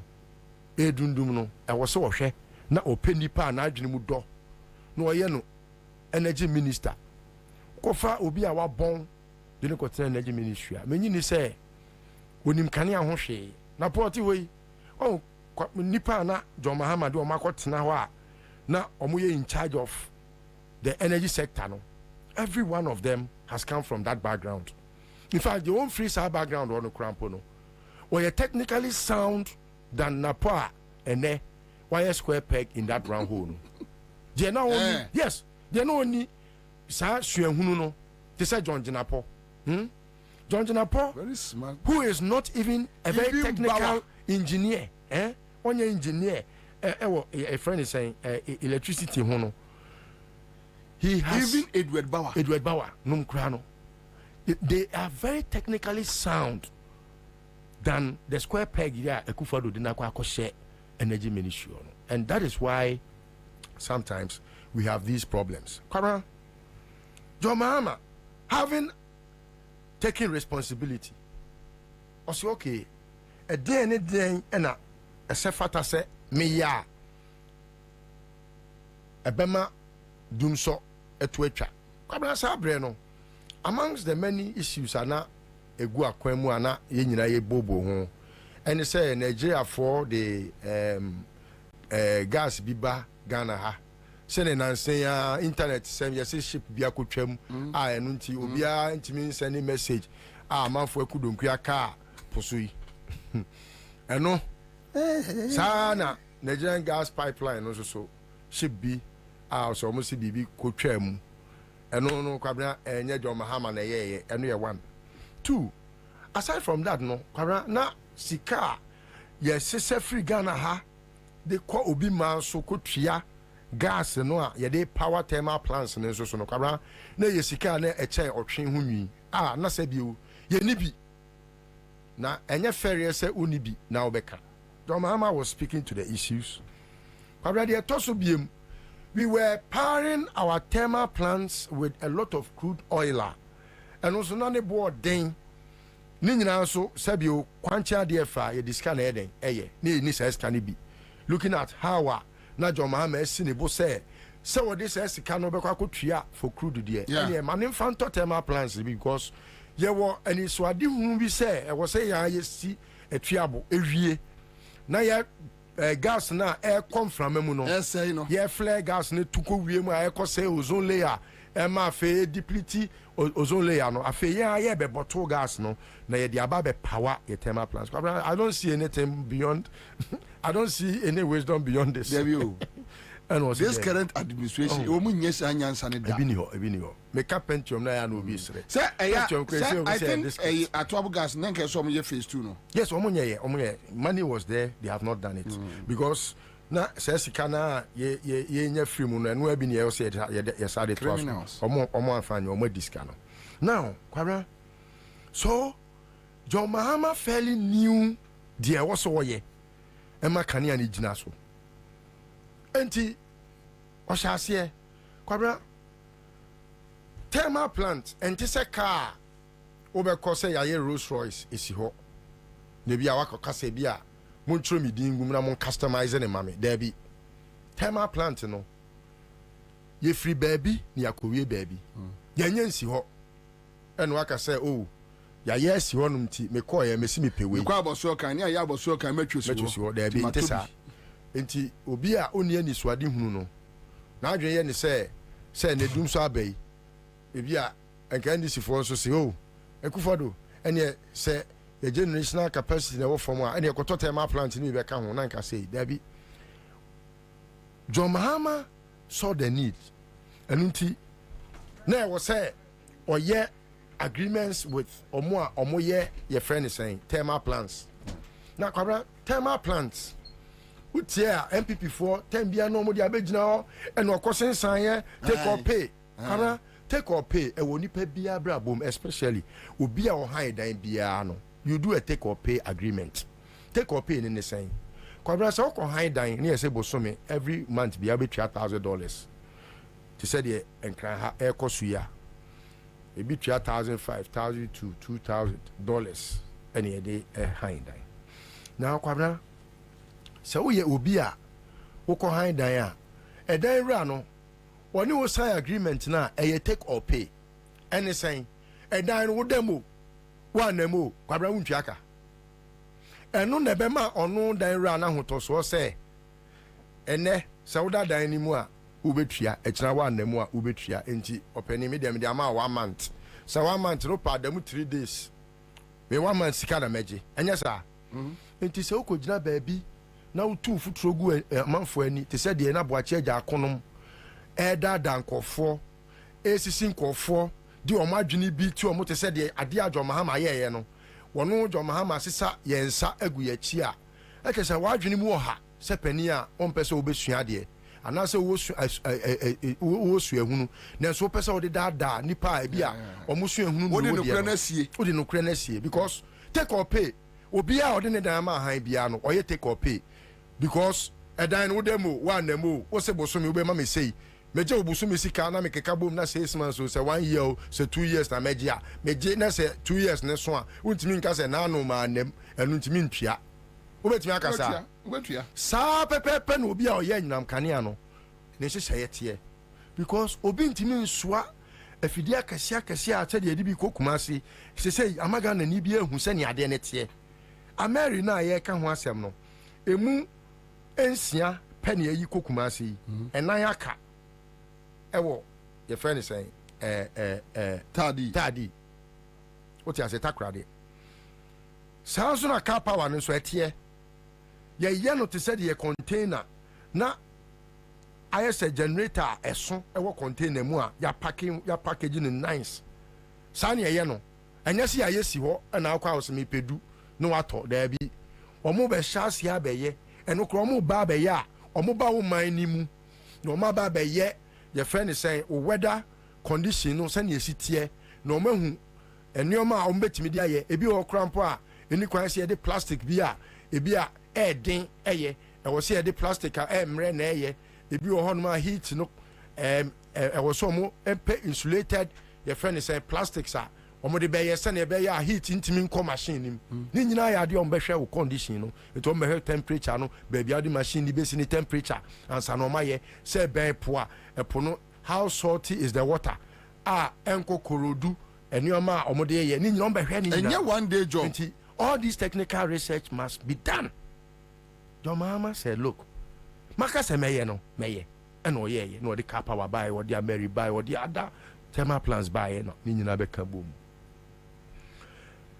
oh ye no na wase hu say me nkoto crude because crude boarding yes so ye to crude ni bi wo ye mamu de na ye crude no o man pani ko for de akoye esiwa ama eko asomo nko hallelujah amen Dave eti sene be ya enko ba se bia ye kwa akoko crude ho nso ni ntino crude no mutu a ehun gas na omo deplete ozone no me bottle na me de no asa pipe akwa akoto eye ye thermal plants ni anunti Ghana for bo share projections na no ye na or share how much gas ye benya no within a certain specific times or can say by 2018 no say enka ye no na ye mampani a that was the time enka obetimi anya power in excess your friend excess power the Akufo-Addo friend excess capacity no excess capacity oh so excess power no John Mahama sa kire mu say it will be excess here in Ghana, but it will bring us benefits because we had plans to sell the excess power to all the way beyond the shores of this country. Yeah. And these are plans na ekobeye mampani 2016 to also could do 2020 and Ghana ye energy sufficient and ka dum so magana da because Kwabena unim say Ghana ton power ma Burkina any Cote d'Ivoire even as we speak yeah agreements bi ya sign what tete now Kwabena busa ho say o man fo hini aduane di also sorry ade bia ogro medamase enti sa outside gentility home cry no na John Mahama person yifi ho say I was seeing energy sufficiency by 2018 na omuhu say ennyoma hodo John Mahama de agu akwam arrive ama fe ni maturity level na kosro afe yenya power no ama na edoso no excess capacity no start here now because until at the crown na John Mahama na say and make say itikese area adwe a enye say adwe na emre na mum no owo kwan a ofaso area adwe ebo nyansa na omunim enu nti Kwabena wo oman a ye wonkura omunikane a eso umam penitimi gina ba bi ka say monya excess capacity na mpacho akurasi ni na onikane a no on de onya bi a enya ana enu ya sensebe Kwabena I'll fast track to beyond the John Mahama yeah. One will say, even with back on friends back we are Esla, You're talking about Esla tax levy no levy no energy sector levy no oh idea na ye gino for 5 years pe na akoda futuo mu a enu nti no se daachi bi se nkene petrol boy ya yedin ya enkadum so abai o plant crash you fear na pese okoto diesel edigumu a e wo se nka diesel abai wo a certain threshold bi a wono no e fa sa aka no esan se wajeji ska to futuo bi mu a se amano ne bo e kosoro a wodi be kushin yen ye bo no se ne be ya e bo no be stabilized enkoba se e kosoro e wo se yeso ye de kosoro by force se sika no owudini diboyeni Zacchaeus diboyeni Kenofoyaka tujini Zacchaeus tujini di sika ne kosi awowa eje bosia bosia ne be pem ne yenim de omode bosia ne ye amache di edi yen eto asa to yen so asa increase esla na nka wo senka by now ya je awie no akọ 15 years or so ama say no 2035 ene ye bejeje sa sika no edi akotua bosia na omo agye a omo adi a ye hu de omode sika ne ye wo Ghana ha no nti Kwabena otimu say ama boyefo pa na omo abeje oman a omo tete oman ne pansam no de to so biem Kwabena eye na nke bi a wo say oh John Mahama de no krampa oyeye no ye bo ho ban a enke ha adwen Kwabena John Mahama ebe fra ban mu no woni America fo aban ekosi nkonya esensan krata bi a na omampani dada akufo kofa bai waye bi ama oni nipa omukoye sankrata asem no ye friend Papa Kwesi Ndum ono na ewo public sector reforms meaning sa okaisa organization no na Kwabena sa wo hwe Papa Kwesi Ndum no ewo public sector reforms na ubusa me say ono Papa Kwesi Ndum ni nimdie and any understanding of how a reasi way evolve any baby air corner direction. Now any pa kwaku basashiade ekufuado. Or then they see Papa Kwesi Ndum 9. Why not did you go see? Kusi buafu. Kwabena on my way we share omo nim kasa say you say obi akojira bontia kasa adwananum me sure say in plan for bedo so papa Kwabena se kusi buafo a chill travel say or chill say ade we de fa ha a be kwa kusi ha obetimi akasa ma wan hwe ya wo kura be kasa wo a wo Kwabena ya wo wani eda ho a wo hwe TV a wani ehu ade yi wan hwe be kasa wo ni freni am wate asese ampa wani efra obetimi aka che say wo Kwabena kura no ye wo ba but esan say o ma me wantimi agugu ade mu ye nti na ade ne kura ni tokro sie obetimi aka but saudi adwuma ne man say ne kusibuafo busa say ede na kusibuafo call public sector reforms on why achieve nothing. He's a cause of financial loss to the state. Kusibuafo under birthday as a day eto Ansah bakuye worth I think 10 or 20,000. Obey almost be 15. Obey. He's a big fool. You can see a fool walk about in the streets of Ghana and call himself a learned man. Kobusa that time na eke poli. Omuji nedi. Kobusa nedi no oye ho. Aroro for the yen to aso Kwabena. And akofo na Papa Kwesindum na ye in charge of that sector. And omukwaje ADB friend Millennium Challenge account. Now, Millennium Challenge account now, boy, it was to help a Jumana. I was here. Now, Kwabena, unim says, sir, you know, na John Mahama twaso, ekwaje some millions of dollars say information the electricity company of Ghana mu na distribution e enko totin kwati company ekufado me de manu si omkwati company e de bewi a oman sika di musika e ma ye sika kra bia kam $190 million ekam America mame nti we from ra honorable John Jinapo Abdullah MP for Yape Kusogu constituency we Savannah and also ranking member Mines and Energy Committee Finance Committee also Onia Akwaba Boko there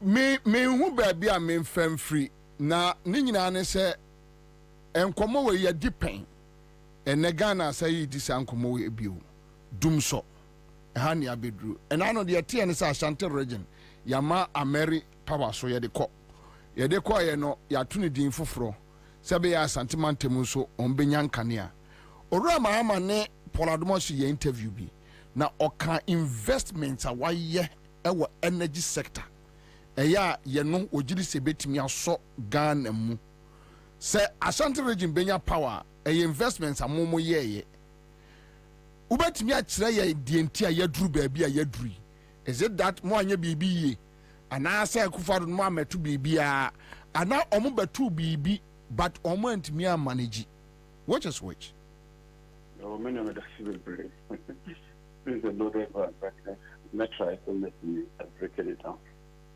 the electricity sector no basically the generate power you transmit the power and then you distribute it. What time we are, what you just can what time now ubia yanidie. And you're trying to value chain analysis. As I say, a quarter thing. Your time, of course, modern no. A dream could do 30%. Of course, more reason no. Now, affected affected no. Now, ultimately, no one will say a slow horse no. Buidam so I affected. And you have full challenges kakra. The President Mama, it is committed to head on a very comprehensive approach to dealing with the challenge. And no interview and now on a poll area. Generation you decided say you be increasing thermal generation. We won't depend solely on our customer. Until we do a generation mix. But my IPPs na LDP. But do IPPs and the baby are almost a chum career on a plant and my member than a Ghana, a Japan, and no be America. The America for the next 25 years. you be usual into your one city. Yeah, they Ansah buy, the car power buy. And fuel side, so you did a trouble gas processor plant a buy. So you and we are moving to what you call a gas to power era. So they will fire all our thermal plants with gas. Who compare last year gas price, any light crude oil and a better price that each barrel piano would have spent about $68 more. And you will make a savings of $60 per barrel against 14 million barrels. Thank you, Beto. That is huge. Yeah. That is huge. $400 million of savings. That is huge. That is what a visionary leader does. That is huge. Between $350 million to $400 million in light crude oil gas import substitution every year, yearly basis. That is enough to even pay the plant off in 4 years. Master, Senkanya gas plant here, President Mills Mahama complete here. Look, we would have been in a terrible situation until we've dealt with fuel challenge. Then you come to the distribution proper. We went to the Americans and took about $500 million free money. And the President Mama said, energy sector na team. But bulk no and distribution sector no. Nti Malam box supply point akufo commission here no. President Mama Daurma. Pokwasi box supply point akufo commission here no. President Mama Daurma. Me honorable. Me pacho sai shase wo hobby. Me see American government. Yeah. Under Compact 2. Yeah. Almost $500 million. President Mama ne ko sign ye. Only say tepe. What is coming na e share and na monkani anim. Tini be distribution sector no e betin team. Intimeza was strengthening distribution no with primary substations and now bulk supply points and the grid co. And no be near the Malam bulk supply points.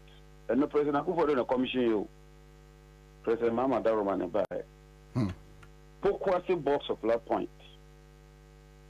President Mama Adaruma and a buy. Who will do compact document now? May the bebro na were ready be. And in the year Ghana's largest electricity supply point. I see. It was commissioned in 2021. I see. Yes, it's a 330/34.5 kilovolt substation designed to improve the supply and distribution of electricity for consumers in the northern areas of Accra, funded by the Millennium Challenge Corporation at a cost of $47 million. President Mama, you no, and yes, you measure you see Yankasa. Losses no dorsal, no about 20%.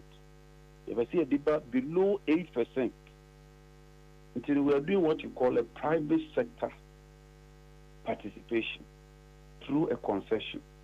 We'll do competitive bidding process, get the best company, set KPIs for the company, and make sure they deliver. Fofi and Twatana, you lose here. So you go for the better man on the bush for immediately. I'm going to share a sumase with Kenofureta Munina, normally PDS, Bassa, corruption. Any basic PDS, and Americans say David. And we are next time. It's kind of quiet for Mamubio.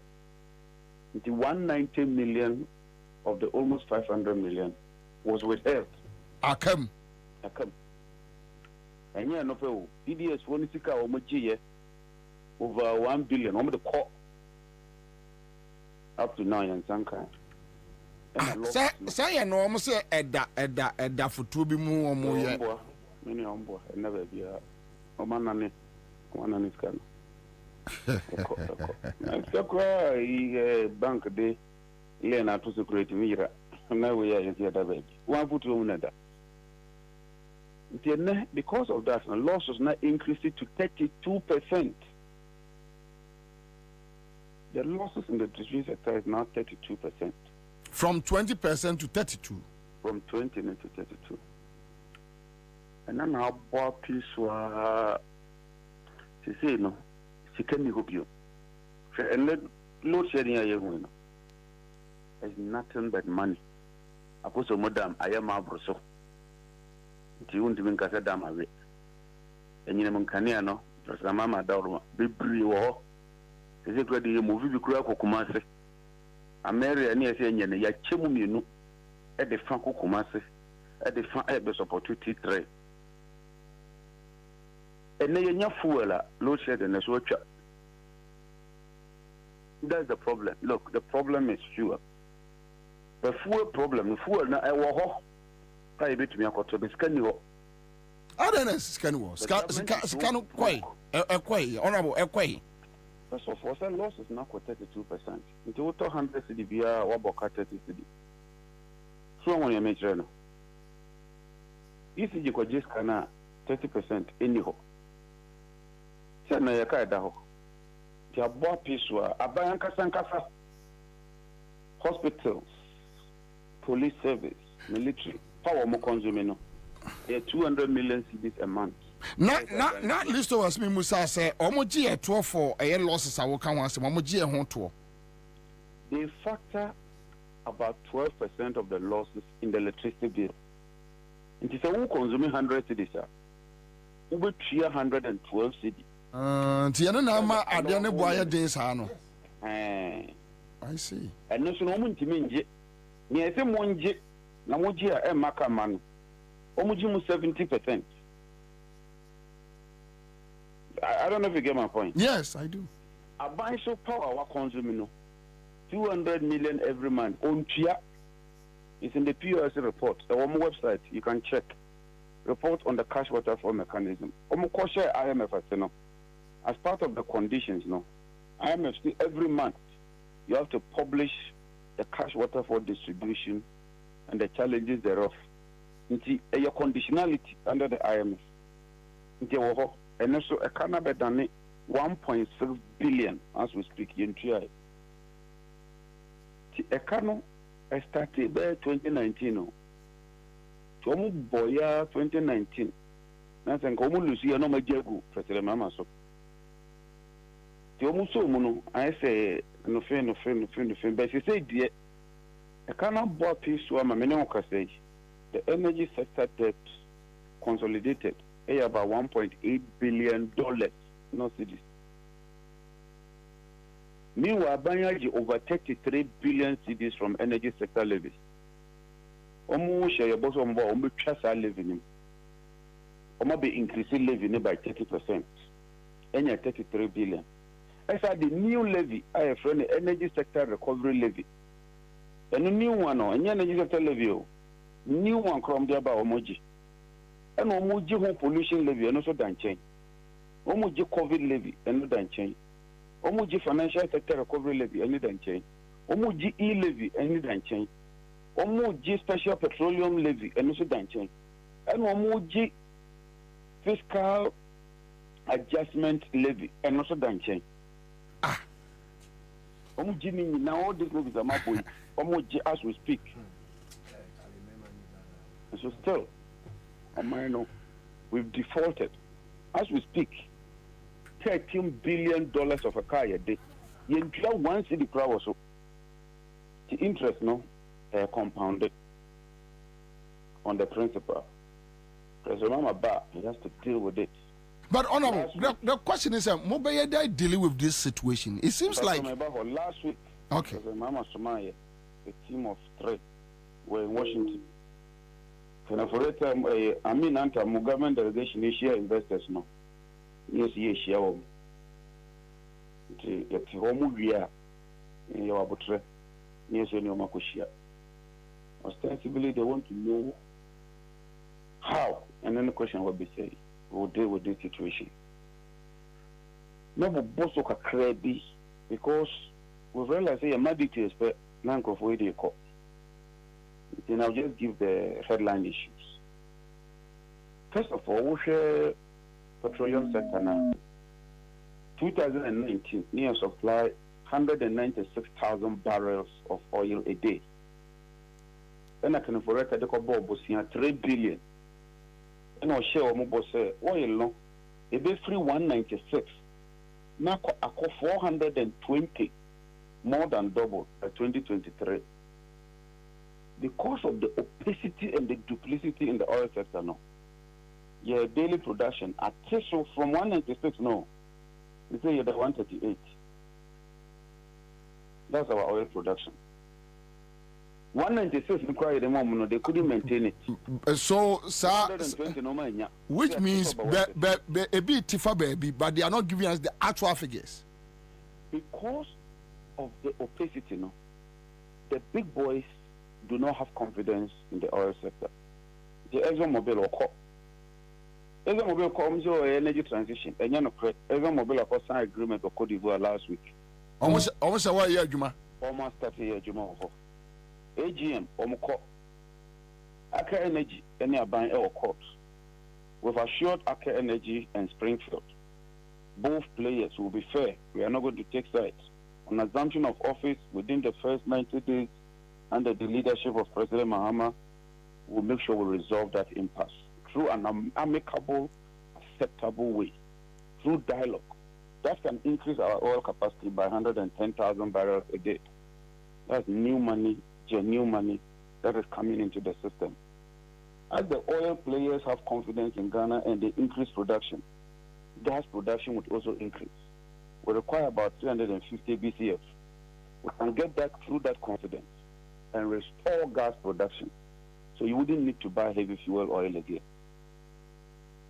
Within the first 100 days, loss is not yet 30% now. That 30% translates to about 420 million a month. A month. So in a year, you are dealing with more than 5 billion. We should be able to reduce these losses drastically and make a savings of about 3 billion. Wow. Wow. Good transparency and serious economic management would anchor the currency and stabilize the cedi, because it has a pass-through effect on the energy sector. And I know President Mahama has put a team to deal with that situation. They are credible, attainable, specific, measurable, time-bound targets that we are dealing with. But we are now being careful with the details. Because the details need to go about ECG. Mm-hmm. How we can allow Ghanaian entrepreneurs through some concession, following on the sources of enclave power, near replicating. The next week, and the ministry announces some years earlier. Because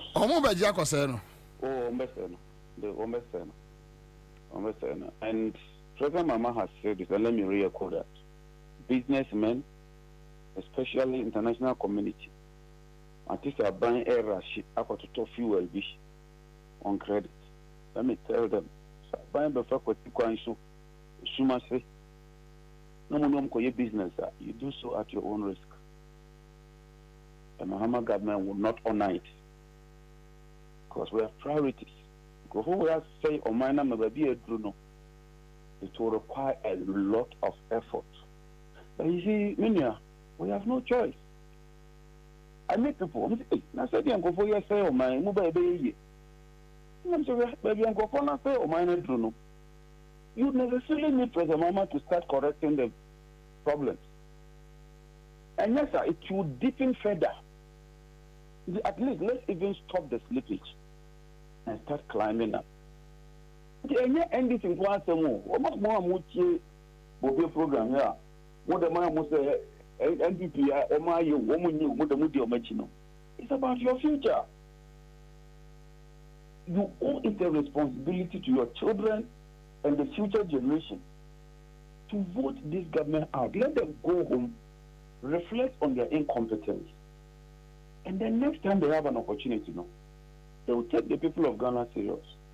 Now, this week, Gridco are confirming, I have the system report. I get it every week. 500 megawatts every day they will share load. 500 megawatts. Which Dumsono is intensifying. And yet, President Akufo-Addo and Dr. Bawumia government, I warn you, say they shouldn't issue a load shedding timetable.